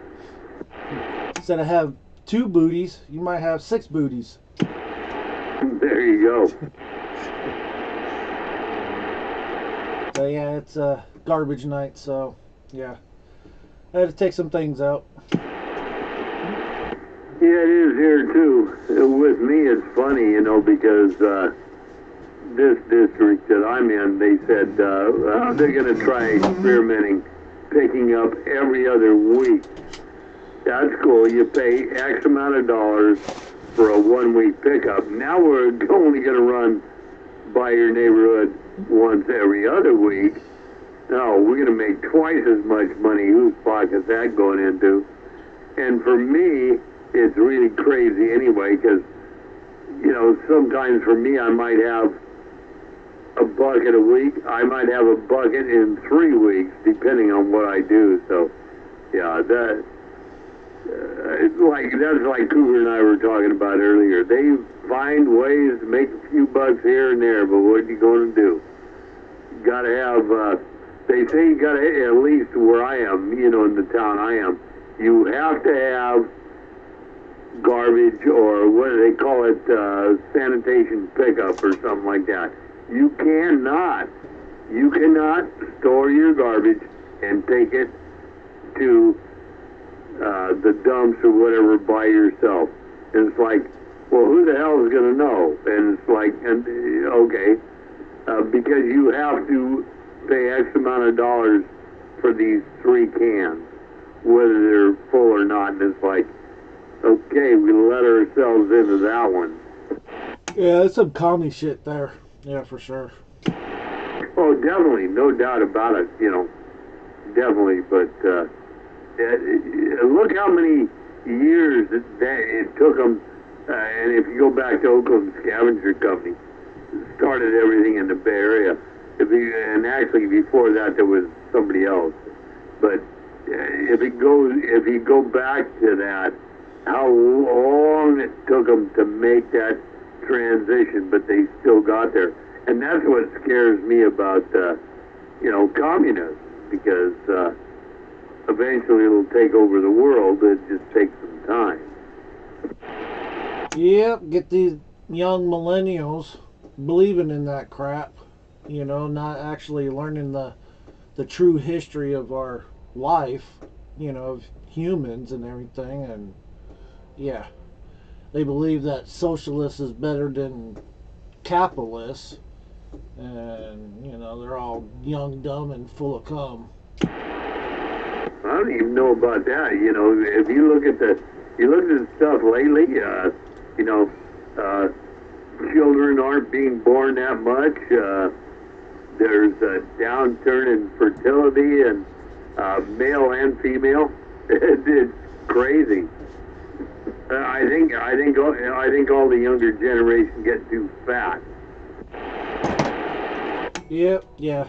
Americans get too fat.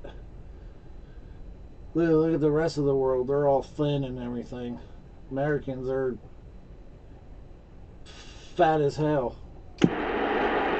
Well, let's say United States, because there's South America and there's some Americans down there that ain't so fat.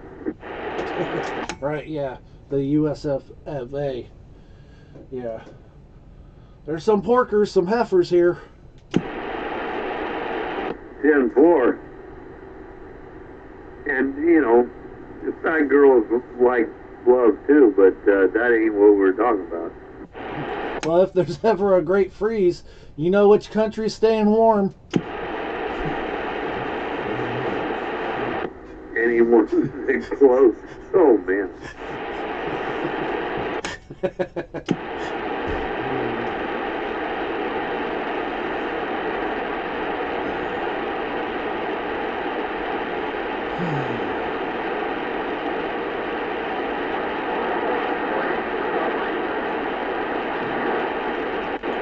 Yep, nothing but good reports on the Mobile now, so it sounds like it's all done.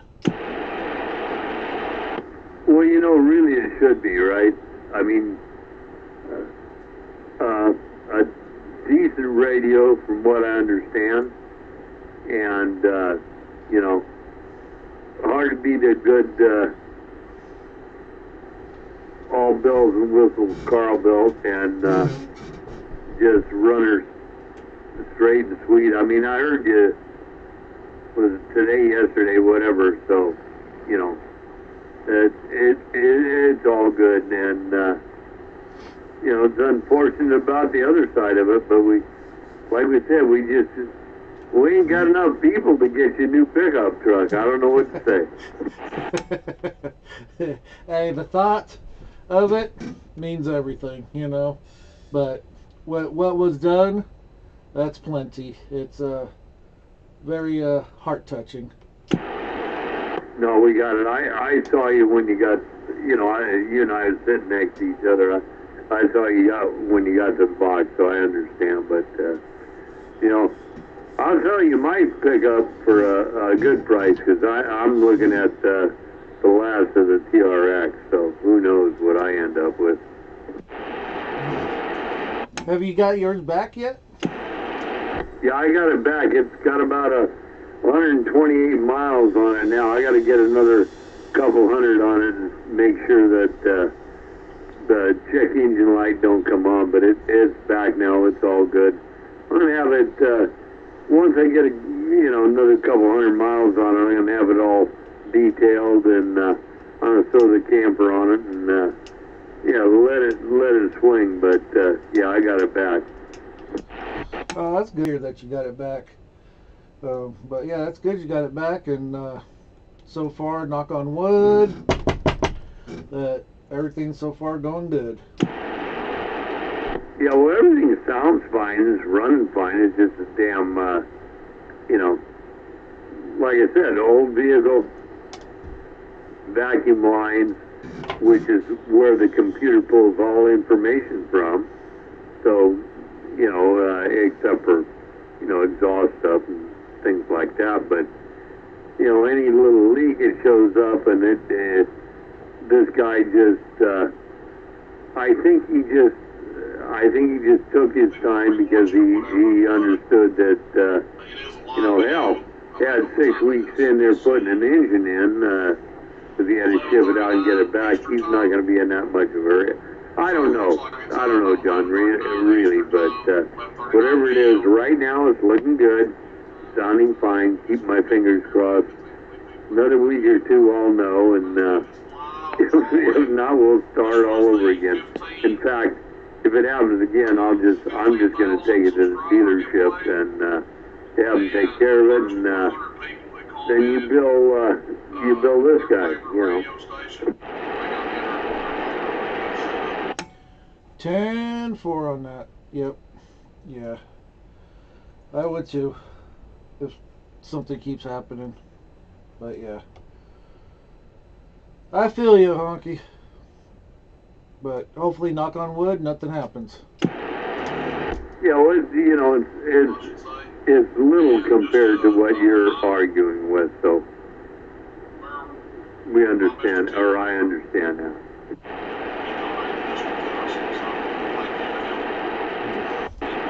Yep. All right, I gotta stand aside here. 10-4 scan. I'm gonna go fill my glass, and I'll be back.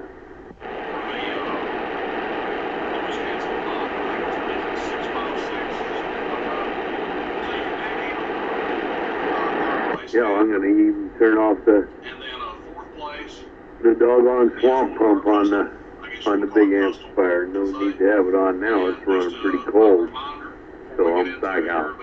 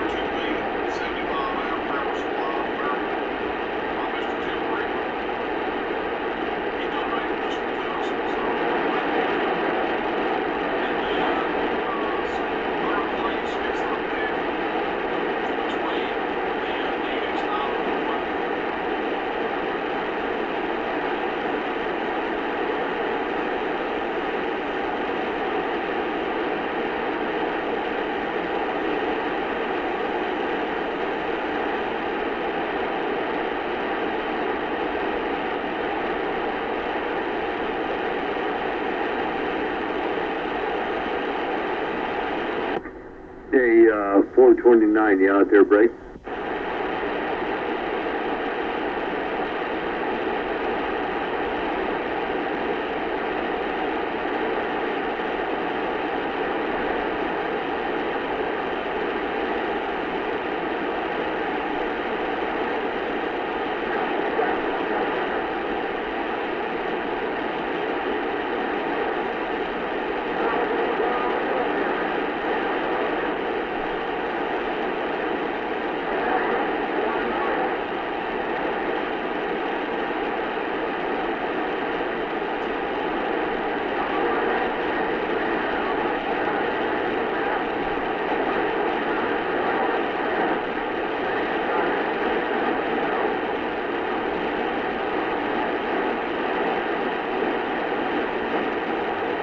I didn't even see anything happening up on 27.4.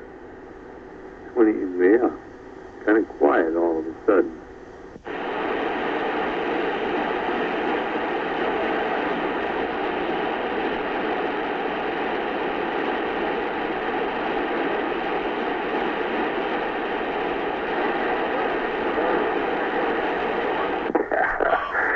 I'm barefoot. I'm barefoot now with a new microphone. I'm barefoot. What's going on out here? A barefoot icon. A barefoot fucking icon with a mud duck antenna. Come on. Not too bad. Barefoot icon coming in here about 8, swinging forward. Ain't nothing the matter with that there. What do you think? Yeah, that's what I'm seeing on the meter too. A little bit of forward swing. Yeah, damn it. Yep, I turned everything else off. Just nothing but the icon and the brand new microphone. See what it's gonna do. Come on. I'll tell you what, the audio's right there with the signal, and I think I heard DX coming back, but yeah, whatever. No, it sounds good, Cougar.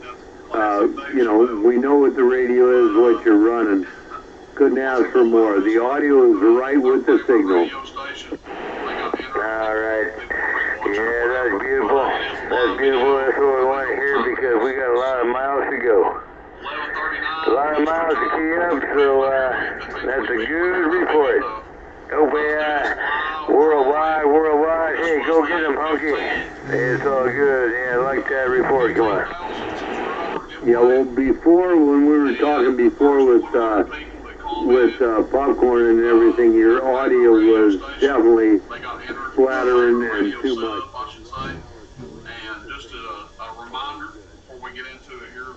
prizes. First place gets this one.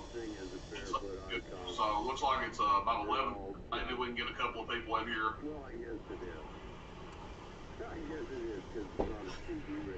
Okay, let's try this again. I know it's late at night, but maybe we can get a couple of people in here. Just had a chance to do this and didn't want to keep you guys waiting any longer. This will be posted up after if they want to rewatch it or whatever. But it is a live video. I don't even know what time it is. Let's see. 11:39 Eastern time. So it looks like it's about 11:39 Eastern time, 11:39 p.m. Evening time. Maybe we'll get some more people in here. We'll get 15, 20 people in here. That'll be good enough. About to do this live drawing. This was the 15,000 subscriber giveaway, and the first 100 people that commented their favorite radio station, they got entered, their favorite radio setup, I should say. And just a reminder before we get into it here, these are the prizes. First place gets this one, Carl built C80 2-pill 2290 bass amp. Second place gets our TR2V 75 amp power supply variable by Mr. Timber Reaper. He donated this one to us, so thank you to him.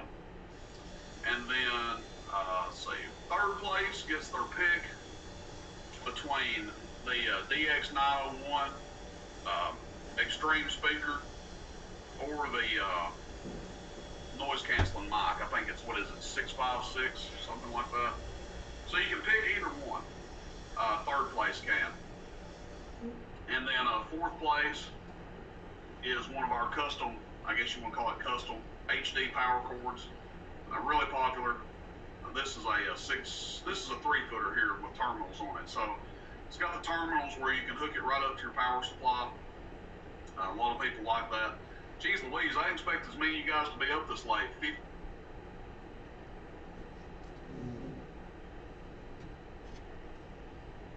Text me at 423-299-3535 within the next couple of days, and we will we'll get that straightened out so we can get this thing shipped out to you. Okay. Now, I guess it takes that name out once I pick the name. So now we're on to the second person. All right. So this is going to be for the Timber Reaper T2 or TR2V 75 amp variable power supply. So the next name I pick is going to be for the variable 75 amp supply. All righty. Piece of pie, pick another. Maybe, you know, if someone doesn't claim these prizes, like, okay, before we do the second name, I'll just say this. If someone doesn't claim the prize, I will roll it forward until the next giveaway, So I'm not going to, like, you know, draw extra names and do all that crap. If someone doesn't claim the prize, we'll just pay it forward to the next giveaway, and we'll make it even bigger. All right? Number 2 coming up. Who's it going to be? Who's it going to be? Anticipation is building. All righty. Let's see. We're going to hit choose. There you go. I don't want to butcher your name. Brental Moyne -QM1DU. Congratulations. You're the winner of 75 amp variable power supply. So that's our second place winner. And again, you guys can see the amount of names goes down. So third place winner, you guys get to pick the Driver Extreme DX901 external speaker, which is freaking fantastic. Or you can pick the Driver Extreme noise canceling mic, which I also like. Yeah, so no shipping out of the country. So that's another thing I should say. Somebody said that looked like an out of the country call sign. Unless, I mean, I will ship it out of the country, but they have to pay for shipping. So I don't mind doing that. If somebody, you know, somebody internationally wins, I will ship it to you. but it'll be at your expense for international shipping, because I just don't ship internationally. I ship, stateside, all the U.S. territories, continental U.S. plus Hawaii, Alaska. If it's a U.S. territory, I'll ship to it. Even like Guam, and I don't care, I'll still ship there. It's because you can ship it for the same price, basically. But, all right, guys, third place, back on track. All right, who's it going to be? Third place is Juicin 1980. So congratulations to you. Contact me. Shoot me a text, 423-299-3535 within the next couple of days. And we will get this sorted out. I'll give people like a week to claim the prize. I mean, heck, if you can't claim the prize within a week, you probably don't deserve it. That's the least you can do is get your free stuff claimed within a week. If not, like I said, I'll roll it over to the next giveaway. All right, guys, this is the last one. And this is for the power cord. We'll do a 6 foot or a 3 foot, 6 feet, 3 feet, with or without terminals, whatever somebody wants. But this is for the final prize in the 15,000 subscriber giveaway. So let's see what happens. We'll hit the choose button. And Bill Barnett, 8510, congratulations, sir. You are the winner of the final prize. And you can do a 6 foot, 3 foot, with or without terminals. Completely up to you. The custom HD power cords with the 8-gauge OFC wire. So congratulations to all the winners. I've got the video for reference, so I can go back and see who won. But this is how we'll be doing it going forward, I think, with the tablet. It took me a little while to get all the names in there, I'm not going to lie. I sat here and just, entered them by voice. I had to go through and edit some, but I just did them one at a time and entered them into this list. And I tell you, I am dreading this next one. I mean, I'm not dreading it because I get a kick out of doing this, but it is going to be pretty freaking time consuming. Now, the next absolutely free giveaway, somebody was asking how you guys can enter the next giveaway. It's completely random when I do it, but I can tell you guys, the next big one like this, will be, for just YouTube subscribers, will be at 20,000 subscribers. And we're not that far off from that. I think we're about 17,000 right now. So, it's just around the corner, and that'll be a big one. I mean, we're going to plan on giving away some pretty valuable stuff there. So, now, that being said, there are going to be more giveaways. I've still got to do the other one, the July giveaway. Probably going to try to do it every month or every other month. I'll do a giveaway that's linked to the website. So, in other words, every time you place an order on the website, you'll get entered into the giveaway. That's the other giveaway. That's the separate one. And that one is for a Carl built 800 HD mobile amp. So, anyway, there will be more giveaways, guys. That's going to be either every month or every other month. We'll do one like that. But, anyway, that'll be how it goes going forward there. So I hope you guys enjoyed. Again, it's all about spreading the wealth. I appreciate the following here on YouTube and the business. I definitely think doing the giveaway that's linked to the website, I mean, the website stays busy anyway, but my goodness, the amount of you guys that came out in support and spent some extra money with me just to get some entries into that, I sure do appreciate it. We hope to do that giveaway here in the next few days.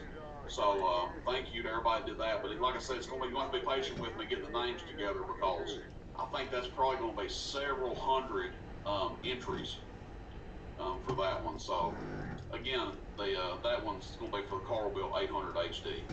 All right, guys, I'm rambling on here. Everybody have a good night. Sorry I did this so late. This will be reposted for people to watch, just so everybody knows it was authentic. You guys can see the time and everything on the screen here, so there's no rigging these. I don't care who wins. It doesn't matter to me. If someone that's never spent money with me wins these, or if somebody that spent, $10,000 wins it. So, completely free, no charge on shipping. unless you live outside the United States or U.S. territories, then you'll just have to cover your shipping, but you still don't have to pay me for the item. Okay, guys, hope everybody enjoyed. Congratulations to the winners. Please get in contact with me if you won within the next week. Send me a text, 423-299-3535.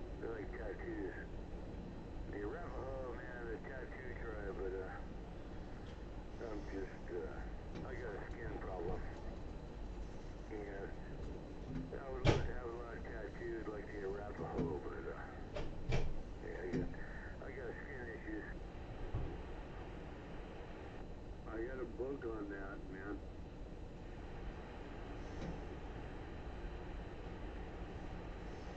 Yeah, the Arapaho, they got the tattoos, man.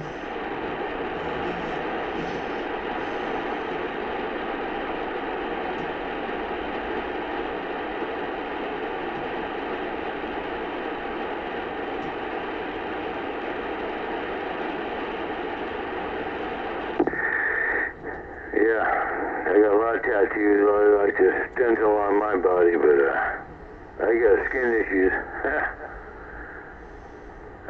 I don't want to fuck with the skin, man.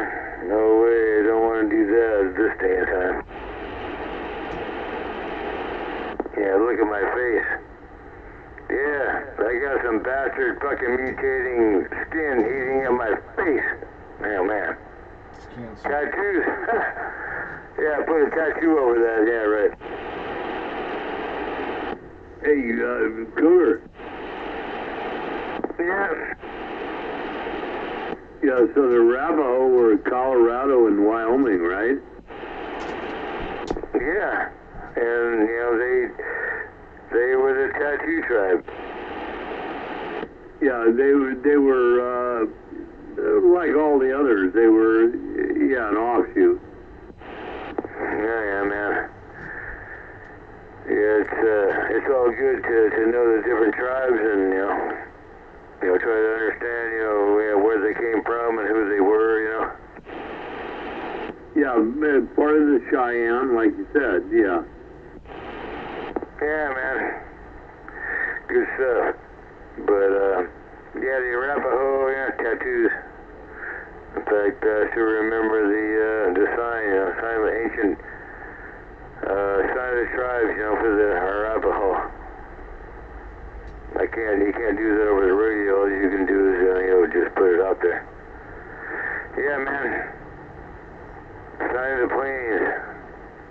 If you ever get some of that, I'm talking to you straight, honky, right now. For all the medicine, your dad's medicine, and all those Kashina dolls and all the native medicine, if you can, even 460, if you can, digest and learn the sign language. Sign language is a plain native. It's really well worth it to learn it if you can get it. No, like I told you, things are changing, man, but maybe you're not into that or whatever, but I know the Arapahoes, man, and they were actually a religious people known for a lot of beadwork and stuff at the time, but really, it is interesting because and I think I already said this, and I think you mentioned it in the beginning. They're again an offshoot of the Cheyenne. So they all, as tribes grew and as people became together, and moved off, and that's how the different people went and grew, and made their own towns, villages, whatever you want to call them. That's how it works. Yeah, I know how it all works. Yeah, we know how it all worked fucking 533 years ago. Yeah, we know how things worked. and then went back 20,000 years before that. Yeah, we know how things work. It just, hey, people are dumb. People have been dumb for at least 3,000 years. Pre-millennium, people are dumb. Brainwashed in their stupid religion and it's bullshit. Okay, democracies. Yeah, fuck democracies. Yeah, how many, everything been ruled by dictatorships? Oh, dictatorships. Yeah, the dictator controls everybody, but anyway. I'm sure there's still a bunch of data involved somewhere and brainwashing, people somewhere, but you know where I'm coming from.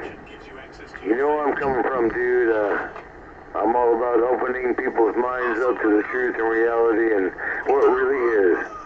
What this planet, what the solar system, what the universe is really made of. And yeah, it might take a little bit of head punching to do. Yeah, for sure. Well, you and I know, we've talked and stuff, and I tell you what, I still say the best thing going on now, and I mean, I know you can't get it. You can't get it. I don't think you can get it unless you get online or something like that. Is this RFD TV and this stuff they've got. The stuff they have on, I'm going to say Indian, but Robert Gosh, before he died, was dedicating his life to doing the better for the rural thing, and he had a lot to do with the native, in other words, the people that were here in the United States, North American continent, let's put it that way, before anything else, and then of course English and all that come in. We all know the stories there, but how it's getting back, and he actually dedicated, there's been a lot of money on this, and getting a lot of stuff back, man. It's I love it because of what my dad was into and everything, and I just love it. It just is good stuff. I mean, it's recognizing that, again, the United States, how great we may be, kind of screwed some people over in the past, no doubt. Hey, hello. Yeah. Well, that's what I'm going to use my radio station for, in the future here a little bit, to tell people the truth. And we're going to go way back in history.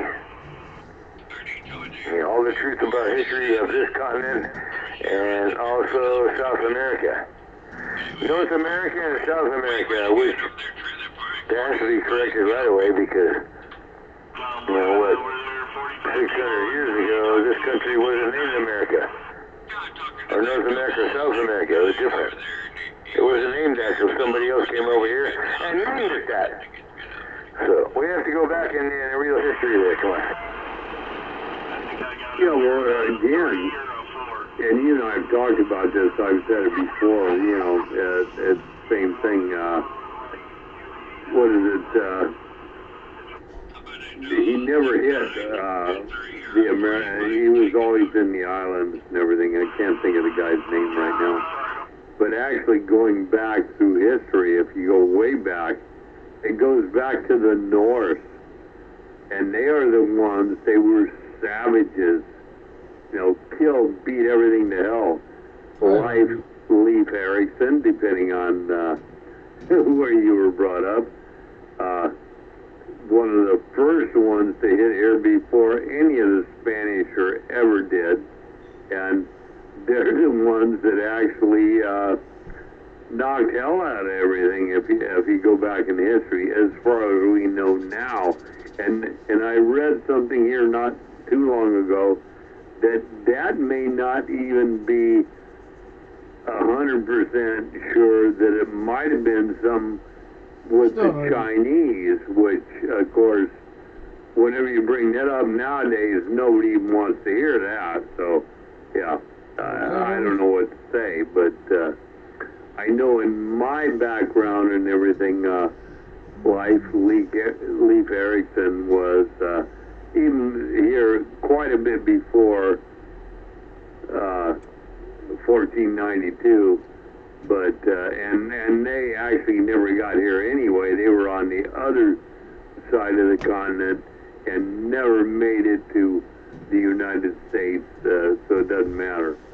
But that's something that history don't quite get it straightened out for kids that are learning. So maybe, maybe something to think about.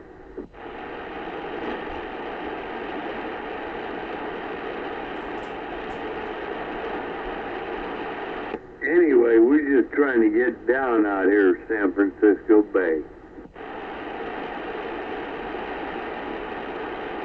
Oh, really? Why is that? Because 22ZX, you are on the air. What's going on, bud? Oh, just listening to you guys, studying some radios, wondering what's going on.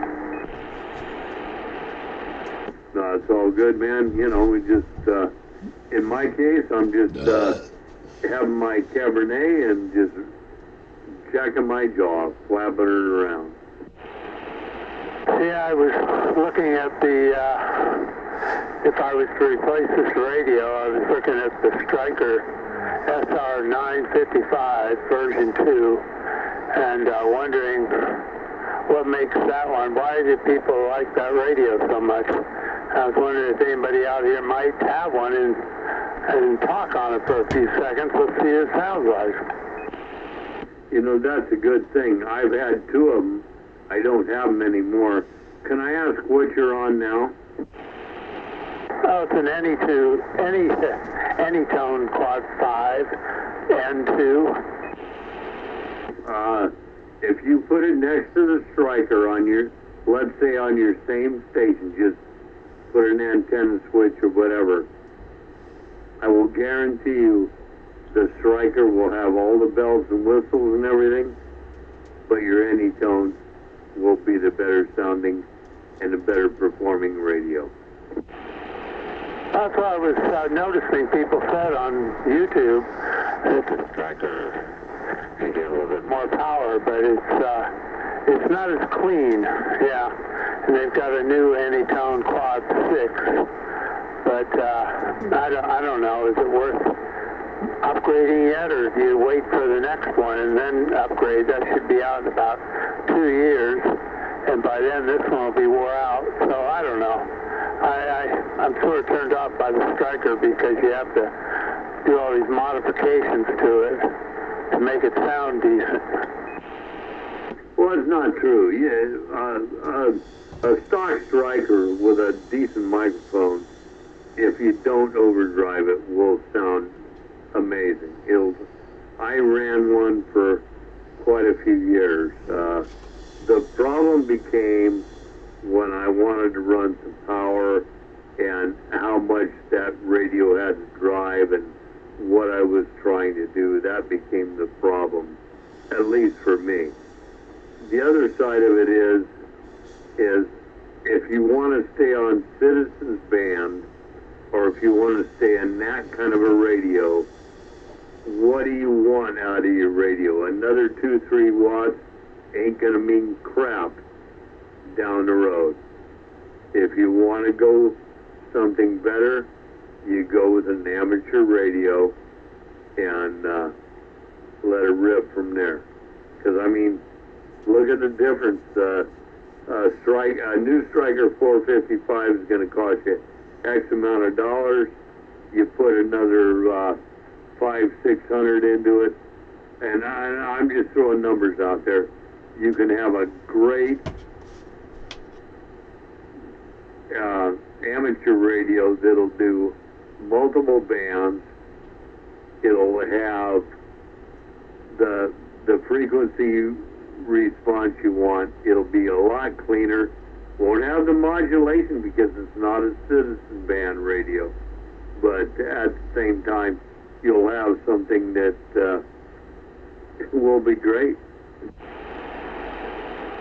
Yeah, that's interesting. Tell me something. Did the striker go above or below CV band? Could you just put the VFO and just slide right off? Oh, hell yeah. Go anywhere in between all around, for sure. It's 10-meter radio. Oh, okay, because that's what this one does. Yeah, I was way up today. During the skip was so loud, I went up just to see what was on the other frequencies, and boy, there's a whole bunch of people up there. I couldn't believe it. But down below, I couldn't find anybody. But above, there was, once you get the 555, on up, it's all Espanol. But from about 554 down, it was mostly U.S. Yeah, kind of interesting. But yeah, I think I've decided the last couple days to just stick with what I got. There's no really reason to upgrade or anything. And Purgatory Shadow. Oh, God damn it. The brand new Anytone Quad 5. Purgatory.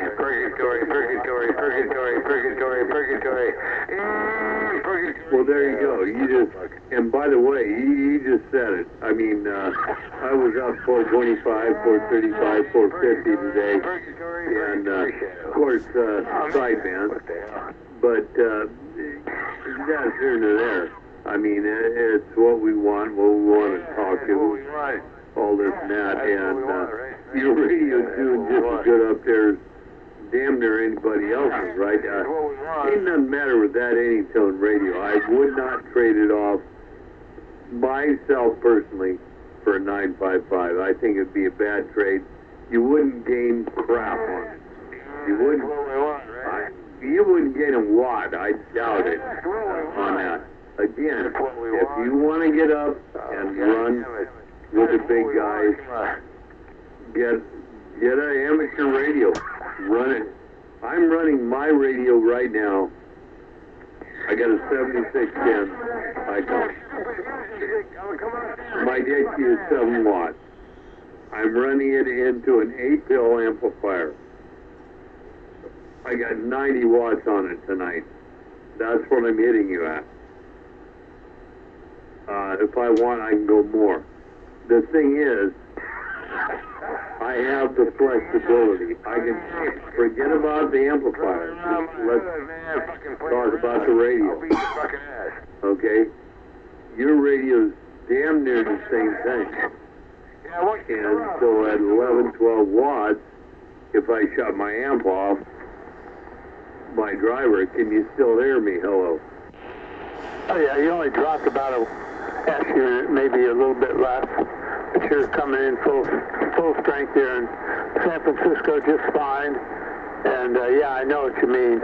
Yeah, I agree with you. That's what I found out was, the strikers are used by the big boys, and they modify it so that you can use stereo, on the audio. They sort of modify the audio, but apparently version 1 was better for that than version 2. But, who needs all that, really? But, yeah, kind of interesting. Pay a lot of money for not that much gain. I mean, I've listened to you. You're talking all over the place, especially on sideband. I've listened to you. Unless you were to go with a big radio, a big amplifier, and I know your situation, HOA and all that. You're not doing that. You're doing fine. You might at some point, if you I don't know what financial you are, you might step up to a bigger HF radio, 60-meter HF radio, or something like that. But other than that, you're doing fine. There ain't no doubt about it. Yeah, a lot of the guys on sideband use the ASU, and they have every frequency you want. But yeah, They sound fine, but the only advantage they have is that the noise blankers, I think they have like 5 different settings so that you can get better noise blanker on it and sensitivity, that kind of thing. You can mess with it and kind of get over some of the noise and stuff, whereas these you really can't get rid of some of the noise when it comes in. When the pot growers are growing their weed and the lights come on, man, you might as well just shut everything off. You're going to hear that all the time, but other than that. No, Roger, on that, you're right, because that radio is meant to do, it's meant to be a mobile radio, right? So you're not going to have all these things you're not going to be messing with going down the road, but the other guys, like you're saying, they're sitting, like I am, sitting behind here. I got all these buttons, these things I can push, and so, you know, what do you want to do? In your case, your radio is working well. You talk all over the place. So if you want to improve, put some money away in a stock or do something like that, move up. I would say spend a lot of money. Move up to a great radio. That way you have everything you want. And if it's too much, oh well, you saved it. You don't have to use all that, but it's still there just in case you want them. And I mean, I don't think you're an amateur guy. You could be, but you have those possibilities too, right? Yeah, I was once an amateur. Yeah, KA6BYY from the 1970s and 80s. I had my amateur license, but I got so frustrated with the constantly having to remember each call sign and the nonsense about, oh, emergency this. They all thought they were cops, you know, and had to keep the frequency clear because of emergencies and all that. So I just went back to CB and never looked back and let the license lapse. And so I don't miss it at all. You know, I've got all the equipment in the closet just sitting there. You know, back then it was all crystal stuff, you know. So I've got some crystal stuff that's just sitting there getting mold on it and all this, but someday I'll just put it out on the sidewalk and let it go away. Let me know when you do that. I'll come over there and graze your sidewalk and we'll have a coffee or a beer or something. That being said, if you have all your nomenclature, your license literature and everything like that, when it lapses, you can actually, they've made it easy now, you can actually, I believe, reinstate if you can show this proof. So, something you might want to do, because it does give you some leverage, or maybe that's not the right word, it does give you something to, like your antenna up there and HOA, I mean, if you're an HOA, if you're an amateur, they really can't say too much. They can bitch and moan, but really can't say too much unless it's, you know, really humongous, you know what I'm talking about, astronomical stuff. Yeah, 80 meters, 160 meters, yeah. You put up a full beam and like a quad 6 or something, you know, something big. Yeah, I used to do 2 meters, 450 and 220. And the equipment I have is all commercial stuff. G and, what's the other one? Motorola. We just modified it so it'd work on amateur. Yeah, Roger. Yeah, so you know what you're doing there. Yeah. Modify. Yeah, that's always good. But I mean, that's just my thought, man, for you. But other than that, I mean, your station sounds good. We've talked your area and everything, know where you're out of it. Yeah, not too bad there. I mean, I wish I was had that height. I gotta rely on power to get out from what I'm doing. So there you go. Well, you're one of the ones that you can hear all over the Bay Area. But, yeah, Yeah, that's why I researched all this to begin with, so that I didn't get bothered and start thinking, oh, I need to get more and get bigger and better. But yeah, I can get out as much as the ham radio 2-meter repeaters were doing, if not farther. I mean, I can get up past Sacramento, up in the Sierras, down past Monterey. So, you know, it gets out as good as an amateur radio will, so why bother? Well, so there you go, right? So if you if you reinstate your stuff and get back to a tech ticket or not, you go through the repeaters and then you're done. I mean, you're worldwide, dude. I mean, I understand where you're going. I mean, look at me. I've got the capabilities to do most anything, almost anything. But I was brought up on AM/CB, and that's where I'm a diehard.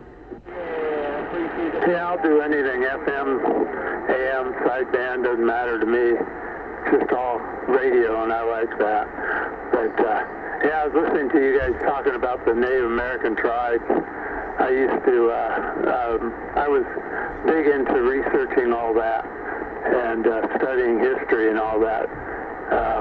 And all the different tribes. I used to live up in Idaho where the Coeur d'Alene tribe was and many of the different tribes. And yeah, I thought that was an interesting conversation you had.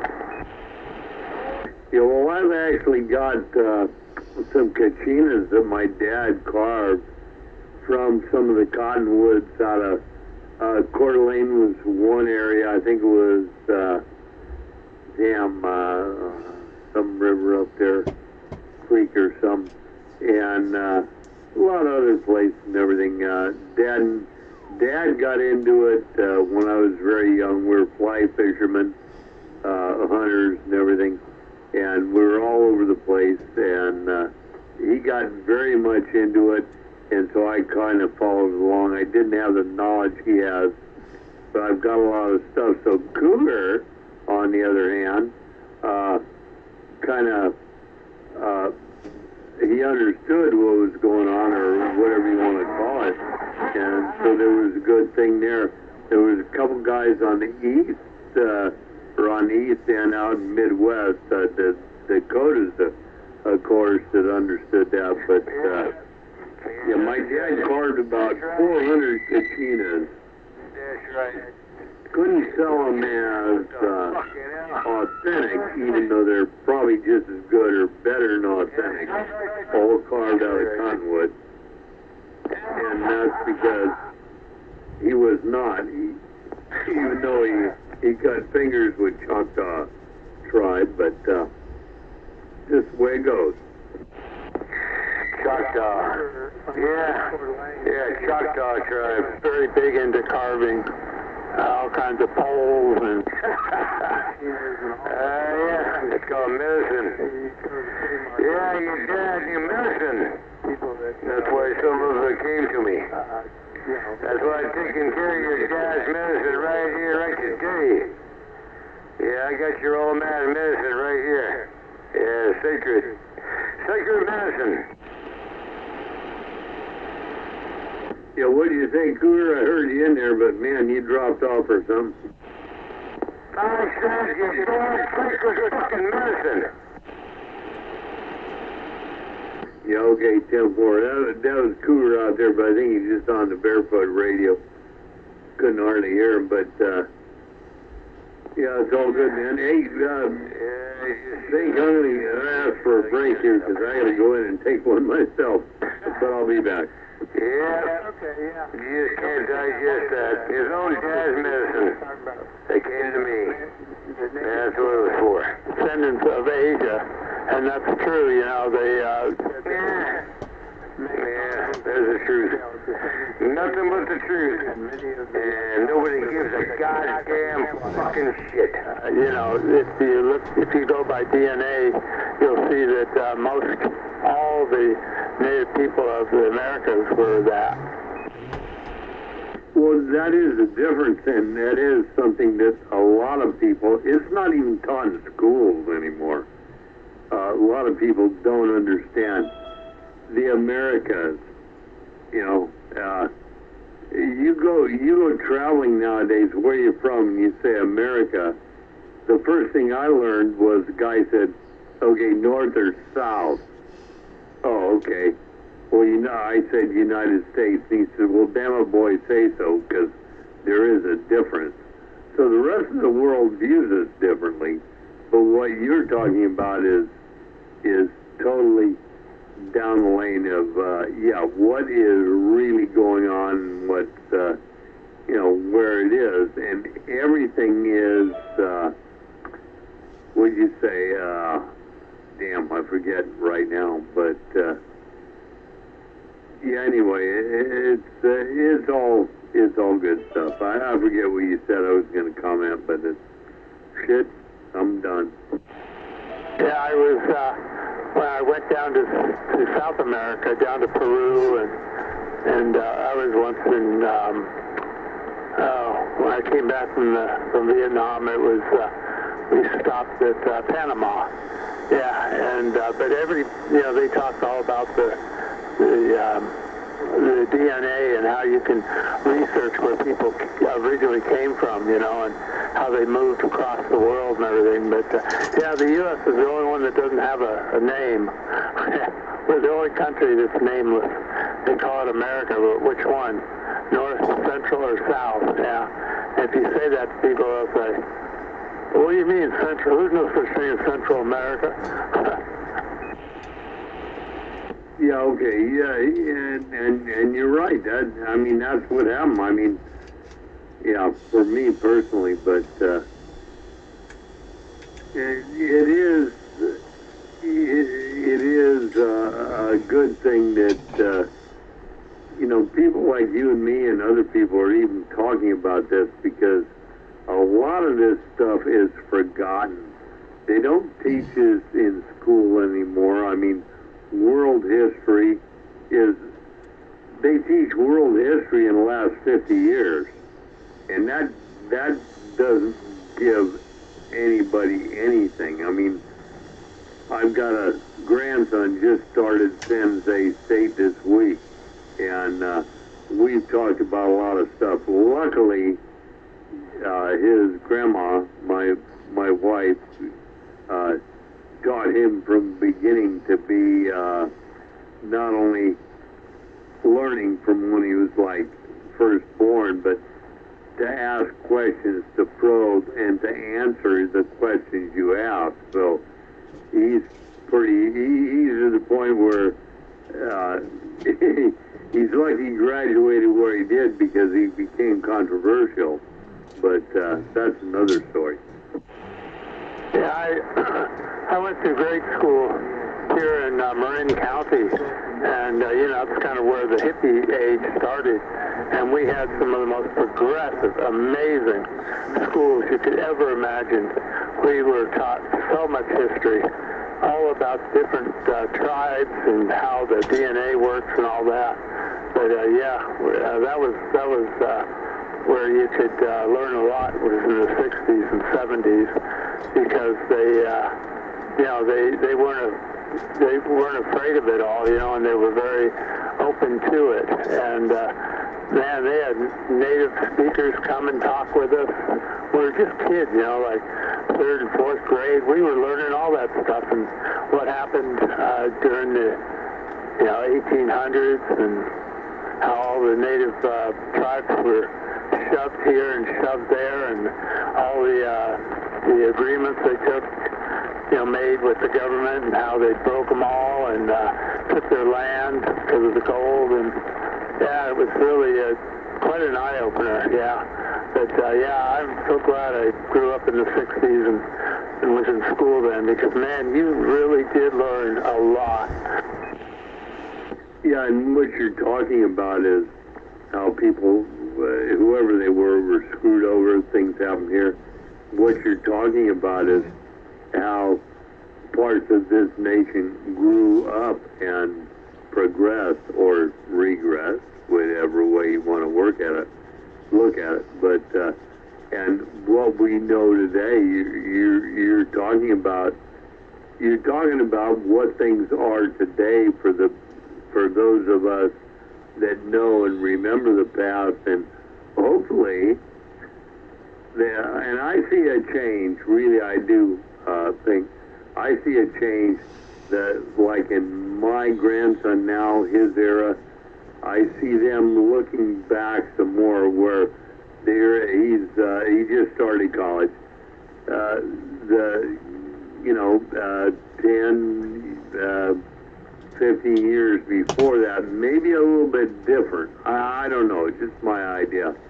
I'm going to go ahead and take a 10-100 break,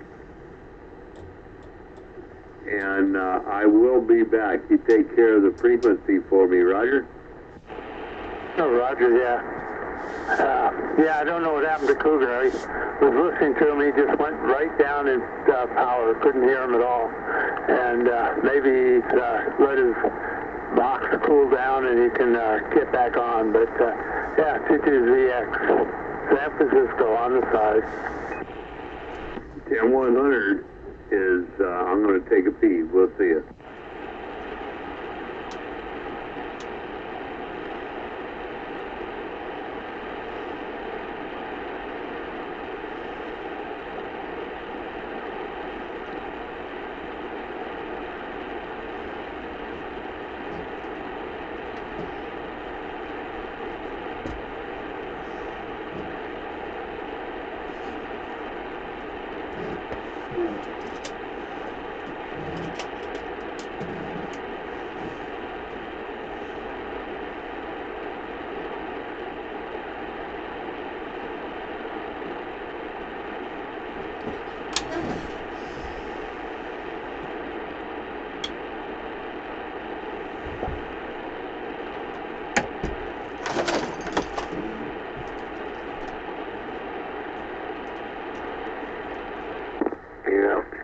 That's what I want those tubes for.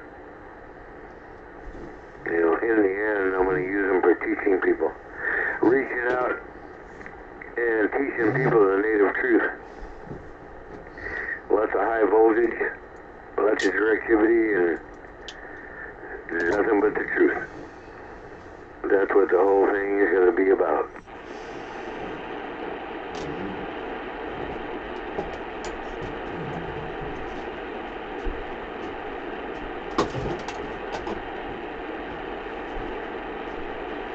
And the Kachina dolls they'll be with me, no doubt about it.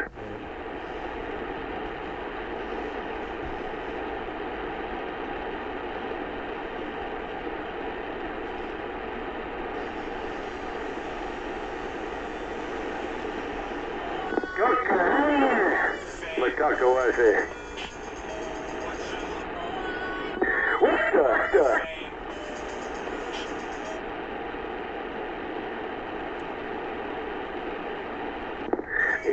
I can't believe it. When we first started making videos with all of you, I was just entering middle school, and this year she's starting high school. We love sharing our lives with you, so today...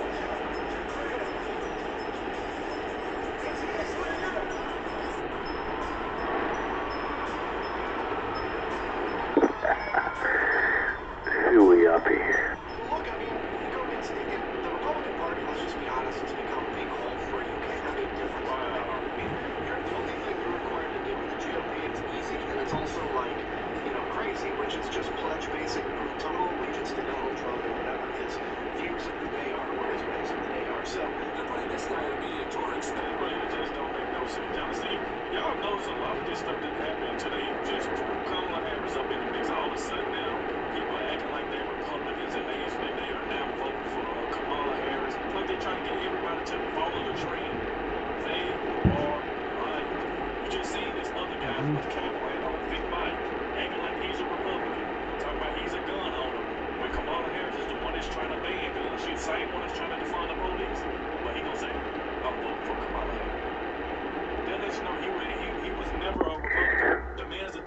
just seen his profile. Useless. And he's sitting up there blatantly Worthless. and they create this fake page, Republicans for Kamala. I mean, this right here. I'm telling y'all now, this is the reason why she hasn't been on any interview. She thinks she can win that election by manipulating people. And you see at the beginning of the video, she offered Dr. Umar $10,000 for an interview. So, and then he exposed that she paid Ricky Smiley. She's paying Steve Harvey. She's paying all of these people for interviews and for them to endorse her, to try to make all their fans endorse her.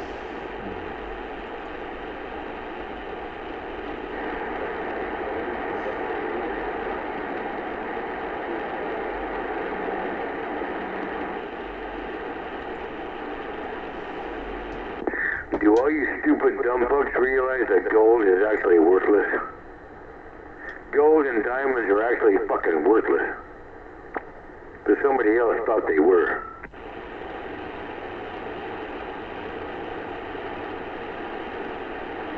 Yeah, that's what fucked everything up.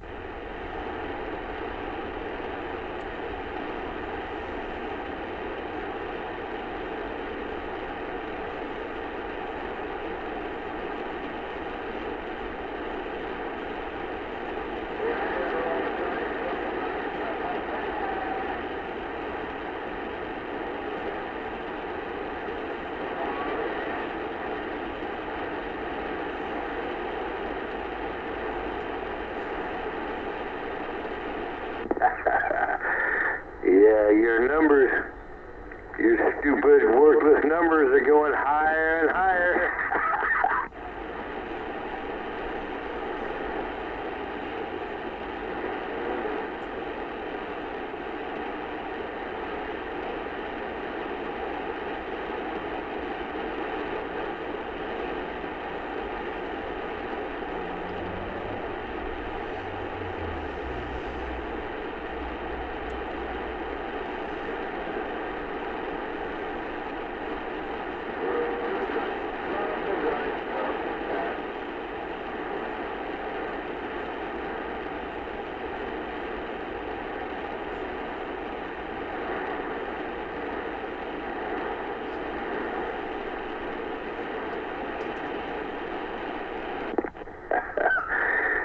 Yeah, your numbers mean nothing. Yeah. Numbers mean nothing. More and more fucking every day. But that's the way the government wants it. Yeah. Greedy bastards. Making numbers mean worthless and worthless every day. Yeah. Hey, number 1 means 10 times less than number 10. And then 20 times, and 40 times. Yeah, numbers. Your numbers are worthless. Hello, radio. Yeah. Every day, numbers are more and more worthless, right? Hello, check. Break. Yeah, I think this thing's working. Looks good over here. Damn, boy. Yeah, I don't know. I just said that numbers are more worthless. Just a little bit of truth. Okay, there. ZX, yeah. Yeah, you know, all the indications are right, but didn't hear nothing there, but thanks for the comeback. Yeah, poor radio. 50-50 chance. Everything you see and look at is just a computer program. Yeah, it's just a bunch of numbers. That's all it is, a bunch of numbers. Somewhere. It's just a bunch of damn numbers, that's all it is. Some higher or more intelligent. Yeah, impossible. There is no intelligence on the face of the earth.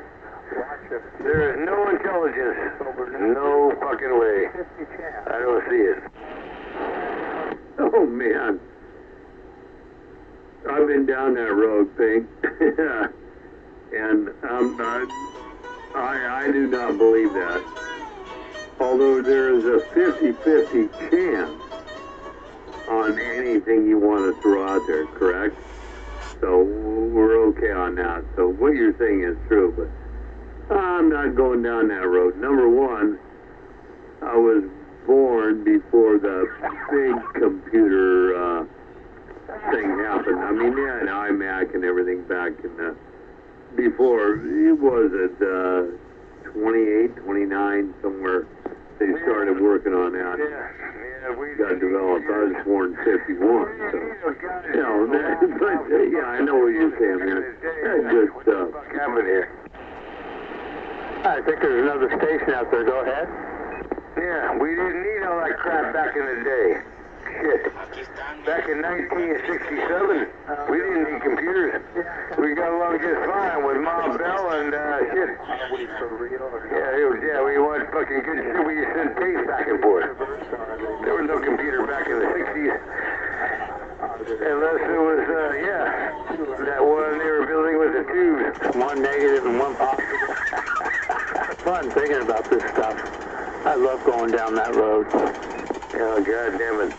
I don't want to... You know, man, I don't think about it too much because it's like, okay, everybody talks about the universe, our universe, and then there's somebody out there that's looking at a drop of water, just like you said, under a microscope, and the universe they're looking into might be our universe. So I'm not beyond that, you know. Who knows? Everything's relative, and who knows?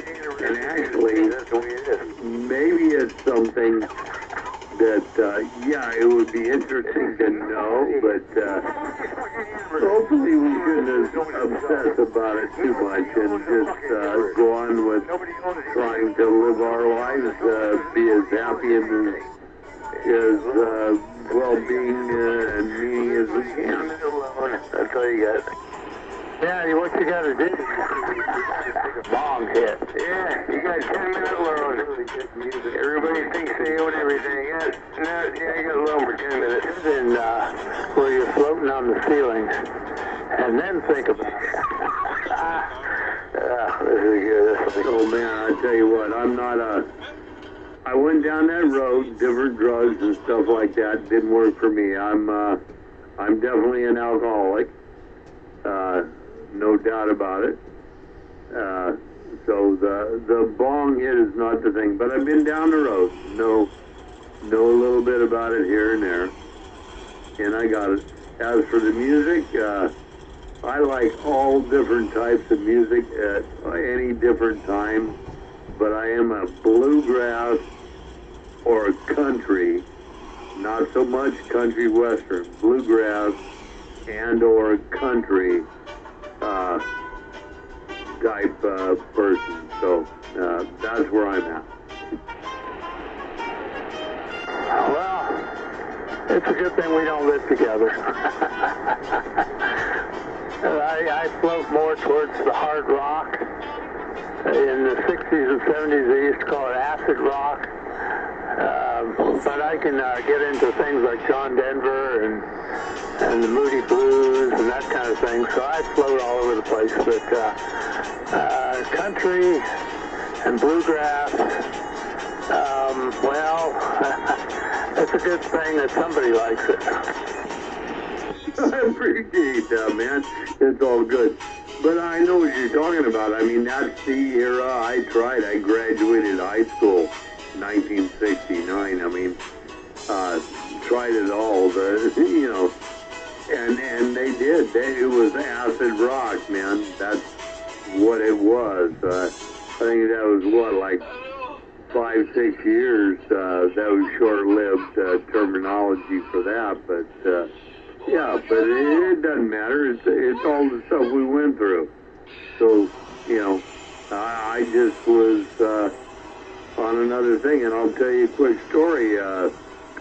During my high school years, got into all that acid rock and all that stuff. Like I said, I've been down there. Did 3 days up in a little place north of where we are, and you know, pills and stuff like that. And when my dad got me on Monday morning, he says, you done with this? And I said, yeah, these guys are all nuts, man. Oh, yeah. Yeah, the concerts were good. But, yeah, while I was in the service, the guys on the weekends, they would just get plastered. Mostly with booze, but sometimes the other way. And they would lock themselves in their rooms, and everybody would bring their speakers and stereos in the room and just blast it, you know, to where all you heard was distortion, you know. And then on Monday they'd say, wasn't that great? Wasn't that fantastic? And I think, wow, that was fantastic. Yeah, that was fantastic, but nobody can remember what actually happened. Exactly. Yeah, that was something else. Yeah, I used to, when we flew in the helicopters a lot, the Huey helicopters, and we would spend, 8-9 hours flying in the helicopters, you know, and the higher you went, higher elevation, you'd get more and more radio stations. So I'd bring radio on the helicopter and just listen to all the different music. That was pretty fun. I did enjoy some of the military, but not all of it. Yeah, so you were in Nam flying reconnaissance or whatever? Yeah, we jumped out of perfectly good airplanes and came down behind the enemy line with the Green Berets and played Army, you know, and saw a lot of horrible stuff and didn't understand a lot of stuff until I came home. Yeah, one of the guys in my shop out of Manteca, he'd never been out of Manteca until he was drafted, and he went over there. He was shot down 13 times in recovery, right? And he told me, the first story he had told me many stories, was first time he went out and everybody's sitting on their jackets, man, the flak jackets, right? And he couldn't understand why until he started seeing there was more holes in the bottom of the helicopter than there were before, and then he realized what was going on. And 13 times he's brought back. He was one of those guys, kind of like what you said, I think, went in to pick people up and bring them back. Yeah. Well, one time, the worst experience I ever had was flying along with some enemy, and you know, I always treated them as if, you know, they were different soldiers, but they were still, you know, we'd feed them and let them drink water and all that. And one time they brought up the intelligence people in the helicopter. They wanted to catch this one guy, so we went on a mission, and we caught the people we wanted, and we were way up high, and suddenly the guy was outside the helicopter floating down. They had pushed him out, and I said, that's the worst thing I've ever seen. Yeah, you know, war is hell, like they say, but it also makes, it also pushes people to their limits. It makes other people do things, so, you know, that's why it's, you know, war, nobody wins in war. We all know that nowadays, but, and that's why you might have heard me comment, depending on if you've listened into certain conversations, for us here in the United States, I think we will never see that kind of confrontation again. The other areas of the world, I mean, that is something else, and I'm not into us being world policemen, but for some reason, politically, whatever, monetarily, money-wise. We know money drives a lot of things. Who knows?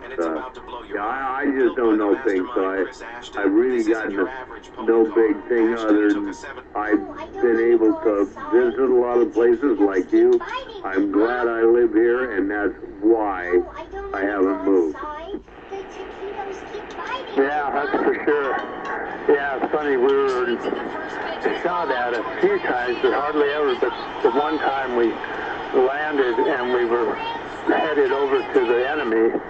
They were bunkered down in a hut, and suddenly I could see a bullet coming towards me, and it hit the left side of my glasses, just at where they connect to the frames, and it glanced the bullet away from my eye. I almost got shot in the eye, but the glasses saved my eye. And when we got there, I found the guy that did it, that shot at me, you know, and I showed him the glasses, because they were still okay. I could still wear them. And I remember we just, you know, at that time, because you're so young and stupid, but we all laughed about it and thought it was funny. But yeah, weird things happen in war, I'll tell you. Hi, break. Yeah, so I hear a breaker in there, kind of weak, but I'm going to stand by. Go, break. Weak? I'm weak in the knees. If you can copy the radio, this is 223. Hey, I just wanted to say, so I went to Vietnam also. I was in 68 with you. Yeah, what's up, what's going on out here? Break. 1969. Okay, Pink, I don't know if you can hear that guy. If you do, better you carry on the conversation. I heard 429 get back in there, but I'm pretty, all you guys, except for you, Pink, I don't got much on, so I'm going to stand by and kick back and listen. Yeah, well, you know me, I'm just a barefoot icon. I'm a mud dog, barefoot, goddamn icon, and nobody gives a shit anyway. It's okay with me. Yeah, my MOS, let me think, what was it, 2 Bravo, I forget now. I don't remember all that stuff, but I just remember we were in the 82nd Airborne in a CAV unit, and we flew around in helicopters, and I'd have to go look it up to see what my MOS was. For some reason, I wanted to forget all that stuff when I came home. You know what I mean? Not really, but I don't understand how you can forget what your job was. I mean, that was your MOS. How can you forget? You know, I haven't been asked that since I went to the VA hospital, and ended up there. And they asked me, and I had to look it up. But let me think. It was infantry. It was called Air Cav, 82nd Airborne. But it was basically a grunt that flew around in helicopters and landed behind the lines and helped the Green Berets, you know. 57,000 people in the 87. For example. All right, so were you an infantry person, 11 Bravo 20 or something like that? What was, do you remember what school you went to for your training? Like when you got out of basic training, you went to advanced individual training, your AIT. Do you remember where you went? Oh, sure, yeah.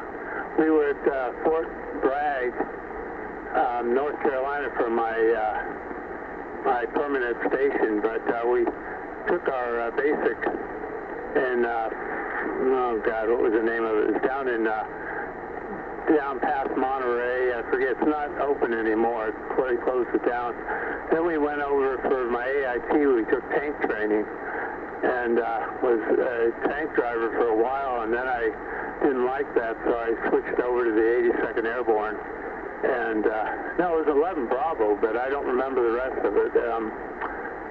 When you're done, Pink, it's called Bragg Specific. Fort Bragg, North Carolina, which is no longer called that. I forget what the new name is. But, yeah, then we went to Vietnam. Right at the very end of my, I had to go there for about a year. Hey, Pete. Yeah, go ahead. Yeah, it's called Bragg Specific. That's what you were in. At the very end, Toria, never mind. That was different, but, yeah, your unit could deploy within 18 hours anywhere. Oh, absolutely, yeah. That's all it was. We could deploy anywhere, and we were always on call, and, yeah. And they had a thing called the siren. Everybody hated it. And as soon as the siren went off, you had to get into full combat gear, get all your bivouac stuff, and get down, get ready to go in the helicopters. You never knew where you were going to go. Yeah, I just want to let you know, I remembered something about that somewhere, and so I looked it up, and there you go. Okay, I'm back out. Go ahead and finish your conversation with that dude.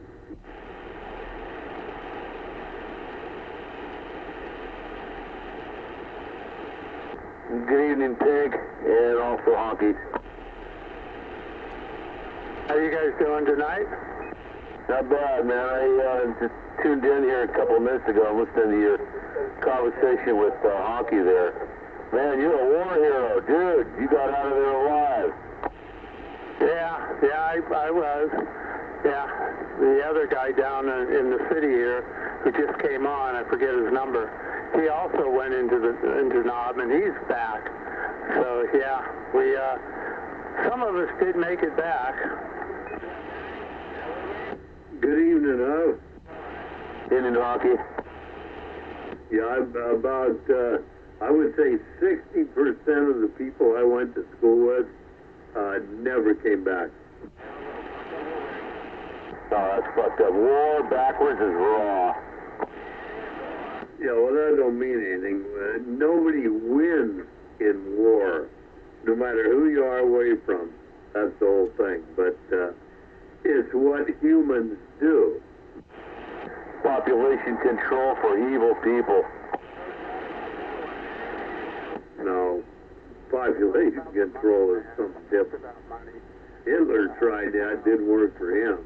Vietnam was extermination from Hitler to allow us to win, because if we won, we would have to go into China. So it's all BS. Yeah, there you go. A lot of people don't realize that.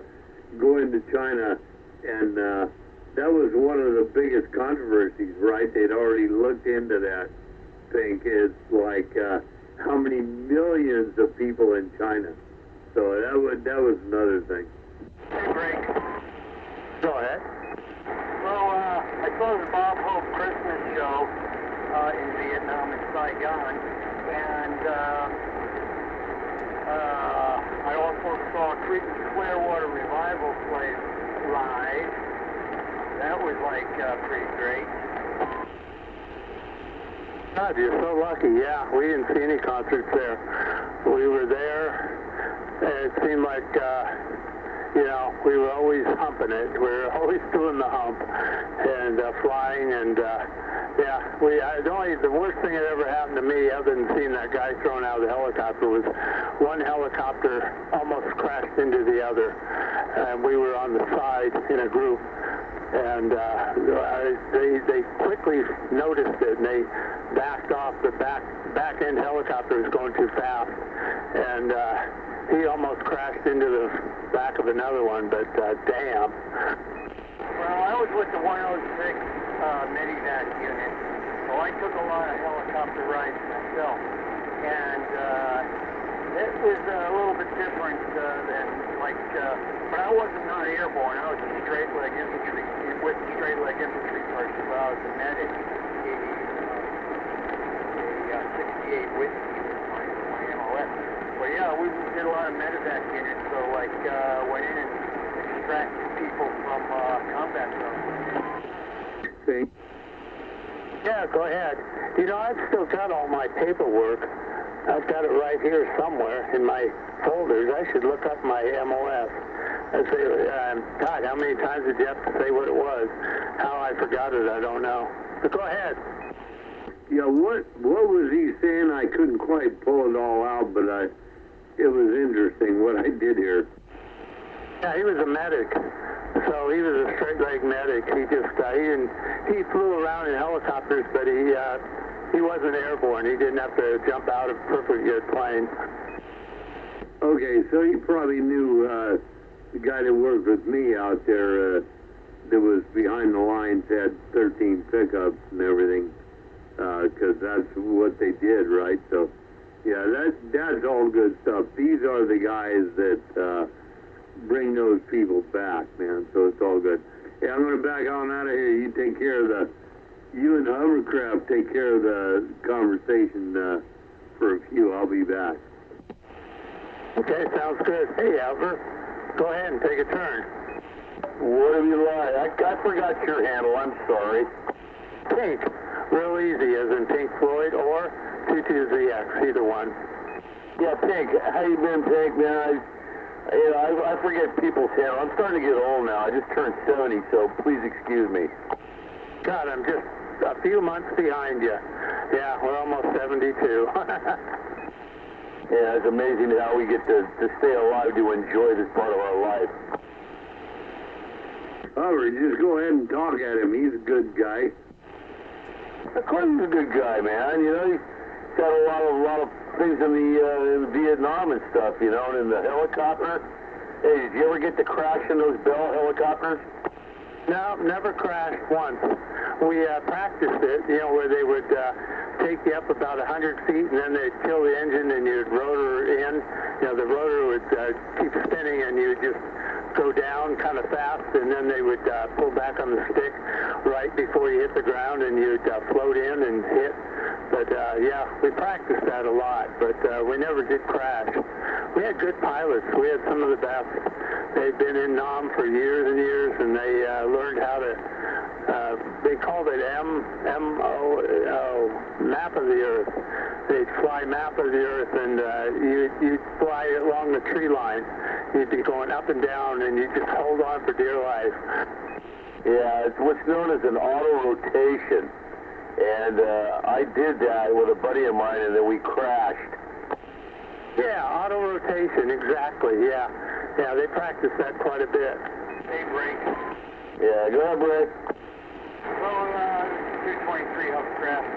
Oh, what I was saying was, you know, when I was with the 106 medevac unit, you guys in the first air cab used to give us air support as we go and pick up the wounded and the dead.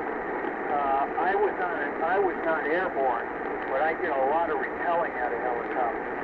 And so it was a very dangerous job. But the first air cab, which you were in or with,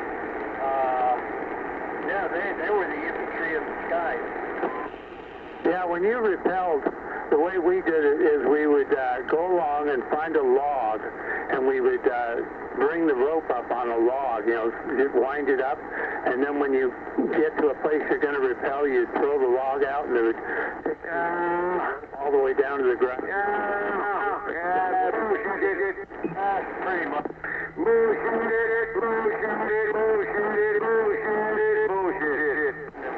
First cab in like years or something. Bullshit. Hey, thanks for laying down that ground support for us. Yeah, well, moving on to bigger, better things than bullshit. You know, of course, the helicopter is marked with big red crosses all over it. You know, that's yeah, you can be stuck here in some fuck purgatory. That's not my problem. The helicopter was called the Jolly Green. Oh, very familiar with it, yeah.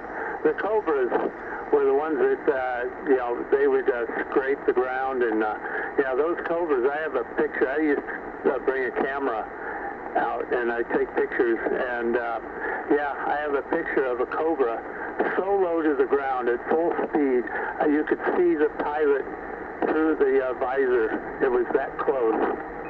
Yeah, I got a lot of known pictures too. Lots of them. Yeah, that's cool. Hey, Hovercraft, just waving at you, that's all. 223. Waving at you and waving at the doggy. Oh, thanks, 223. Right on, bro. Hope you're doing well, and I hope your dog's doing well over there, too. Hey, I got to ride for about a half an hour in a gunship, in the Huey gunship, man. Holy crap. I got pictures.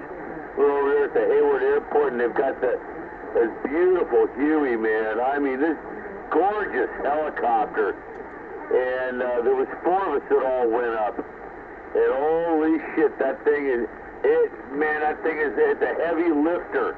I can't believe how heavy that thing can lift. Yeah, not only that, but yeah, we used to fill them up really full. And we used them sort of like a truck. We would land and camp in it and everything else. But yeah, the Huey, I really liked it. They had a couple of different models. They had a Mike model and an H model. And the H, they changed the seating arrangement. But the Mike model was where if you were a door gunner, you sat at the very back, what they called the refrigerator, and you had an M60 mounted to the helicopter, and you gave support when you came in, you know, laid down fire and all that. Yeah, I got to sit in the helicopter right behind the pilot, and the door was open. There was no door there, and they actually had the machine gun there. Of course, no bullets or anything, but yeah, the gunship, man, and the fucking blades on that thing. 2-bladed helicopter, but they're wide blades, but the cord's wide on them. I mean, they could lift a hell of a lot of weight. Yeah, we were, we always had the doors open. You never had the doors closed. And you sat on the floor with your legs dangling out, and you had this little seatbelt, little gray seatbelt, and that was all you had to keep you from flying out of the plane, out of the helicopter. And you hope to God that that thing didn't unlatch on you. Ah! No. Well, there was up there toking the best marijuana in the world, Southeast Asia. Oh, you've had some of the Vietnamese green over there? I've had Thai, Cambodian, Vietnamese. I've had weed from all over Southeast Asia.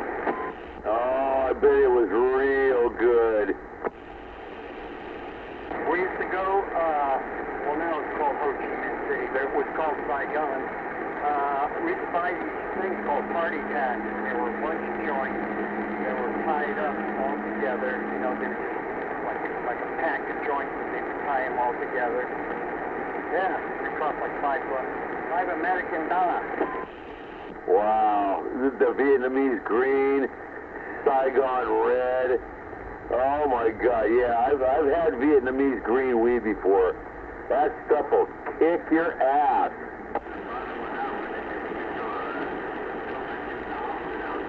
It's like it's so narcotic feeling. It's like it's unbelievable, man. And then that's a sativa. Well, I didn't know about sativas or indicas or any of that stuff. I mean, nowadays marijuana is a very scientific thing. You know, it's like even though you get really high and the THC concentrates are unbelievable and it's like just incredibly strong stuff, chemically and the way it tastes, it's not the same. It's not the same. I smoked some Panama Red from dispensary I bought out here, some Panama Red, like a couple of weeks ago. It was nothing like Panama Red that I used to smoke.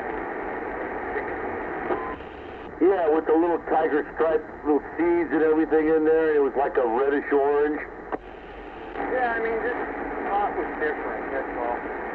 It's just, now it's just cultivated so scientifically and quickly so it can be put to market, you know, so it doesn't really give the marijuana a chance to, like, to grow into itself, flavor itself. So, like, you know, what they do is they concentrate everything, so, like, it grows really fast, really quickly, and goes to harvest. Hey, what about that skunk? And Northern Lights, that came out of there, too. Who could forget skunk? My God. Oh, yeah. Oh, yeah. Yeah, but you know, the pot nowadays is all grown indoors. You know, the outdoor stuff is some of the best I've ever had. Honky back listening.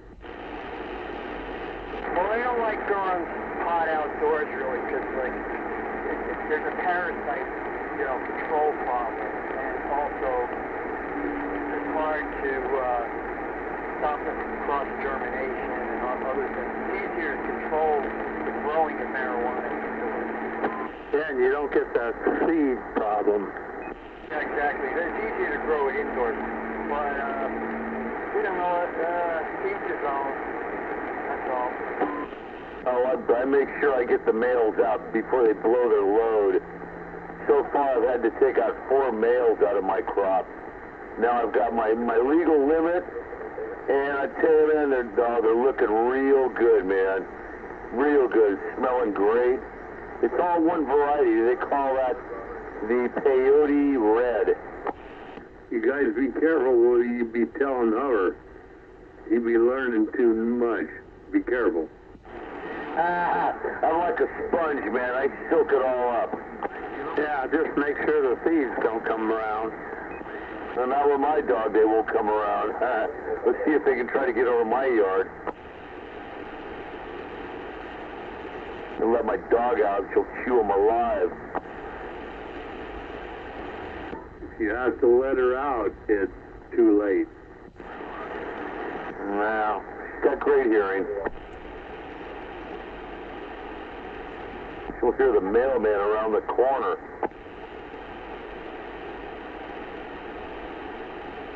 But yeah, dude, I mean, I've smoked some good weed all over the world, but Hawaii, oh God, Hawaii with the Maui Wowie, the Puna Butter Buds, oh my God, a good Pakalolo. However, you have not smoked good weed all over the world. You smoked maybe good weed that has come to you from all over the world. Yeah, okay, so what's the difference? Believe me, if you've been to other places, you will see the difference. I know, I could smell the difference every time a friend of mine comes by and he goes, hey man, look at this stuff. I got some hash from Germany. Oh. Hey, you haven't smoked anything until you've been to Peru and smoked the jungle stuff. Oh my God. There you go. And Fink is telling you, you can get all that stuff you want imported over here. It's not the same as being there. I know that. It's different climate over there. Fucking hey, you don't have to tell me that.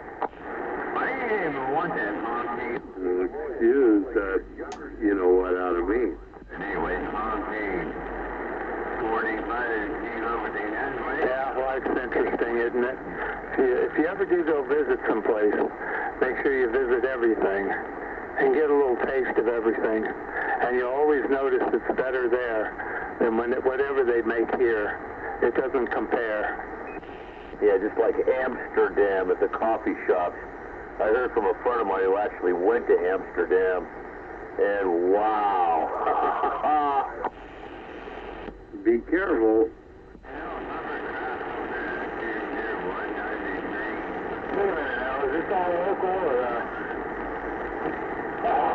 You know, everybody's got their own best. Amsterdam wants to be the best. Belmont wants to be the best. We all want to be the best, but be careful because it's like a steak or a piece of chicken. Sometimes you like this one, sometimes you like that one. Depends on the mood, and most often, if it's done right, it's all good. All right. Anyway, who was talking underneath the honky there? Bring it on.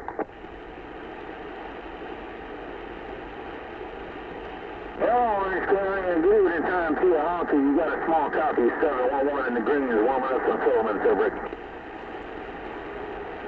Yeah, okay, I heard you. I'll back off. You go ahead and talk to her.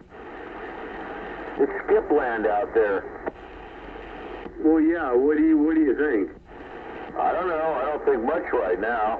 I'm kind of high. getting rid of the pain in my back. Yeah, no, actually pipe load. Yeah, I've got some pretty good sativa here that takes the pain away. Well, anyway, I just put this thing's on the driver here. Let's see where we are. I ain't got too much, but heard you out there in the DX. Just say good evening, good morning to you wherever you are. A honky out here on the west side. Standing by, we'll catch you as you come around. You having a little bit of local talk out here. And a little bit of libation.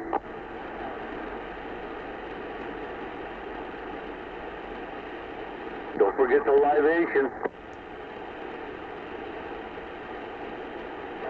You know, I guess I was wrong. I thought they had changed Fort Bragg's name to something else, but I'm looking at the Google map and it shows Fort Bragg right next to Fayetteville, North Carolina, as Fort Bragg, and Pope Air Force Base is still there, where I flew out of and went to Vietnam. Yeah, we used to fly out of that place a lot. Pope Air Force Base. Well, hey, think, unless I'm mistaken, wasn't there a Fort Bragg in California? Fort Bragg to Fort Liberty. Yeah, it looks like there's Fort Bragg, and then there's Fort Liberty is just south of Pope Air Force Base. It's all Fort Bragg. I mean, it was all in the same place, but I guess they divided it up. Fort Liberty is right near the museum there, off JFK Boulevard there. If you ever have been to Fort Bragg, you know what I'm talking about, where all the barracks are. 42 out there. Well, it all depends on which Fort Bragg you're talking about. That was my question, because I don't know. North Carolina, near Fayetteville. You're thinking of Fort Bragg, California, where the skunk train is. Yeah, and that's why I asked, but you clarified it. I knew the one in Fayetteville was there because some other stuff my dad was into, but yeah, I know there's a Fort Bragg out here. So, okay, good stuff. I'm back out. Hey, we got Mount St. Helens keying up out here. No, I'm at the bottom of Mount St. Helens. No, you have hover, so you're going to have to relay that. Remember, you've got a station that can receive you, and actually 22ZX got a pretty good receive station, but you guys can hear. I don't hear crap right now. Yeah, you were doubling with Washington that was coming in here. Yeah, he's coming in pretty good.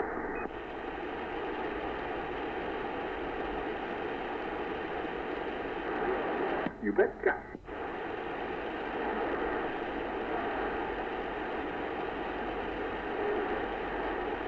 Yeah, skips in and out this time of the night, though. I'll swing this thing around, see if it makes any difference. How about that Mount St. Helens station? You copy Belmont, California? How about Mount St. Helens? You copy Belmont out here? Hovercraft man waving. Oh, there goes the wave. Ah. Hey, Mount St. Helens, Mount St. Helens. Do you hear California here, San Francisco? No, it's gone. Yeah, just all of a sudden, bye-bye. You know, I hear somebody up there in the northwest corner, honky down here, Frisco Bay, saying hello.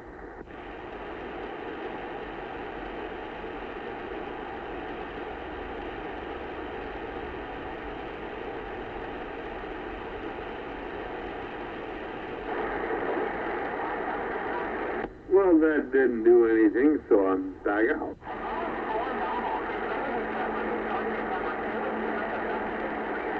Oh, well, time for a Coke.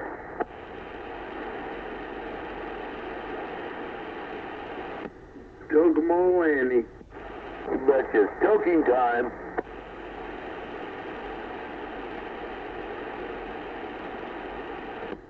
toke, one more for me. One toke over the line, sweet Jesus, one toke over the line. Sitting downtown in a railway station, one toke over the line. He beat me to it. I knew Hubbard figured it out, man. But, you know, his voice, as we get older, yeah. Get somebody else to do it for you.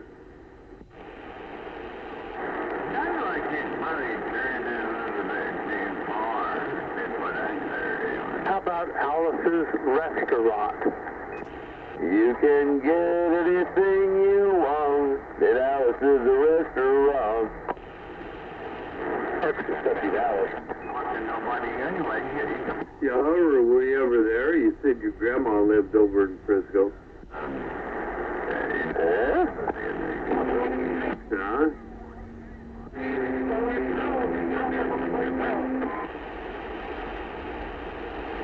Hey, man, I'm just gonna sit back, man, and smoke this big old pipe load.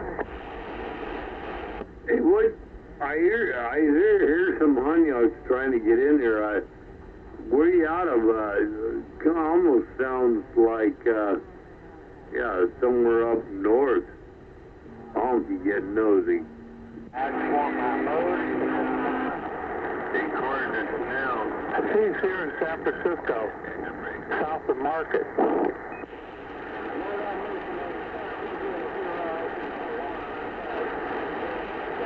He's coming in good and strong. How much longer are you going to stay in the city before you go back on your adventure?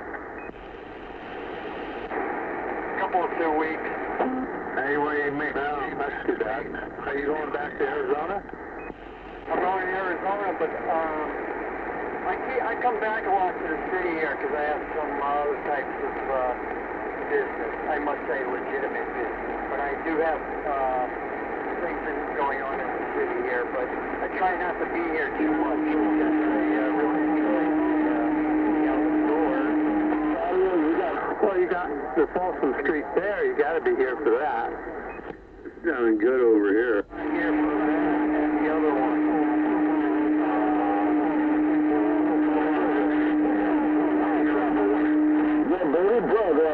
Hey, Pete, you tell him he's sounding good over here. I hear him in the streets of San Francisco. Yeah, you both are coming in real good. Almost everybody's coming in real good tonight. Got no referee shit out of town because I'm not being yourself. Hey, Rick, somebody was calling for you with skip land out there. Yeah. No, I heard him calling. I heard him calling Honky out there, but yeah, you know, we were talking local with Pink and the guy who was talking to here, so I don't want to get in there, but I heard him, and thanks there, host. You're welcome. I'm just saying, grumpy old man there, brother. Grumpy old man, affirmative. I sent you a couple, 2 pictures of my snake eating, or one eating and the other one he was like kind of getting ready to discuss with that.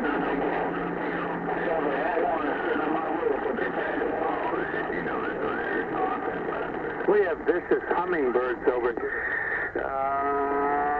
Liberals. And that owner that was trying to get hold of Honky, take it up channel 27205, and we'll try to cut you in there, man, because all is good tonight. I'm going to QSY 27205. You gonna run away? You gonna run away? What the fuck? Yeah, we have a hummingbird feeder here. And if you're familiar with hummingbird feeders, you know that's a war zone. These hummingbirds, you know, they have these fingertip hummingbird type feeders. They're really cool. And once the hummingbirds get to know you and trust you, they will not fly away. And they'll actually land on you or near you if it's like nectar out of this little container. Yeah, we've had ours up for about 4 years, so they're very familiar, but they only live for about 2.5 years. Yeah, God damn it, boy. And he's the only one that'll come by you when you bring the feeder out. He can't wait. What are you saying? What the hell is going on around here? God damn it, boy. Yeah, that's pretty cool. I have a bunch of mud dogs, liberals or something. Come on. My windowsill and Barbie's got all kinds of things growing. Yeah, watch out. Here comes the goddamn greedy bastards. Watch out. They're gonna suck the life out of you. Clutch of 2 eggs usually. And, yeah, I told you so. They come back and visit and all that. But, yeah, love birds, man. Love all animals. It's the people I hate. Yeah, I understand that completely. Yeah, the hummingbirds are really cool because they have different seasons to them. And during the spring, they'll completely disappear. The feeder will be empty. Nobody will come and drink. That's because you ain't playing the right tune. They can't hum. The summer starts, they all come back. We gotta get this thing jacked up. We gotta do here. Hummingbird. That's information you can use. Yeah, we have the red-throated ones, and they're the ones that hog the thing, that demand that nobody else come by. And the minute somebody else comes by, they swoop. So we constantly see this swooping back and forth all day, because there's always a dominant male that thinks the whole thing's his. Even though there's 6 outlets, they think they own the whole thing. That's the ruby-throated, and the rufous, the male of that one, he will control the area. Yeah, we think humans are bad. Man, animals can be just as bad. Of course, we are an animal.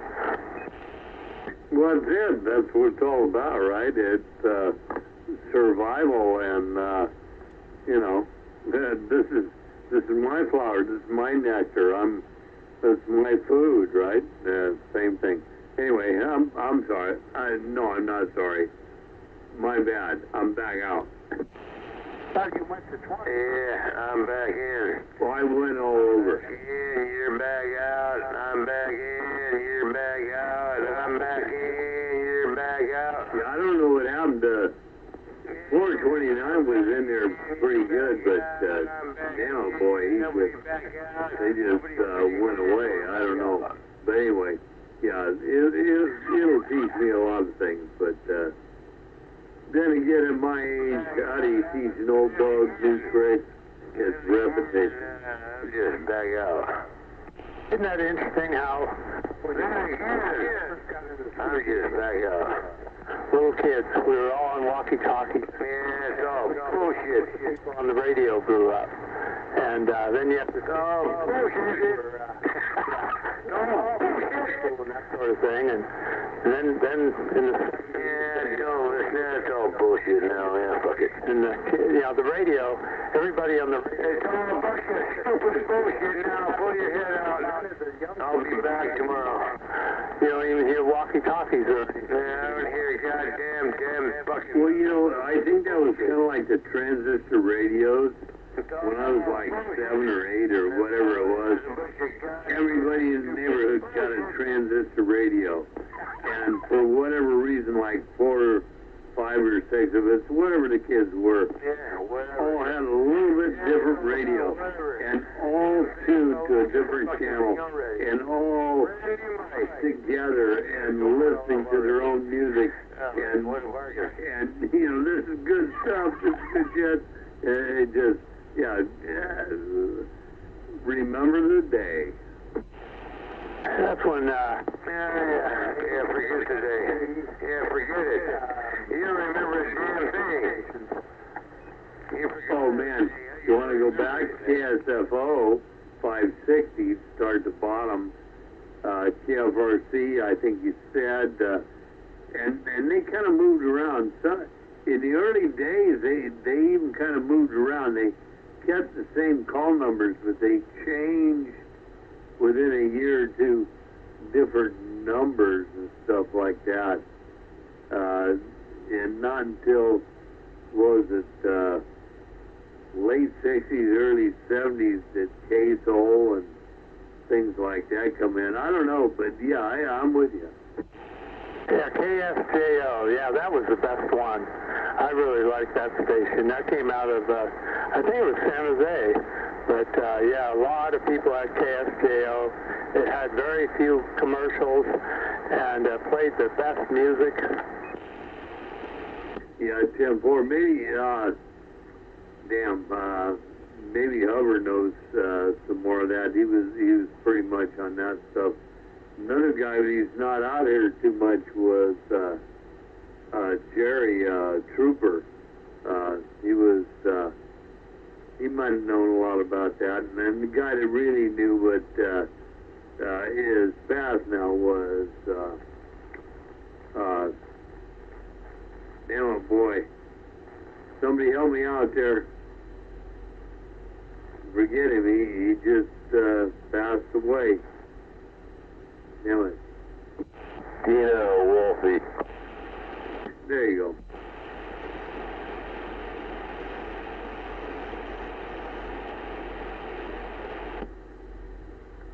And you can have your problems with him, plus or minus, doesn't matter. The man was radio and music and stuff like that, old time radio and stuff, was genius. Yeah, you couldn't beat him. He was infallible when it came to music. And he used to deliver records to my brother. He used to work for K101 in San Francisco. They're around the corner from his place. I think it was, what the fuck was that guy's name? Dr. Donald D. Rose he used to work for. Hey, Dr. Donald D. Rose saying, bye! Yeah, that guy was weird. Yeah. K101, Dr. Donald Rose. Yeah, he was the most obnoxious thing. Yeah, but Dr. Don Rose, even before him, I think, Dino even had some stuff he did. Him and I talked about some stuff one time, but, yeah, Don Rose, he was another one. He was like, hey, Pink, you may even remember the guy. I can't remember his name, but he did, the waterbed thing and show me your tits and all that stuff. I don't know if you remember that guy. I remember who it was. Who was it? I don't remember that. It was, oh, fuck. I just had it on the tip of my tongue.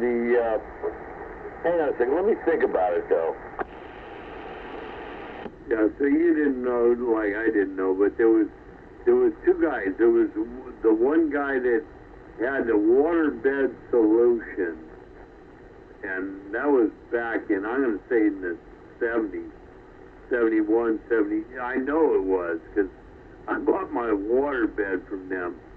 And then there was the other guy that was like 8 years after that had the thing when everybody was driving home, show me your breast and all this and that.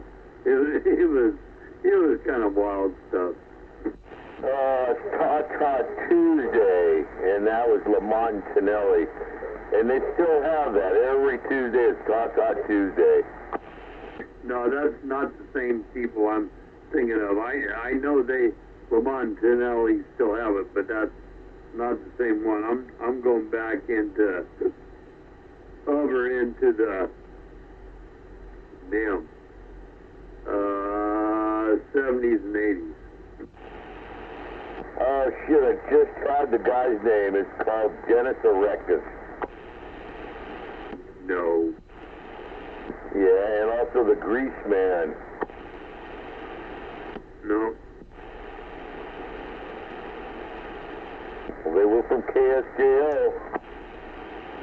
I didn't say any number, but I mean, keep coming up with names. I mean, I'm thinking too. And on KYA it was Ed Hyder. And they used to have donkey basketball games. And my dad took me to one. Yeah, well, I hope they didn't fall off of you. I didn't know you played basketball, Hub. I didn't. No, we were watching donkey basketball game. Yeah, I didn't know you played basketball. Honky basketball? I didn't know there was such a thing. I make any money on this?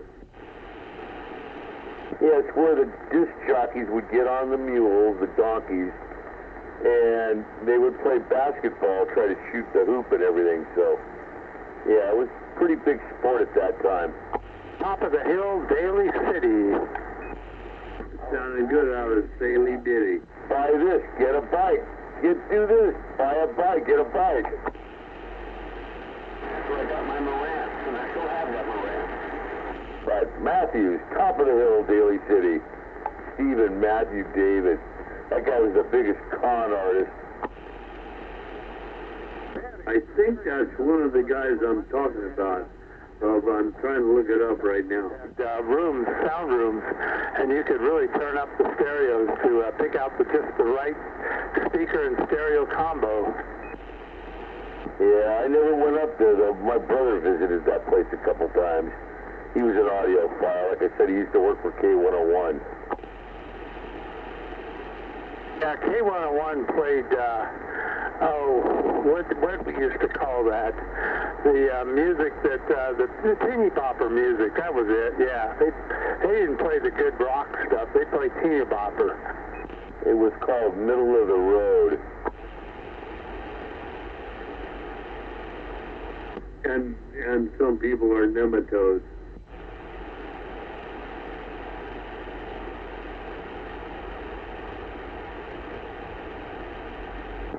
Those were the old days, man.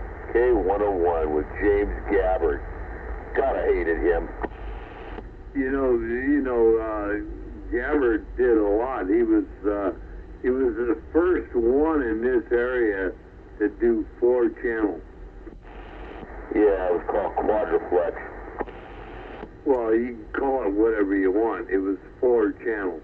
Actual 4 channel. It wasn't simulated. And the word was called surround sound. No, it was not. It was just 4 channel. A different amplifier for each thing that went out, which was, that's why it didn't last. That's why it's not here now. That it was too expensive and too crazy. He also did the thing in what was it, in the 80s or 90s, the dance thing on Channel 20. Yeah, I saw that once and I said, nah, no thanks. Weird people.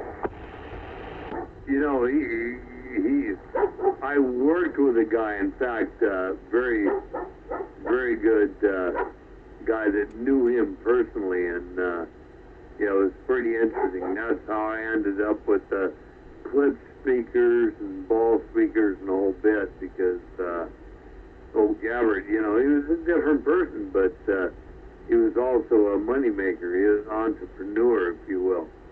Yeah, I worked at the gas station down the hill, and he came in his pink Cadillac and his boyfriend and stuff, and I served him there, checked under the hood, checked everything else and stuff, and on his way. I didn't like the guy, though. Each to your own. No, it's called Soul Train, that's right. There you go, and before that it was something else, Pink. Before that it was, I think it was something else. What's the... Yeah, with Dan Fever. What's the... Yeah, there you go, dance something, yeah. What's the... Who is that out there? Yeah, it was dance something. Yeah,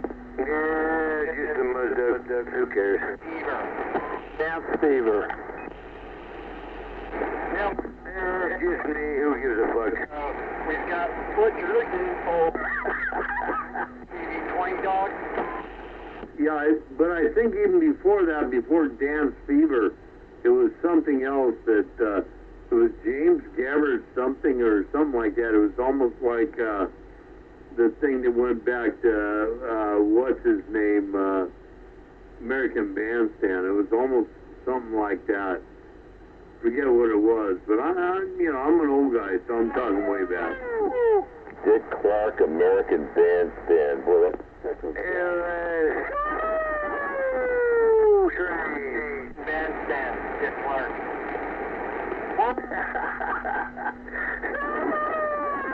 Train. Either our 70s or just before it. But how about the yeah, see that? When I'm a mudduck, nobody listens. Nobody listens to me when I'm a goddamn fucking mudduck. I do vaguely think. Yeah, want me to get on the fucking mall? I'll do it. I'll get on the fucking mall right now and I'll knock it all out. Talking to the trucker man. I forget how the words of it. Yeah, who gives a fucking shit? Train. Convoy. Yeah, I got CW McCall radio. Hey, I got it from Honky. CW McCall radio. Yeah, I got one. I got a CW McCall fucking radio. Midland. It's like a Midland Steinbender. Yeah. Yeah, you got that.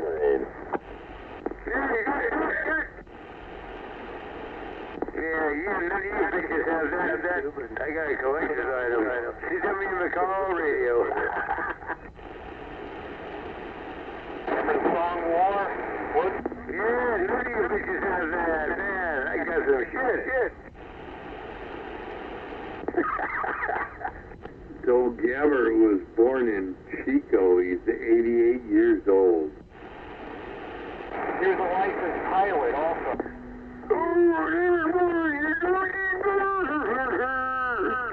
Licensed pilot for what type of aircraft? Yeah, who cares? Or one of those light aircraft. Who fucking cares? Fly all over the place. General Aviation. Yeah, screw your fucking head in the ground.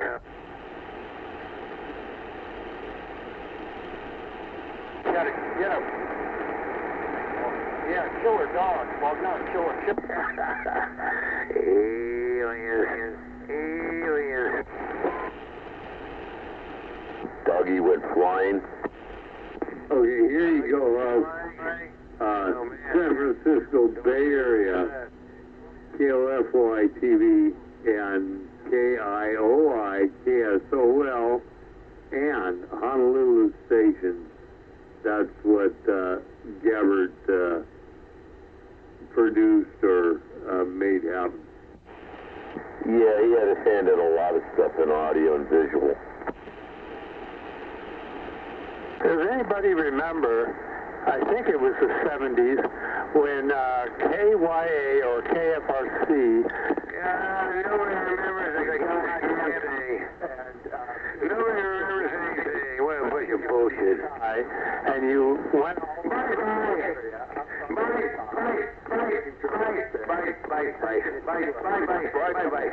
They would play music and have all these lights shining up in the... Yeah, bullshit. Be foggy, but the fog didn't show up. Yeah, you'll find out later. It's all bullshit. Remember that? Yeah, I remember that. That was kind of like a laser light show. Yeah, Pink Floyd has a laser light show. The Grand Coulee Dam has a laser light show. What the fuck? He tried to make it... See? Yeah, I think so. A long time ago, those were the great big searchlights that scan the sky and stuff, and they put them in kind of like a weird mode.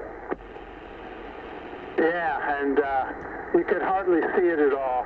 But boy, it was sure fun going up on the hills, and everybody was up there, and there wasn't any more room for any more cars, and it just, what a day. Yeah, I do remember that. It was 1960s, early 60s, 65, 63. Was it that long ago? Yeah, Hummer was old, 15 years old, maybe somewhere in there. It's a long time ago that they did that, I remember. Yeah, but time flies, doesn't it? A war movement was going on, and so everybody was, yeah, that was, oh God, who could forget those days? I can. Guys, guys. Hey, think I can forget those days because really, I was involved with, you know, my folks said, get your damn education, boy. Yeah, our high school, Santa Fe High, the principal ran off with my counselor, and they got married, and the school basically, at the end, our graduation had so much smoke going up from the chairs that everybody just lost it towards the end of the graduation, and they started throwing their hats all over the place, and I don't think that graduation even finished, to tell you the truth. Yeah, but that being said, that was tradition, right? When you throw the tassel over, you throw your hat over. That was a lot of the tradition, but that's okay. I mean, I was voted class lush, so I can't really say too much. But then again, I can talk about everybody. Yeah, I was the top chess player in Santa Fe High, and yeah, I'd play all these chess tournaments while everybody was out protesting the war. Oh, that's cool, man.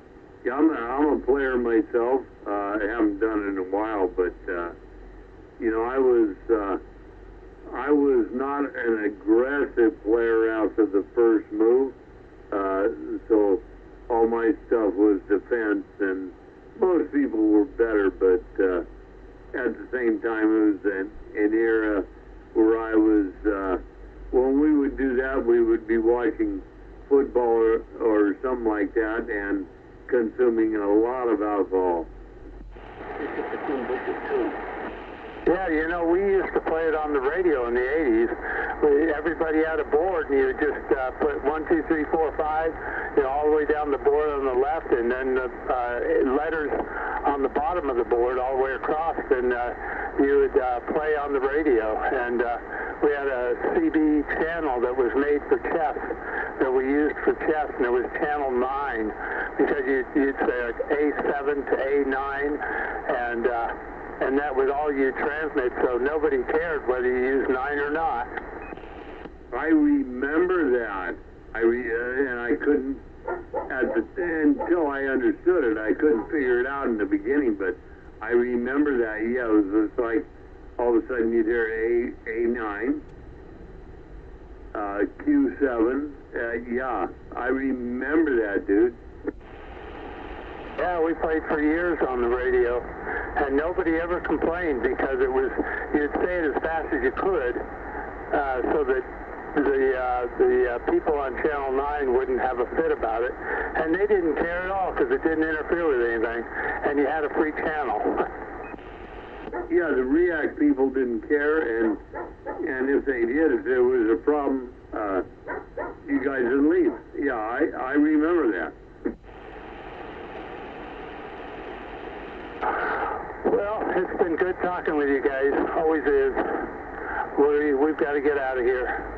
It's here in the city. It's warmed up, so I guess we're gonna have a warm night tonight and a warm morning. So it'll be great tomorrow. You guys enjoy. 22ZX Pink, San Francisco. We'll be gone. All right, Joe. Take care. Good night. It was good to hear from you guys out here. Good night. Yeah, Blake Bishop, the Queen Bishop 2, waving good night. Take care there, Pink. You and yours. I'll back out.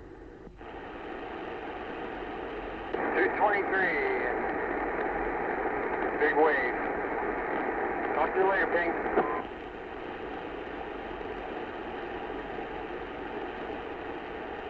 I didn't even smoke this whole bowl. Must be some. Well, that's the whole thing, right? You don't have to. Right? It's hovercraft, come on. Yeah, no, I'm just kind of hanging on to it in my hand going, duh. Well, remember back in the old days, it was like, gotta smoke the whole joint and everything, and then all of a sudden, you don't have to. You don't, a little puff here, a little puff there. I think I heard Cannibal trying to yell at you, so I'm back out. Yeah, I was stupefied. Stupefied. Stupefied. Smoke a bowl for Greg who died today. Oh, yeah. No, this stuff that I got from the club is pretty good. Hope so. I would hope so for the price they charge. Yeah, $56 for an eighth. And then there's tax. Fuck! Are you kidding? No, it's like another $56. Another $22. Good Lord! Hover. Yeah. You know my setup out here. If I grow you one plant, if you give me $100 for one plant, no matter what it is, think about it. I'm just giving you a prophecy. That's better than 56 for an 8? Come on, man. Hover's hooked like a research monkey. Yeah, I just don't want to go cutting off my plants or anything, sampling my stuff prematurely like I used to do. No, I'll get us something, from the club, a little bit to hold me over. Yeah, that takes all the fun out of it. Well, I tell you what. When you think you ought to wait another day or two or another week or two, it's too late. When you think that, you go out there and you take them out. Because me and my wife did that, and the next day they was all gone. Robbed. Well, you think that somebody's going to rip me off? You growing them outside? Yeah, I think that's a possibility. Probably not in your area, because, who's going to go up there and mess with old hovercraft? Nah, I have good neighbors up here. In fact, there's a lot of my neighbors that do grow. Not the neighbors, it's the neighbors' kids. Exactly. Well, I know a lot of the neighbors' kids, man. They would never do that up here. Do you know all the neighbors' kids? No, but they have a lot of respect. No, either that or you better make them scared. Oh, shit, I've been growing, 6 years now? Nobody's touched anything here. Yeah, well, why would I steal bunk?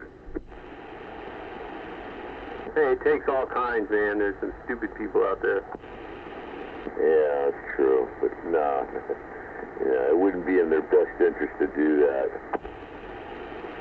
Why? They don't care. I'm telling you that it's not the neighbors, it's the kids, because they're growing up and, by the way, George, Mom and I, we smoke a little bit, relax and stuff like that, but no big deal, as their kids, and then all of a sudden, hey, Jim, look at these plants out back, and pretty soon, that's how it happened with us. It's not the neighbors, it's the neighbors' kids.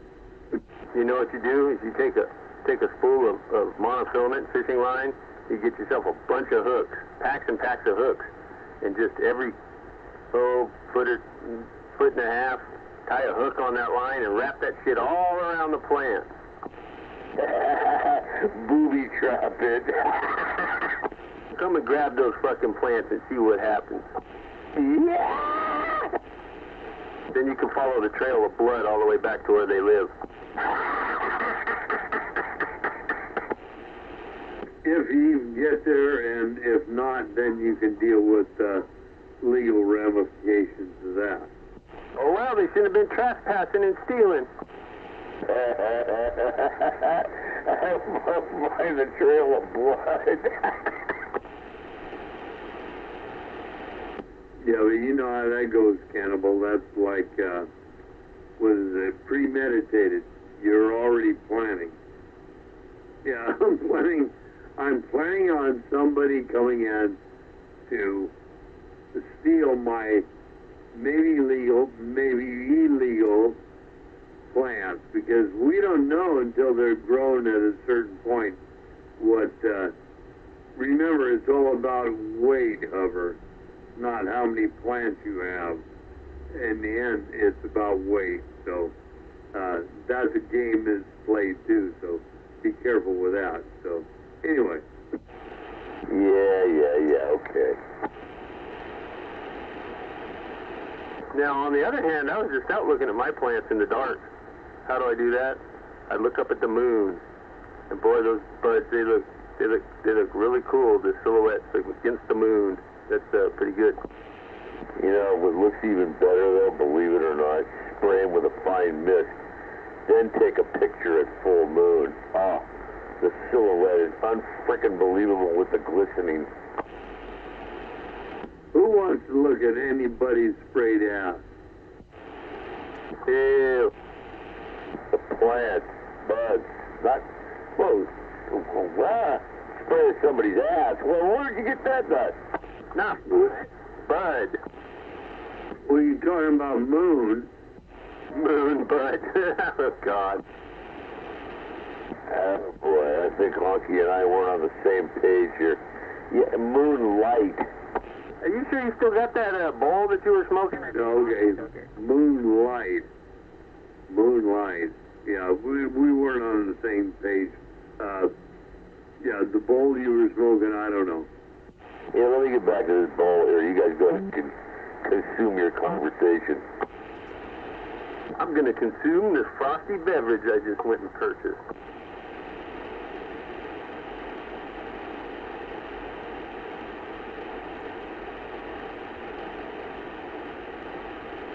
If I can get the damn thing open.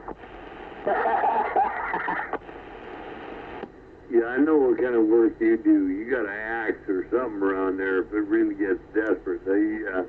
I'm pretty sure you could open it. I got it handled. Yes, I do.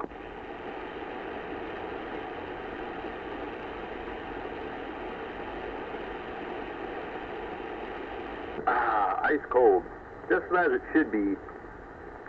Anyway, yeah, this is that other one, Honk. This is that 2-pill.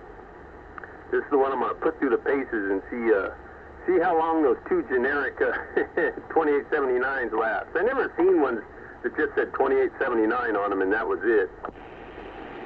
Yeah, isn't it interesting? Those are some we picked up way back when for like, I couldn't even tell you, but way back when, and we didn't want to put them in anything. But I'll tell you what, I got this thing up here. You're not hitting me like you were before with the 4-pill, of course, but ain't bad. I mean, you're up in the red. Yeah, like I say, they're low HFE. I mean, what, I think one said 15 on it, and the other one 11 or something, but yeah, they're working. They're working. I don't know for how long, but they're working, and everything's great, man. The tune on this thing is awesome. Yeah, well, you know, when you get down low like that and they still put out the same, it's supposed to be some relation to efficiency, and I don't know how it works. I have no idea, but I've just read a little bit on it, and I don't retain that crap anyway, but because it's just too much. But you know, it works. You know, and that's why that's why it is what it is. But I mean, I wouldn't sell or give anybody anything under 20 really on HFE, but if you want them, yeah, I'll sell them to you. But no guarantee, no nothing. But I've heard some people run them for a long time, so yeah, I don't really know. Yeah, well, we're going to find out, and I think that's the whole thing, you know, because you put them in there, they really aren't worth much, but we put them in there and they work, and now you guys know that, you know, these some of these X-Force boxes that have the PPs in them, they can, it's actually, I guess, more on the simple side rather than the way it was thought that, you know, the transformers had to be changed and all this other stuff. So it's good information to know, and I'm willing to play the game, and yeah, we'll check it out, we'll see. That's what we're doing right now. That's what I've been doing with this box. I'm just going to keep talking and talking and talking and talking and see what it does, because it hasn't hiccuped yet. You know, I'm looking right now, okay, well, let me see, what am I looking at average? Audio. I'm looking at 150 average out of those two, so, you know, can't complain. You're giving it the burn-in test. Yeah, for two fills, 150 is, you know, on, like you said, the people don't know, generic transistors, you know. If we said they were 2879 Toshibas, we'd be expecting 100 watts a piece. So yeah, it's doing fine. Let it rip, tater chip.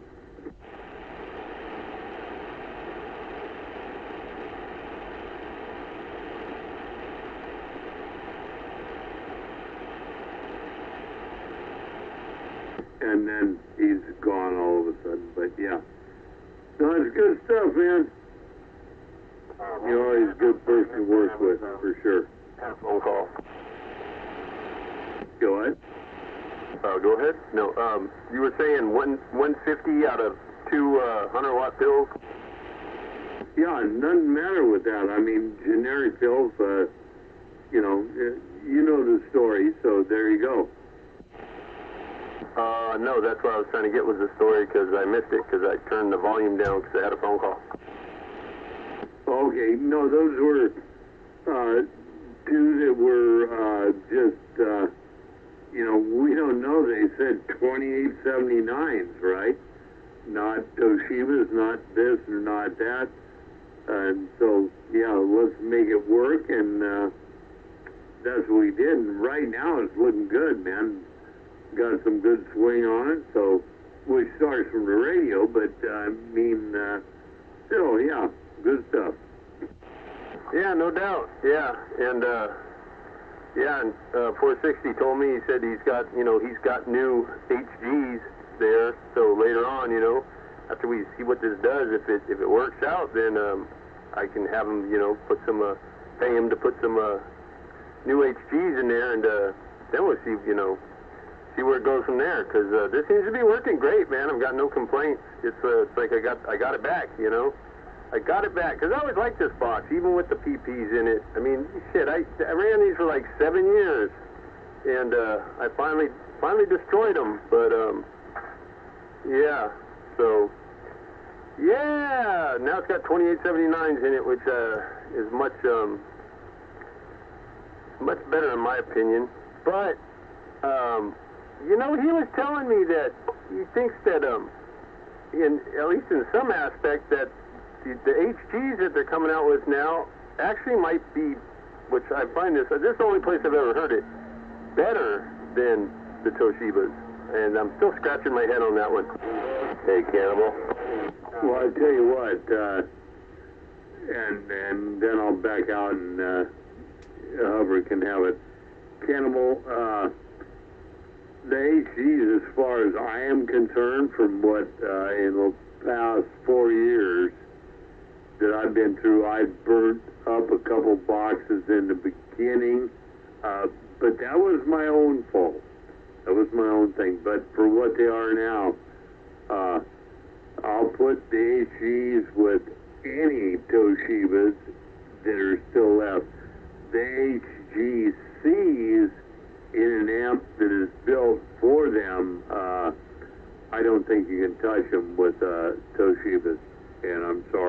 And the Toshibas you can buy nowadays, understand, they are not, I don't care what they tell you, what you've heard, they're not the same. Yeah, I get that. And yeah, I do have one of those boxes with the HG C's in them. And yeah, it is a good box. And it was built for that. You know that. You know the box. Yeah, well, I don't know. I think they definitely have a chance if they stick with it and they really try, that they have a chance to make something great. I mean, you know, because something better always comes along after time goes by, you know. Yeah, Roger. My pill that I drive this system with, I've been running for 2 years, 3 years now, no problem. Go ahead, I just want to say, Cannibal, that's the cleanest sounding station I've heard in a long time. You know, it's very, very nice. Very nice and clean, and no fuzz, nothing in it. I mean, it's beautiful. You got a good flat match, I hope? Yeah. See, even through the amp, it's, like I said, it's a great tune job on it. Even 460 said it's something to the effect of it's freaking awesome, the tune that came out on this box. But yeah, well, that's good. That's good coming from Hovercraft, because you know he's always telling people to turn the mic gain down. No, it's perfect the way it is. It's the cleanest radio probably out here. I'm not joking. It's loud. What's your match when you turn it off? Turn the thing off. Let me see your decibel gain. Oh, you want the box off? This is what am I running? What's my dead key out of the radio? 3 watts? 3 watts swinging? Yeah, you're almost at 5 on my Cobra. Okay, now we turn it on, and this is average. Like I said, I got a 50 watt dead key. Actually 60 watt dead key, swinging up 150. Beautiful, man. Perfect. It's bouncing all over the place on the needle, and it's almost on the plus 30. That thing's clean, dude. I'd love to have one of those boxes. I'll take that for a compliment. Boy, that's some good flowers. Yeah, it's just a 2-pill. Just a 2-pill and a dual final radio. Yeah, I just had the modulation dialed back, the mic gains, because these last 2 pills that were in this box, that's what we suspect is, over time, a very, very slow burn. By having the mic gain too high, that's what made them go. It's perfect. Absolutely perfect. Hits on a wrist. What a cracker. Get one of those vertical gain deals like the hill you're on, or you know, get some vertical gain, and I'd be in like Flynn. Well, you're already in like Flynn, man. It sounds great over here. Take it from me, okay? I'm telling you this straight up, man. It's great. Don't do a fucking thing to it. Sweet. That's basically what I was told the other day when I was talking to 460. He said, don't touch anything. Just leave it all right there. That's what I'm going to do. Maybe I'll start working on the mobile. I'll start putting the mobile in and give me something something else to try to get up to higher standards. Then I can go up on a hill and really fuck people up. Oh, you'll squish, man, when it comes to skip land. They'll hear you loud and clear. That'll take some work. Hard to beat Mother Nature in altitude. Yeah, Mother Nature is the final deciding factor, that's for sure. It's fine. Huh? You know what, Hover, though? That all being said, all this being said is what's going on here is everybody's learning. Modulation causes a couple things. One, it causes interference with your car, your neighbors, whatever. So if you're too much modulation, that has it. It also puts amplifiers, as especially transistor amplifiers, if you're too much into saturation, and when that happens, pills go away, and that costs money. Yeah, you don't want to get oversaturated. Well, sometimes you do, but not in the electronic world. Yeah, I was just going to say that, yeah. I'm trying to get saturated right now. In fact, let me go inside here for a moment. I've got some of that spiced rum. They call it Captain Morgan. You ever hear of that? Yeah, that's, yeah, what it is, but be careful. When you drink, when you drink sweet alcohol, if you drink too much, that's where the rough hangovers happen. Then it might give you the shit. Okay, I'll remember that, but I'm going to go have a shot. Go for it. Have two. Have one for me and one for, what's his name out there? Cannibal. I forget he's eating stuff. Just a sip, though. I don't want to go overdoing it. Here we go. The woo-woo train is about to start rolling. I'm talking to go take a crap. What about a chicken sandwich? What? He's got to take his dog up on the roof to go take a crap. I hear another dude out there, but I just don't quite have enough on him to make it out. I think that's the guy that Hover was talking to, or you were talking to earlier, a honky standing by. I think that's Goldfinger out there. I don't know who I'm talking to anymore. Well, don't feel out in the rough. Got a honky over here at Castro Valley, other side of the bay break. Okay, well, it was 223 on the other side of the bay. Oh, 223, man. Not too bad. You in a mobile or base break? I think he's in a base because he said he had to take his dog up on the roof, take a dump. I'm a base. Well, ain't too bad there for sure. It's sounding good, man. Honky, Castro Valley Way. I'm back out of the way. Yep, been at this 1020 for 43 years. My antenna's been up there about 30 years. Oh, cool, man.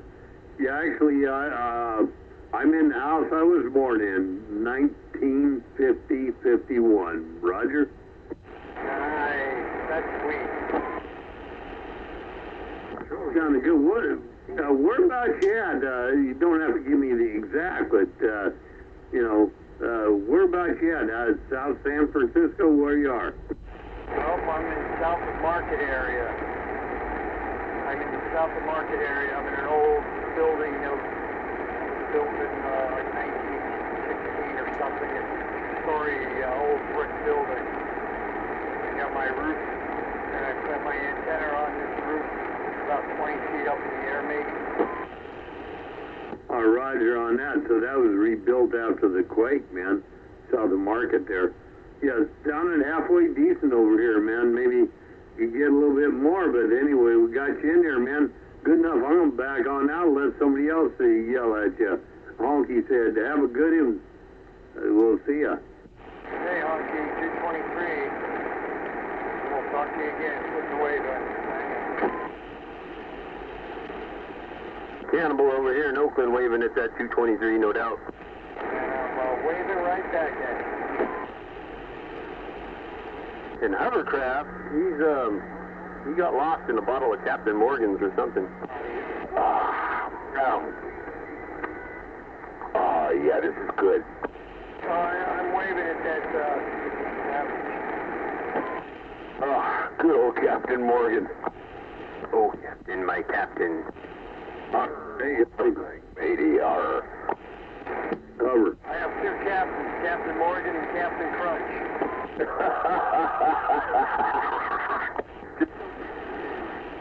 Okay, you must be in a pretty good line of sight for Hover if you're in Frisco and you can hear him around the corner, so that's good.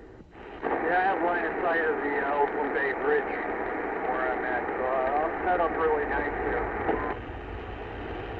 Plus I have a good antenna. I have a 30-year-old A99 with two of the ground plane smokes have been busted off for a long time. Oh damn, antique. No, that is a good one. Well, antique people have antique things, I guess. I have a Shakespeare big stick, 2-section. On the top section I put a Francis CV50, a Maser stick on it. No, the Antron he's got is actually have a little bit heavier capacitor and stuff in it, and the other things that broke off doesn't matter. That's just the receive, the whatever. It sends the radiation. They said it set the radiation pattern a little bit higher, but yeah, that's actually one of the good old Antron 99s, man. And you know how many people talk on them over, hear them all over. Yeah, they actually do work quite well. They're bleed sticks, though. They bleed over people's stereos a lot. Antennas do not bleed, okay? Amplifiers do not bleed. Radios is where the problem starts. Amplifiers will amplify any problems in the radio, which makes it much more apparent when you shoot it through an antenna with a bigger gain. It all starts in the radio. It's the pseudo ground plane and these big sticks and Antrons and so on that have no ground plane radios, and they come over a lot of stuff. No, you're incorrect. Got nothing to do with it. Oh, I don't know. I've had a few of these antennas, and yeah, they do bleed over things. No, bleed over, cross channel, interference starts with the radio, the transmitter. Without the transmitter, nothing else can happen. Well, yeah, nothing can happen without the transmitter, but even if the radio was super clean, it would still bleed over an FM radio. Nope, not true. And I'm glad you threw that in there, FM radio. Still not true. I don't know. I wiped out my neighbors on an Antron 99. Yeah, because your radio was dirty. It's that simple. Broadband, whatever you want to call it, dirty. So you're trying to tell me straight up that if I had a clean radio, which I have now, and if I put up an Antron 99 or an IMAX, it's not going to bleed on my neighbors? No, I'm not telling you that, because I'm watching your signal on my radio, and you do not have, you got a fairly clean radio, but it's not a clean radio. If you look at like some of the broadcast standards, it comes to the end of their frequency and they just cut it off. Yours is not cut off. It's still got a little stuff off to either side. So, no, I'm not telling you that. I know when that happened. All those other people were out here And believe me, you know, my radio, even though I've got a good radio, is pretty good, but it ain't that damn good. It ain't like broadcast standard, like if you listen to FM or AM radio. Those guys shut it off right down the line like a kilocycle. Okay, if you say so. Filter in my line. It kills all the harmonics. Well, at some point, maybe you get the equipment, you can actually see it. If I had a waterfall and stuff for a radio on there, then I would be able to see it. I'd have to spend $1,000. Or more, yeah. Or you can get what they call a dongle and hook it through your TV, and you know, I don't know how much that costs. $100, $200, if that. And same thing. Oh, the dongle works out. Oh, no kidding. Yeah, what the hell? Yeah, it works through your radio, computer, and your screen, TV, right? I have to go get a computer though. A regular laptop. I only have just the handheld job. Whatever. I'm just, again, people trying to help you, and I'm not trying to run you down, man. I'm not trying to, if you want to get up and actually, if you do your research, you can get up into stuff for real simple, not that much money, but you got to do some work. So we know how that works. Yeah. Get a computer, laptop, or full-size one. Get the dongle, and look at the waterfall. The dong? What? No, radio, dongle, and frickin' TV, or if you will, a monitor. Dongle monitor, then. Dongle? A dongle. Did you say you had a banded microphone? The dongle. So is it still clean? Still clean. There's a different radio. I'm coming at you through two SD 1446s now. Yeah, it sounds a little muffly though, but it's still clean. Doesn't sound muffly to me. Sounds real clean, real clear, less signal. Yeah, this is the 2995. I'm still figuring it out. Yeah, got it. I can see it. That's all that matters. You do the best with what you got, right? And nothing else matters. Not a thing.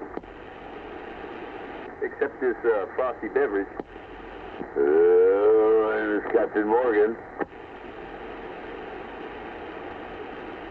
Now I'm telling you, if you ever want to upgrade, forget about, you have a excellent Cobra there. You do well and everything. If you ever want to upgrade, think about going the next step up. But the first thing you're going to do is maximize your antenna. Spend the money there. And then see how it is. And if you want to go any farther, just let me know. I will guide you in the right place. But the first thing you do with what you have is maximize your antenna. You're in a great place. You're going to stay there forever. So, and 5 foot, the hell with that. That's invenereal as far as I'm circumcised. If you don't go another 20 foot up, you ain't got no nad. Venereal circumcision? Yeah, I would like to go get a drone tower, actually, and go up about 30 feet. Do it. You don't even have to do that. I mean, I did a drive-by the other day, okay? But where you are, a round 30-foot pole would do well if you want to stay with that antenna and everything like that. But that's still, that'll be okay and it'll be great. And maybe that's something you look into and do. But remember, when you do that, as you go up, you're going to have guy wires. There's going to be an eyesore. It's got to have something you got to mess with. So think about that. Who cares? You only live once. I don't care if it looks like an eyesore. I want to get out. Yeah. Do it. Well, do you want to get out and receive also? Get a beam. You know what? What do I have to do? Ask the neighbors. Hey, does it look proper to you? Fuck no. No, you put it up, and then when the neighbors bitch, you say, well, I'm sorry, I've got my amateur radio license, and you got to look at what's going on with that, and I will work with you, and I'll give you fair ice to put on your speakers because you don't understand what's going on. Yeah, I deal with that always, so understand that. With big power, with big signal comes more responsibility. When the neighbors bitch, you say, "Excuse me, I can't hear you. I have an ear infection." Better ask me again and I'll figure it out. Yeah! That's a long time gone, guys. Still stands true to this day. Well, it stands true, but half the young ones couldn't even follow it. When it comes to sarcasm, I'm pretty good at it. Well, you missed that. I said half the young ones couldn't even follow what we just went through. Bear ask me again. Oh well, fuck them if they can't take a joke. Yeah. Joke them if they can't take a fuck. Or just forget them. I refrained. I held back on that one. I know. I never try to hold back on stuff. Anyway, over, like I tell you, like I tell a couple, antenna, 559's been telling you that for years. And by the way, your antenna now is lower than it was when 559 and I first set it up over there. So, you know, there it is. But you still do well. So put another 20 foot on that with a good standard, you know, something going on. If you don't mind guy wires, fine, do it. But other than that, yeah. And if you ever have even thought about a beam, forget about guy wires. Yeah, see, you already got Mother Nature partially in your corner because you got the vertical gain thing, you know, from nature. And yeah, the antenna is the most important weapon in your arsenal. And good coax. Well, that comes next. Yeah, what is it, 214, 218? Yeah, but no. And if it's old and it's faulty, then it needs to go and you need to get new stuff. You got to spend more money. But yeah, that's the weapon right there. That's your best amplifier is your antenna. Yeah, this Belden coax I'm running right now is the RG8. It's only like 3 years old, that's it. Doesn't matter with that, hub. You could have, I don't care, you could have a broadcast radio station. It ain't worth shit if you can't get out, and if you can't get out if you don't have a good antenna. I've got a pretty good antenna, I will say that. Better. Well, I'm happy with this. I'm happy, but it could be better. It could be if I want to spend another, what, $100? You could be please.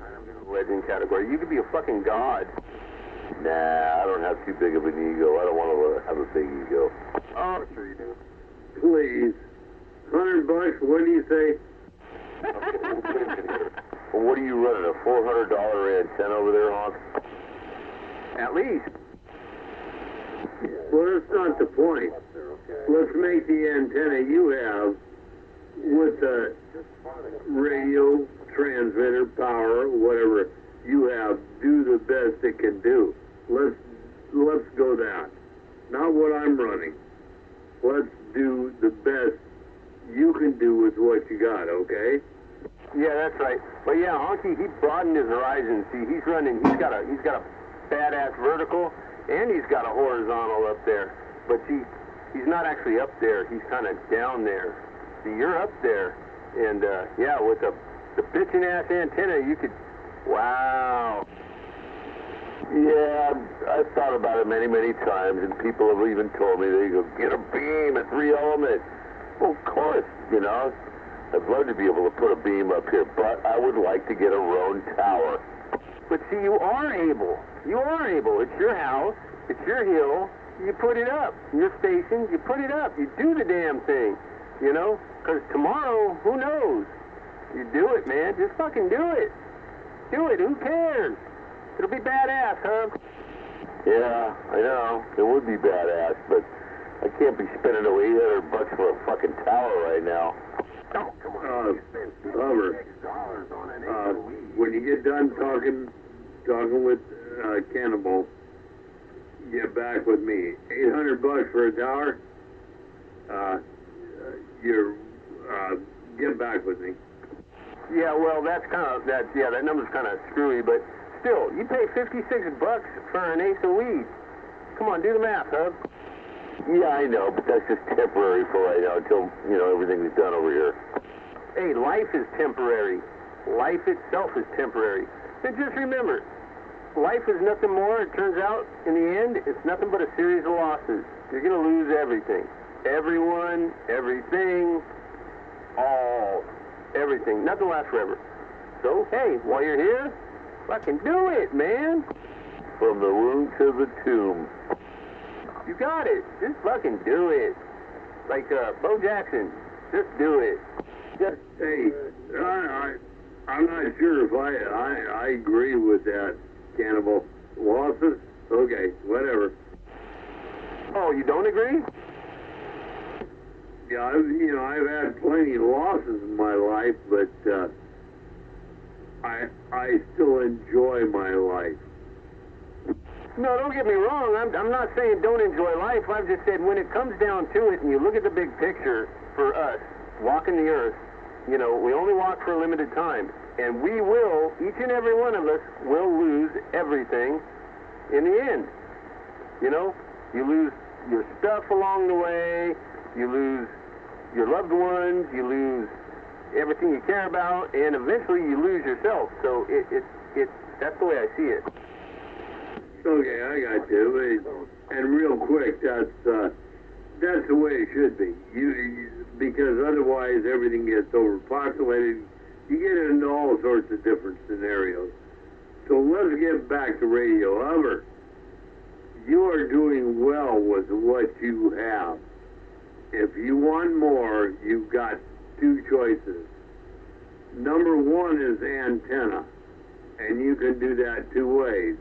You go up another 20, 30 feet, or you go up another 20, 30 feet and put not only a vertical, but a horizontal. 3 element, 4 element, whatever you want, whatever budget happens. And then you're done. You're talking about a 10, 20, 30, 20, 30-foot tower, 40-foot tower. Put $1,000 on it. Minimum. And that's if you can get somebody to build it for you. If you want self-supporting, it's going to be more, because now you have to pour a base and reinforce. So a lot of things to think about. Just want to let you know. But up there where you are, another 10 foot on a big ass pole and maybe a chunk of concrete in the bottom, you be doing good. If you want a damn rotor, a beam after that, that can be discussed. But you get out so well now, man. Think about it. And he's always gotten out. For a long time now he's gotten out well, but you could go to the next level. You can go up, And hey, that $800 on a serious rigging to put an antenna up, that's pretty much a good down payment. Yeah, because it's on chimney mounts right now, and you never know if the chimney mounts break off. I want this thing to be secure and up higher, at least the radials above the roof line. Hey, you just come over and see my antenna setup. I did it all myself. I take it down myself. I put it up myself. I don't care. I'll put a shockwave up by myself. Take it down by myself. Doesn't matter. It's 36 feet from the ground to the base of the antenna currently. And, boy, you should see it dance in the wind. But it's been up there for 5 years, going on 6, and it ain't budged.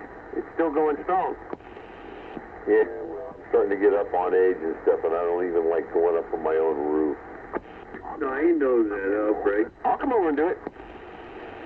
Should I pay you to do it? But anyway, I got Viking that helps me out. You don't have to pay me. You just, buy some beer, Yeah. Now, smoking weed, no, that's not advisable if I'm trying to do something, because that don't work out too well. But, a couple beers afterwards, yeah, that's fine. Maybe some ribs. Maybe make some ribs. Yeah, there you go. But I'll come over and help. I'll climb up on that fucking roof. Yeah, let me get my brand new coax. I still want to get some of that, the good coax on there. It's, what, $3 a foot? Okay, now, okay, I'm going to revert back to, what the other thing you're supposed to be doing these days that you've been talking about, telling us at one point for years. Anyway, talk's cheap. Put your money where the mouth is. Just do it. Yeah. Well, I want to get the hover go-kart going here first. I don't have too much left to do on the damn thing. That's what I was referring to that I didn't mention, but you knew that already. Yeah. No, if you saw this thing, you'd go, oh, fucking day, man, it's almost done. We want to see it done. Bottom half. Yeah, but like I told you last time, not too long ago, I know you were saying, well, what color should I paint it? This, that, it's going to look bitchy. Well, screw what it looks like right now. Make it run like a rape tape, and then you can deck it out. Oh, of course. I've already got the spray paint and everything to do it. Oh, man, spray paint? What? Yep. Hey, if you have the right facility, a good clean area to do it, and you do it right, and you heat things up that can be heated up before you spray, you can get a pretty damn good job with rattle can. You can. I know it sounds ghetto, but it's possible. Oh, I've done a very good job on some of my stuff that I've painted over the years. With rattle cans, the prep is the whole thing. You can do the same job with rattle cans. It might take a little more time, but you can do it. However, I wanted to say one thing. Understand your station. Try to think about my station. When I hear you talking two places, number one, especially when DX is in, we're, 20 miles, 30 miles across from each other, depending on whatever you want to do. Figure that in, where Skip drops in or doesn't. But there's been times when you and I have been talking, and I guarantee you, I know what you're running, right? Because I've worked on it. And I've had to put a lot more in to my station to get there with. So believe me, don't take any slouch to your station. You just need a little bit better antenna, get it tuned right, forget about SWR. Look at return loss. In other words, what is reflected. SWR gives you a ratio, but depending on power, that changes. So, anyway, but you're doing fine. I mean, that's why you're talking to everybody. That's just my comment, man. Okay, you're entitled to it. I'm happy with what I have on the SWR. It's perfect, 1 to 40. I mean, flat. Calibrate it as usual, and it looks good, and it works. No, I got that, but if at some point we were actually to come over there and put the analyzer on there, you might see a little bit different. And the problem with that is that would piss you off. So that's why we don't do that. Alrighty then. I'm back out, man. You know me, I'm always flirting with you, dude. You take care. I'll be listening, chiming in when I shouldn't be. I'm closing my eyes and I'm seeing a puppet show. Oh, man.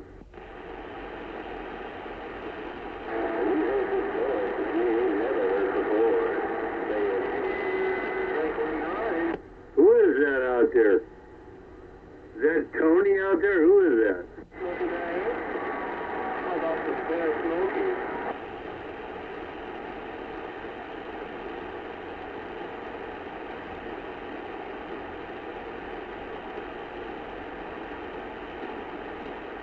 My goodness, I heard, man, I heard somebody out there yelling at us, but I couldn't pull them out. Anybody else got a copy? I don't know, I didn't hear it. I turned the radio off for a minute, and I went to turn it back on, and I had no, the display showed no numbers, and didn't seem to change channels. I had to turn it off and turn it back on. You familiar with that? That's weird. Your radio's got, I don't know, possessed. Yeah, something. It was kind of strange. It just had the backlit, the green display with no numbers on it, and I don't know. Strange. But it's back now. Well, we'll keep an eye on it and see what happens. Is that the first time you've experienced that? Yep. I haven't been using it lately, actually, you know, because I just got these boxes back, and I've been screwing around with those, and this one's got amplification built in. I have a switch on the back to turn it off, but I was running, you know, the other setup. But yeah, that's the first time I experienced that. Kind of had me bugged there for a minute, but it's back now, so who knows? Yeah, some kind of an electromagnetic interference is what it sounds like. Yeah, I was yelling at the guy up north, but yeah, he sounds fine, so I don't see any problem with it, Cannibal. Yeah, but like I said, I turned it off for a second because I heard something outside, and so I could hear better, so the fans and stuff could shut down in there. And then when I turned it back on, it was blank screen, and I tried to change the channels, and I couldn't find anything with any receive, so I don't know. Strange. Yeah, you're talking about the black radio, the 95? Yeah. Do not turn it off. Leave it on all the time. Okay, why's that?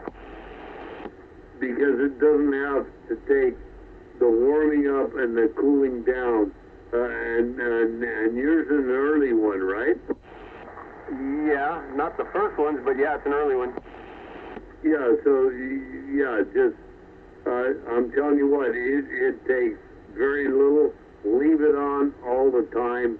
It will do you better, especially if you do any sideband stuff. You'll find that if you leave it on all the time, it will not vary, where if you turn it on and off, it takes, damn, I remember mine, it takes damn near a day to get it to where it starts getting steady, on, especially on sideband. But yeah, leave it on all the time. Okay, thanks for the info. I had no idea. Nobody informed me of that one, so, all right, fair enough. Yeah, and it takes very little energy to just let it, because everything's, you know, just cruising. But, and, you know, the LEDs, you can turn the lights down or the dim, but really don't make a damn bit of difference. But leave it on all the time. Do it for a week. Talk on it and stuff, and let me know if you see any difference. That's what I'm going to tell you. Okay, will do.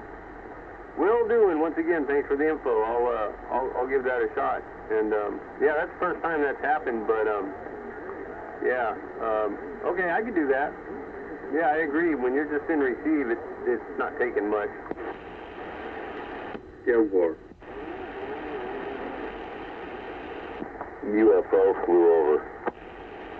Could be. They might be scoping out my plant. These bastards. You never know. I'm gonna go get some fish hooks. You'd never know about the UFO.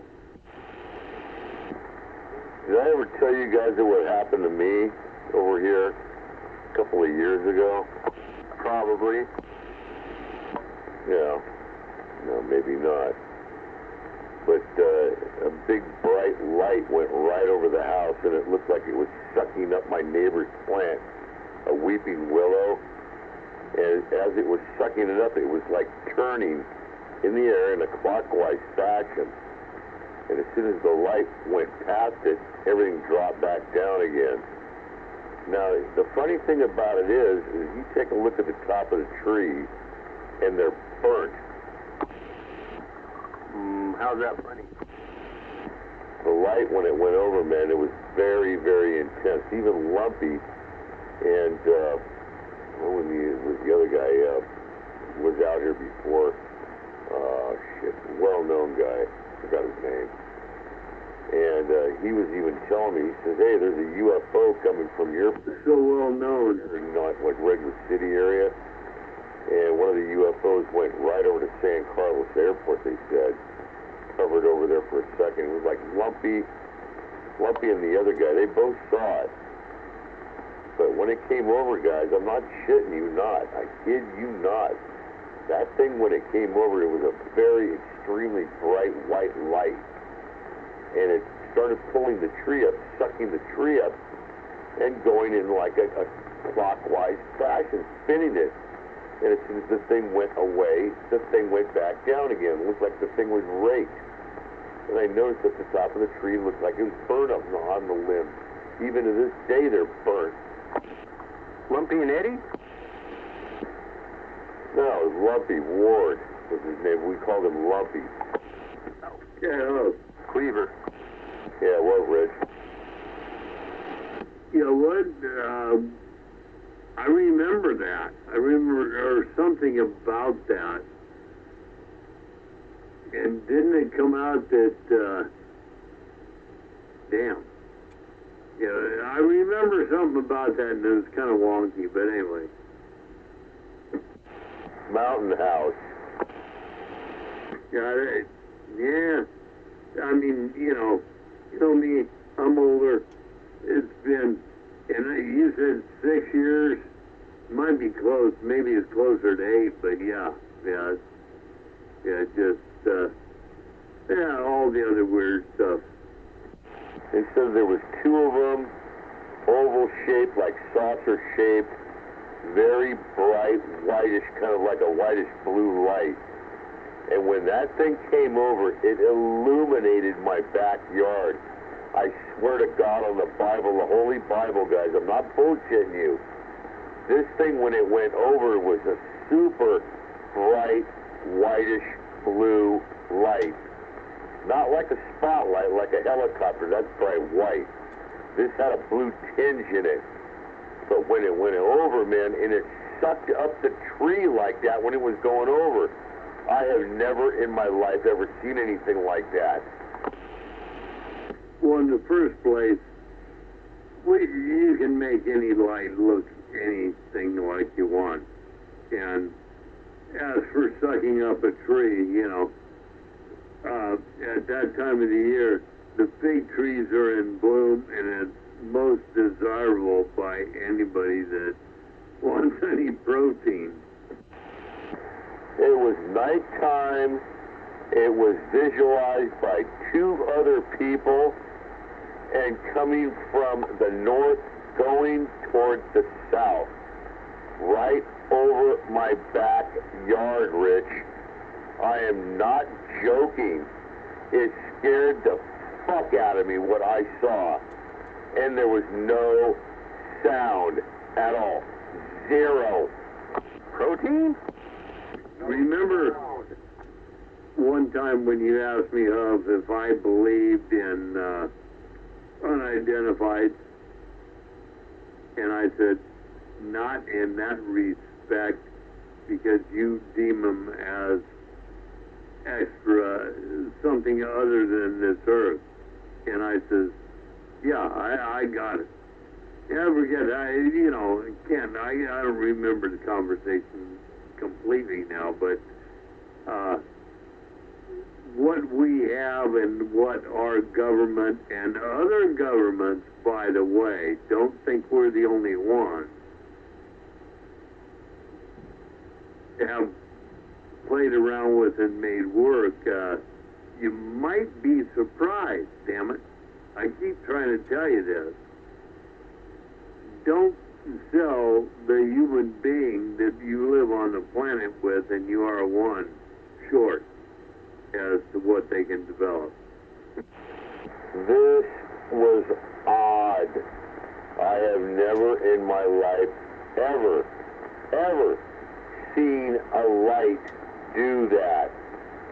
Ever, Rich. I mean, I've never in my life go over something and start pulling the fucking tree up and spinning it around like a vortex. It's like, what the fuck does that?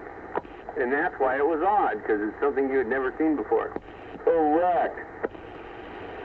And that's, you know, some of the governmental, whether it's our stuff or other governmental stuff or other private stuff. That, by the way, think about that, is a big thing. But that being said, just because you've never seen it before, or I have never seen it before, does not mean it's not possible. Well, what goes over a house that's bright whitish blue and doesn't make any noise and sucks a tree up like that and rotates it? You tell me, what the fuck does that? A space hooker? Something you and I may not know about or have experienced it, whether it's of this earth or not. Hey, here's one for you. A few years ago, several years ago now, when I was unbeknownst to me, I had no idea this was going on. When he's fucking that fucking lunatic Elon Musk and his SpaceX bullshit sent that fucking rocket up, and the thing was coming back to land, and I looked up and I seen this light in the sky. I thought, I don't know what the fuck I thought, but yeah, it was quite odd. Yeah, that was odd, but it was man-made built. This was not made from the earth. How do you know, though? You don't know for sure because you weren't in on it and you weren't there and you don't know for sure. I mean, you may have seen it, but you have nothing to back up to say that really, that it wasn't from this earth. Because you know what? Look back at some of the movies, you know, in the past that when they came out, we went, oh, gee, that'll never happen. Like, just for instance, like the movie Face Off, where they switch the guys' faces. They've taken a face and they off of somebody and put it on somebody else. Yes, they have. You know, we said at one time that's impossible. Hey, turns out it is. Excuse me, I gotta go in the other room for a moment.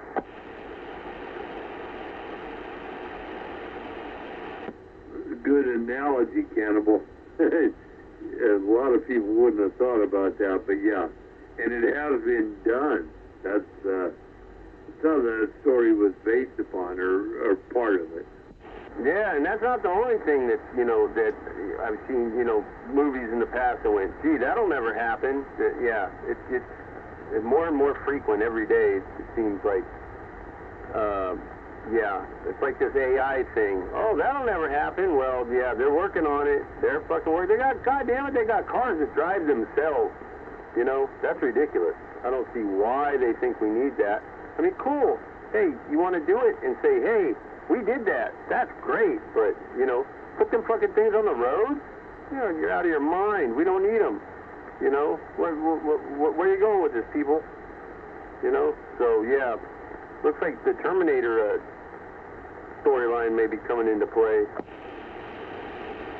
Well, yeah, and I think about, maybe it's even before your time, an old thing called, with Joseph Cotton and stuff, it's called From the Earth to the Moon. And he talked about Power X, which was relating to, you know, atomic power. Jules Verne, the whole thing. And Jules Verne have written many stuff, you know, the undersea stuff and everything in the past, and we've seen them come to fruition, so there you go.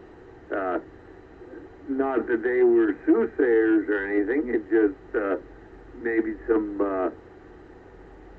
you know, whatever you want to call it, mechanical or mathematical or whatever, just things. So everything is possible, I guess, to a point, and then it becomes impossible to a point that it becomes possible again.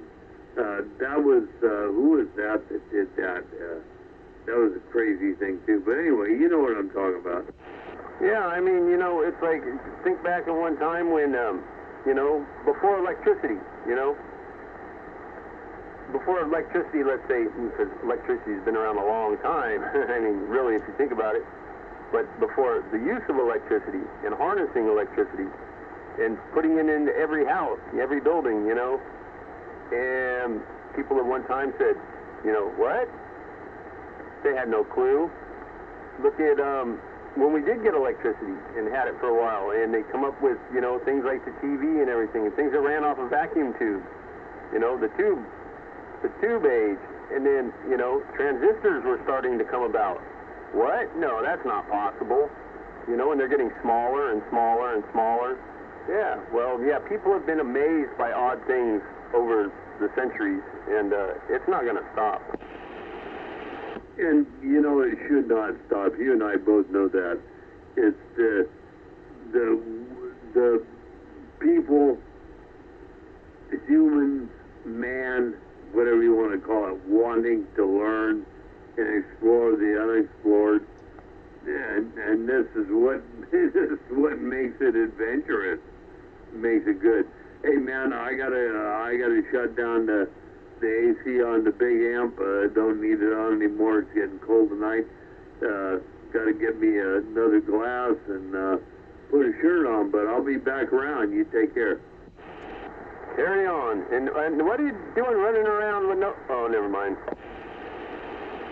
No, we don't even want to go there. No, I just don't have the big shirt on out here. Got all the doors open and stuff. Don't even go there. If you do, bring your girlfriend over and we'll all talk about it. I'll be back. 10-4. Yeah, I was just joking, but yeah, 10-4.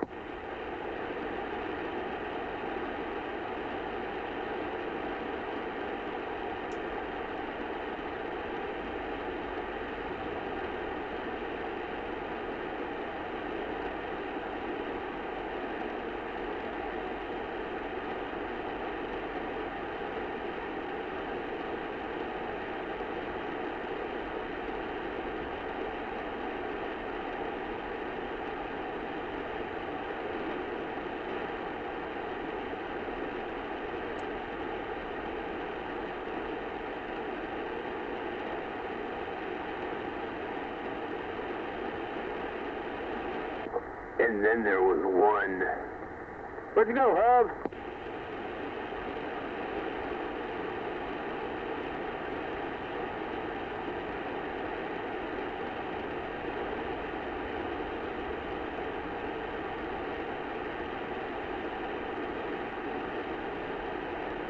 Oh, hovercraft, where'd you go?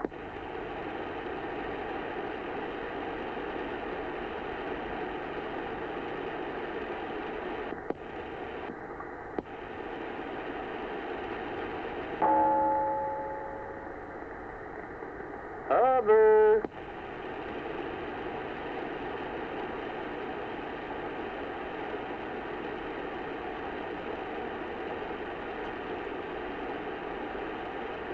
I just thought of something funny. Your mama.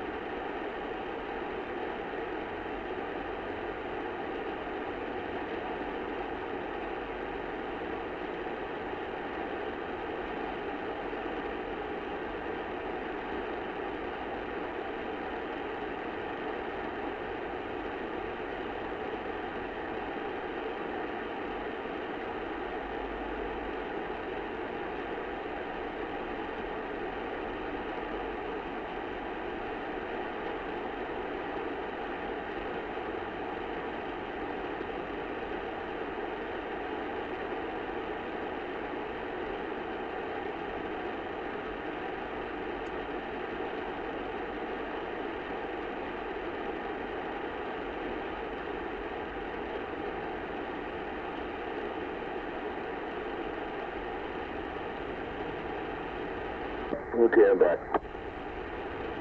right, I thought you got lost. No, I had a little emergency here.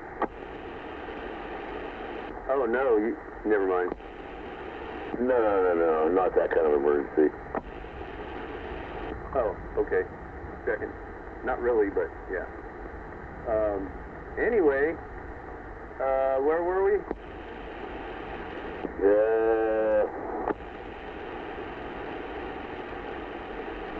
Oh yeah, that light when it went over, dude. I mean, I even had two witnesses, Mountain House and Ward there, alias Lumpy. And I even have people who even vouch for me on that. Oh, I believe you. I believe, you saw what you saw, and what you saw was there, but, it's just what we were saying, what I was saying, I think what Honky was saying is don't count man out because, man, look through history. Man's done miraculous things. I mean, shit that people thought couldn't be done. It's been done time and time again, and it will continue to be done as time goes on. A lot of that shit we'll never see, but, yeah, the world is full of mysteries. Yeah, but do you think that a government agency would fly something this close over a neighborhood and to have it do what it did? Maybe not a government agency, but, as time goes on, people get richer, and there's some private sectors out there that got a whole buttload of money, and, yeah, you never know. You just never know. Wouldn't put anything, until you were there, you're part of it, or whatever, and you actually know, then you probably will never know for sure. Either you know or you don't know, basically, was what it is. But it didn't make any noise. I mean, it was told to me over the radio, Rich, there's a UFO coming your way. Look out the window. And I distinctly remember Mountain House and Lumpy telling me that over the radio. Okay, now I told you about that time in 95, summer of 95, when I was up at Spring Lake in Santa Rosa when I lived up there. And we were up there after hours, me and a friend of mine. I've told you this story before, you may not remember, but small lake up there in Northern California, or the North Bay, far North Bay, Santa Rosa. And it's, I don't know, 12 midnight, 1:30 in the morning, something like that. And we're out there sneaking around the lake. It's called Spring Lake, and we're bass fishing, topwater. And my buddy, I'm at this one spot on the beach, and he's about, I don't know, about 30 feet away from me, working another spot. And I look up, and in the distance, I see a light in the sky. It's nothing special about it, just a light. And it's coming my way, and it's getting closer. And it's not holding a like a dead-on straight line. It's not moving fast, but it's not moving slow. It's just moving along. And it's kind of like, I don't know, it's kind of like it seemed like it was, shifting side to side a little bit, and it's going. And as it approached, I go, hey, Tom, come here, look at this. And he comes over, and we're both standing there right next to each other. We're looking up, and this thing went straight over our heads. I'd say it was about maybe at the most, maybe 250 feet off the ground. No blinking lights, just one solid light. Kind of, like I said, shifting a little bit side to side, just a little bit as it's moving along in a straight line. Made no noise, no wind, no nothing. We watched it go overhead, and we watched it just go out over the city until we couldn't see it anymore. Still to this day, cannot explain it. I've tried to look on the internet for any reports of anything at that time, nothing. I can't explain it. I have no fucking idea what it was, but, hey, it is what it is. Now, here's another one I don't think I did tell you. This was 2013. This was August. I know the exact date because this date, a friend of mine got killed, shot, dead. I was with him. He lived up the street, to 3 houses up and across the street, and known him all my life. And we're standing out on his back deck. So we're bullshitting, and he was getting ready to go to this, I don't know, some party that evening. And like I said, August 31st, 2013. It's about noon. We're standing there, and we're just looking, you know, looking. We're standing on the deck, and we're looking up in the sky, and we see what appears to be, I mean, way up there, like a passenger airplane, like a liner, just coming straight towards us, right? But it's just a little speck way up there. And all of a sudden, it started going to its left. I mean, it was moving in a straight line, just like a plane, way up, you know, high altitude. And then it just starts moving to the left. Not a sweep, not a turn, not a bank. It was going straight, and it was going left. And we ran through the house, and we ran out front and watched it till we couldn't see it anymore. Don't know what the fuck that was either. And then later that night, he got into it with somebody, and they went and got somebody else, and came back, and somebody had a gun, and anyway, he ended up dead. You just made a left-hand turn bye-bye then. It just shifted directions. I mean, now you say, okay, if it's at fucking 80,000 feet, say, how can you tell it didn't bank? But I mean, the thing was going straight. We could see that, and then it was going left. All of a sudden, I mean, it wasn't going straight anymore. It was going left. Just like just a right angle turn, you know? Just like on a moment's notice, it just went left. Yeah, I've seen stuff like that myself, too, with other people. And we've had a lot of weird stuff happen up here. In fact, some of the people on the radio actually call this place Space Mountain. Yeah, I know. I've heard you use the term. I've heard others use the term. But yeah, this is Flatlands, Oakland. I'm at about, you know, like when I told you my antenna from the ground to the base of my antenna is 36 feet right now. And I'm sitting at an altitude of, I think, 48 feet above sea level, something like that. Yeah, okay, and it's getting out pretty good. No problem. Well, that wasn't the point. I mean, I'm saying, you know, I'm not up on Space Mountain or any mountain for that matter. I'm in the Flatlands of Oakland, where you need a flashlight in the daytime. Yeah, I understand that and everything. Okay, so, you guys see some UFOs over there too, though, I would presume. Well, yeah, technically, because I don't know what it was. I mean, between me and him, we thought it was a plane, but when it started going left like it did, just all of a sudden, even though it was way up there, I mean, it's just a little speck, but, you know, you can tell when it's going straight and when it's going left. And there was, from what I could see, there was no bank, no sweep, no radius of a turn for something like that to turn at all. It was going straight, then it was going left. I mean, just the strangest thing. So yeah, technically that's an unidentified flying object between me and him, because we have no idea what it was. And the thing I saw tonight with my other friend, you know, didn't know what that was. And I mean, we seen that was a lot closer. That was a lot closer. It didn't make any sharp, you know, turns or anything, but it was strange, and there were no blinking lights on it, so that tells me it wasn't any legal aircraft, and it wasn't small. I mean, it was fairly good size. It wasn't huge, like, oh my God, what's that? And then I did tell you about the other one too, going up 101. That thing was cruising, and then it disappeared right into a hillside.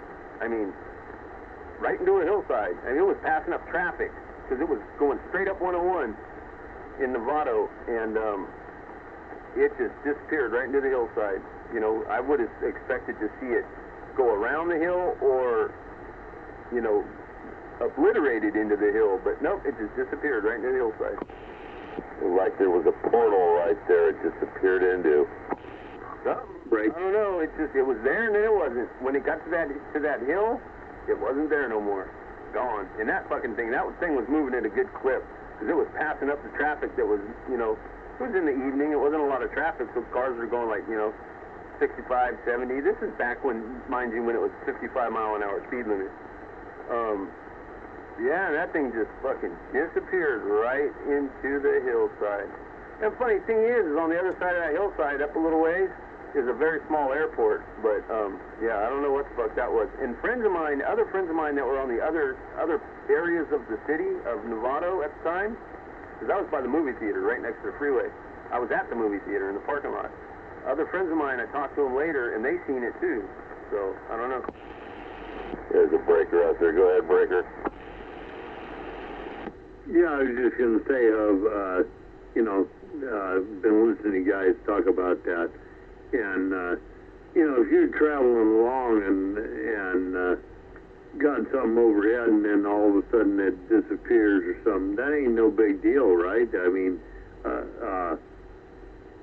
maybe a plane, a drone, something like that back over the top, and it just throttles back or just drops back as you're going X amount of speed, and all of a sudden it's gone off to the left, you can't see them, blah, blah, blah. All sorts of different scenarios, so can't really, that's not an argument, I would think. There's too many variables, if you know what I mean. Yeah, you can speculate, and I speculated over years many times about these incidents, but, that's all it is, speculation. Now, the one I was just referring to last, that was in 1990, I was living in Nevada, 1991 or 1992. So to my knowledge, there were no drones available or around. I mean, not to say that somebody didn't develop something and privately and was fucking around, but if they did, it was pretty fucking fast for a drone. But, yeah, there weren't any drones around at that time, to my knowledge. Well, yeah, and I'm going to say to your knowledge, and maybe at that time to my knowledge, but real quick, drones have been around forever. In fact, where I worked, and you might call them drones, some other people would call them model airplanes. They used these model airplanes, i.e., if you will, drones, whatever you want to call them. They were remote controlled. They were from somewhere else to fly through situations, explosions, stuff like that, gather information, whatever you want to call them. And it's been happening for years. So how long has model airplanes been around? And I'll give you that. And maybe in the beginning it's like they've got a little piece of tissue paper on them, picking up some debris as they fly through something that has just been exploded. If you know what I'm saying, Cannibal, Roger? Oh, yeah, I get you. Like I said, to my knowledge, my knowledge is not infinite by no means. It never will be. I try to gain knowledge every day, but, that doesn't always pan out. But, yeah, it's just one of those, that was just 3 occasions in my life of things that I saw that I had no explanation for. I saw them. I was not hallucinating. They were there. I don't know what they are. I still don't know what they are. And anybody that was with me or that I know that seen them, that I talked to, had no idea what it could have been. And, I mean, that stuff, I think about it once in a while, and it still puzzles me to this day. But, I can't say it was, and I can't say it wasn't, because I don't know for sure. Yeah, and I'm with you. And hovercraft, Rich asked me one time, God, it's been years ago, if I believed in UFOs, and I think I answered him something like, and I'm paraphrasing because I don't know, something like, well, what do you mean, unidentified flying objects? That could be anything. And I think I don't know where the conversation went. It'd been a long time, extraterrestrial or something like this. I don't know. And what I told him was, yeah, I believe that there's stuff going on, and I believe I have seen stuff that I can't really explain. But I'm not ready to say it comes from anywhere from out of our atmosphere, because just nothing else is viable in that. You got to look at the physics. It just don't work. Well, for a long time, you know, I didn't even know what UFO meant. I thought for the longest it meant ugly fucking Olga, but no, just kidding.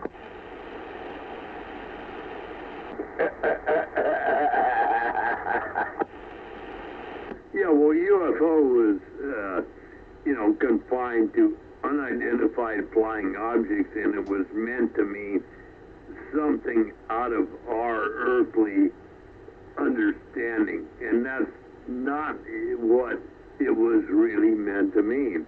It's just an unidentified thing, and it actually came out. If you look back, and where I think it was like World War I or something like that, we've got an unidentified flying object coming out of somewhere, and it was when the radar was first getting to where it would actually identify something, but it identified something, but it was unidentified, right? They knew something was coming, but they didn't know what it was. So, there's a lot of paths that cross and a lot of things that need to be looked at if you're going to go back that far and figure it out.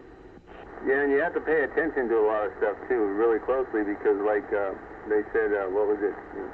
I think it was when Roswell, when they released something on Roswell, and they, you know, and they were asked about UFOs, you know, and then, well, to our knowledge, there's been no UFOs. Well, yeah, that's because they had already identified something. So they were not lying when they said that there were no UFOs.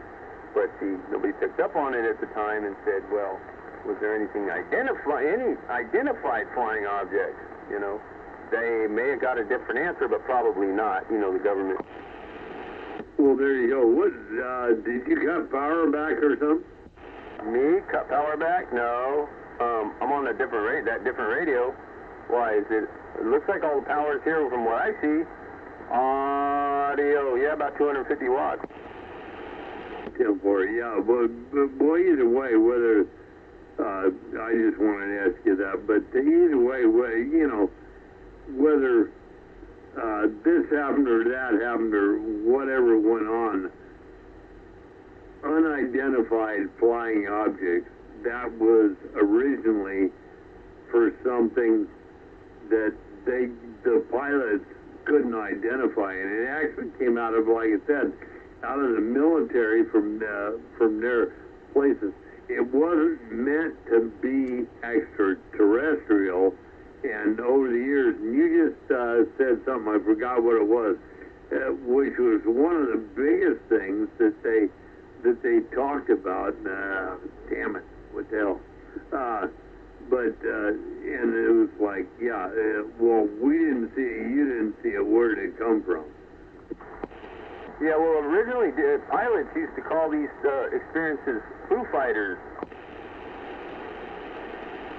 Yeah, but, you know, yeah, right. That is exactly, you know, what was going on. But, I mean, I know where I came from and stuff, the original, well, anyway, unidentified flying objects was just meant to be something unidentified.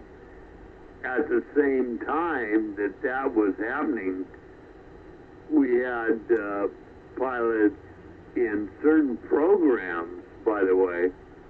That's what makes things a little bit weird. Certain programs that are saying that, you know, we were buzzed by something, this happened. And that, in the same instance, at the same time, goes back to, forget what base it was or whatever like that. And they were, you know, they were doing stuff like, yeah, let's buzz this guy, let's buzz, get that guy, long before liquid lasers, stuff like that. But so that couldn't happen. But it was just, let's buzz this guy with this vehicle, that vehicle, again, back to what we call drones now, you know. Yeah, I only know the guys I worked with. Yeah, 10-4. Yeah, it's You know, for the most part, for the most of us in the world, it's all speculation.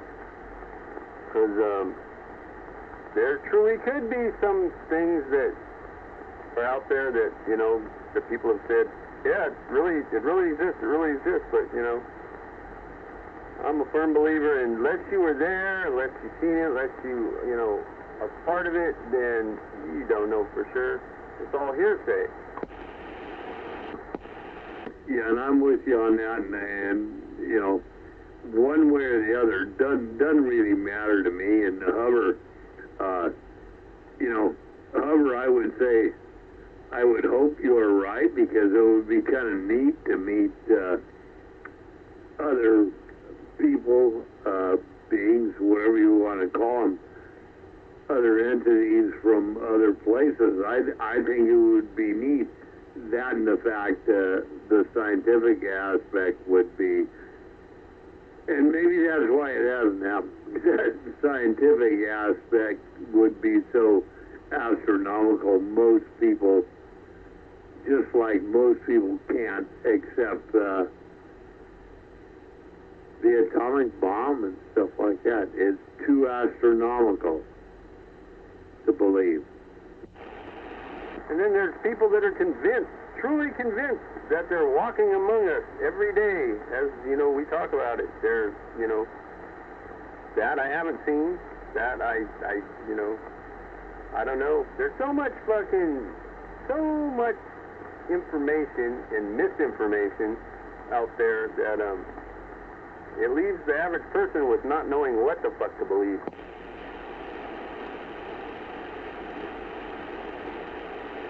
You know, I think that's a pretty good statement. Too much information and misinformation. You know, what do you do? With the rise of the internet, anybody can put anything they want on it, and it spreads like wildfire. You know, from this corner of the world to that corner of the world in an instant, where it used to take forever, if it even ever got there, to get word of something from one place in the world to another. Now it's like instant, anywhere, all the time, 24 hours a day, doesn't matter, doesn't stop.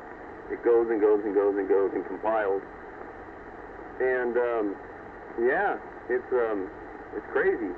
Because I mean, I can make up anything, put it on the internet.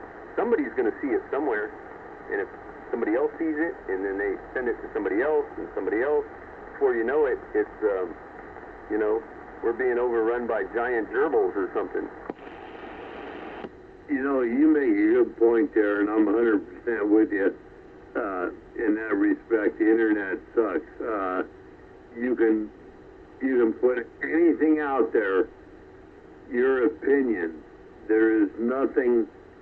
Well, maybe there are some, but yeah, if you follow what I'm saying, there's nothing based on fact.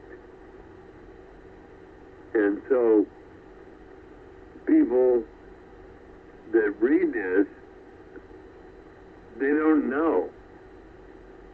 They're too lazy to do their own investigation and see what is actually fact. To me, it's kind of poor. You know, it's a whole bunch poor, but like you said, who is this to dispute it? Because now we got hundreds of millions of people expressing their thoughts and their opinions. Nobody's going back to fact, which is actually proven. So it'll be interesting how things go out. Man, Cannibal, I don't know. Yeah, it's like, you know, it's like, for instance, you know, going way back before all that, you know, the Bible, okay? The Bible's been around a long time, that's evident, you know. Somebody wrote the damn thing, or started writing it, and, you know, that was a long time ago. And I don't think anybody, well, no, nobody really knows for sure where it started, or how it started, or who started it, but it's here, that's a fact. The Bible's here.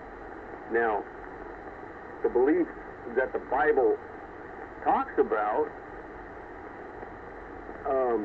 some say, oh, it's proven every day, but, you know, I have yet to see that, you know. Now, the Bible, I could go find your Bible right now, and that's hard fact proof that that book exists, that story exists. Who exactly started that thing? I don't know. I don't think anybody knows. I don't think anybody will ever know. But it's here. But the things it talks about, now that's a different story. You know, and then there's those that I've met over the years that are devout, you know, Christians or Catholics and this, that, and the other thing. And, you know, from what I've seen of the Bible, what I've read of it, what I know, which isn't all of it, but I don't think they really, you know, there's nothing that definitely defines the existence of dinosaurs in the Bible. Okay?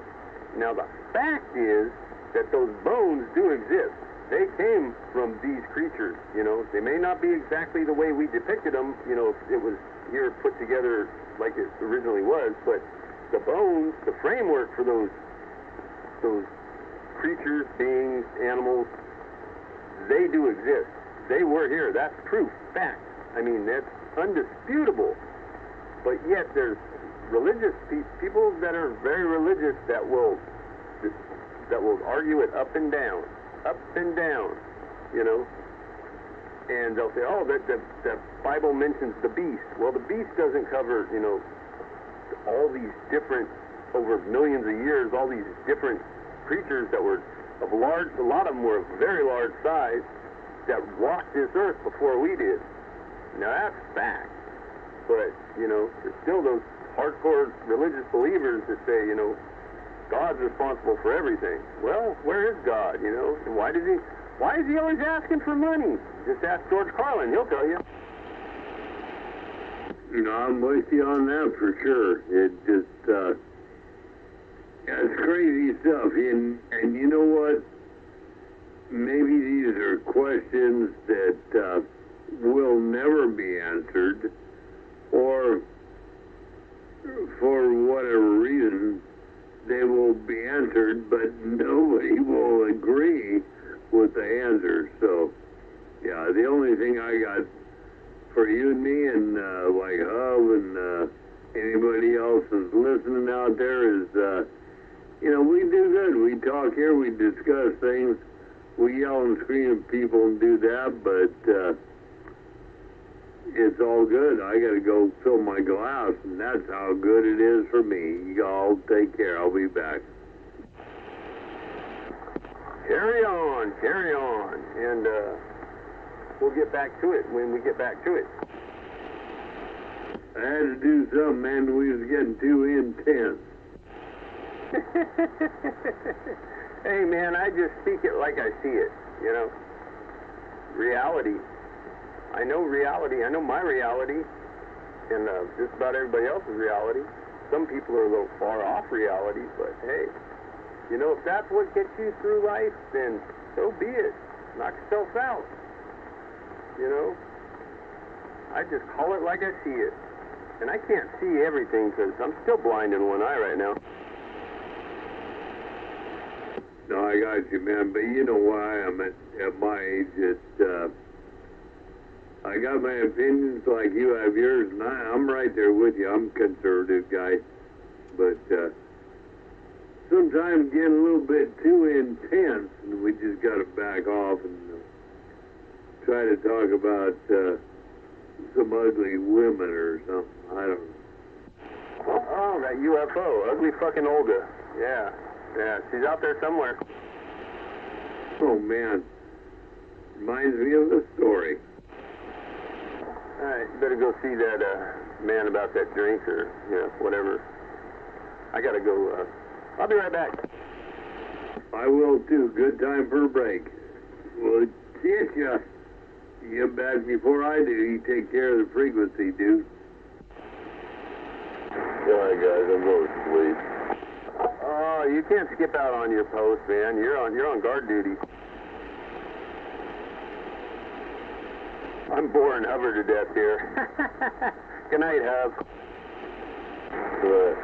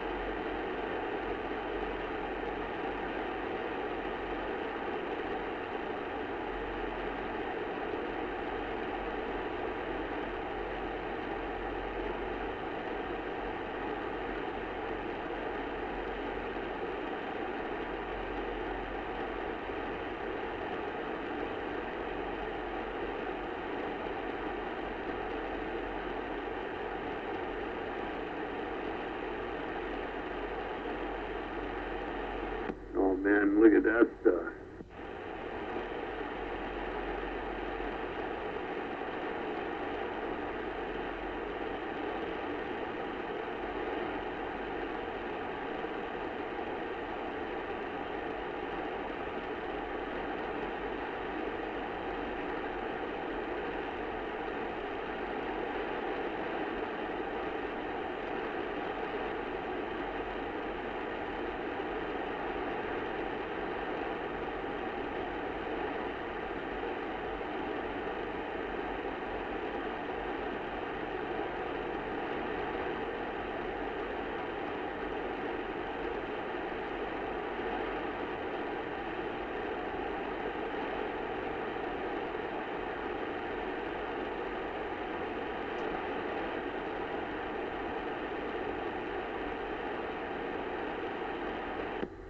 And we're back on here, sitting right down there, seeing what's going on.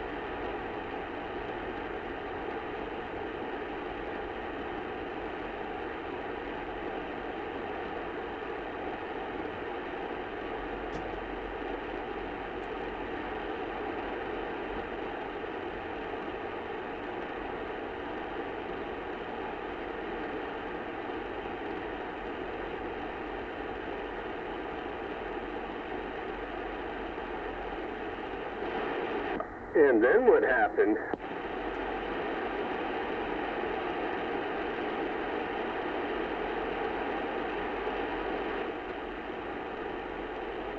About that much. Wow.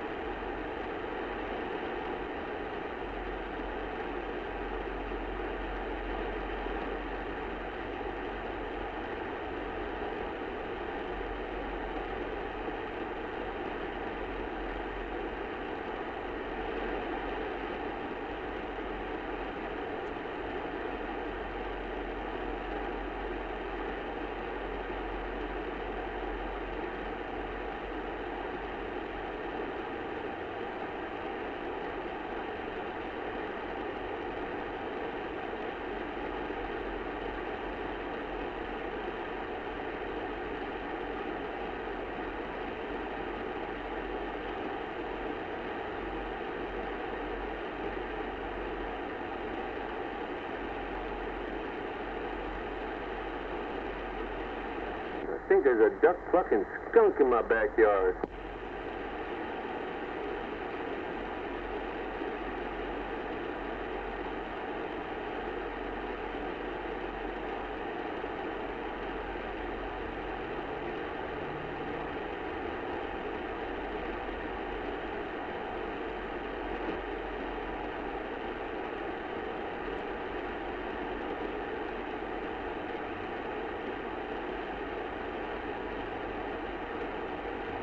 All right, it's got to be about that time. Where's the master of mayhem? Mr. You know who you are, mister. Where you at?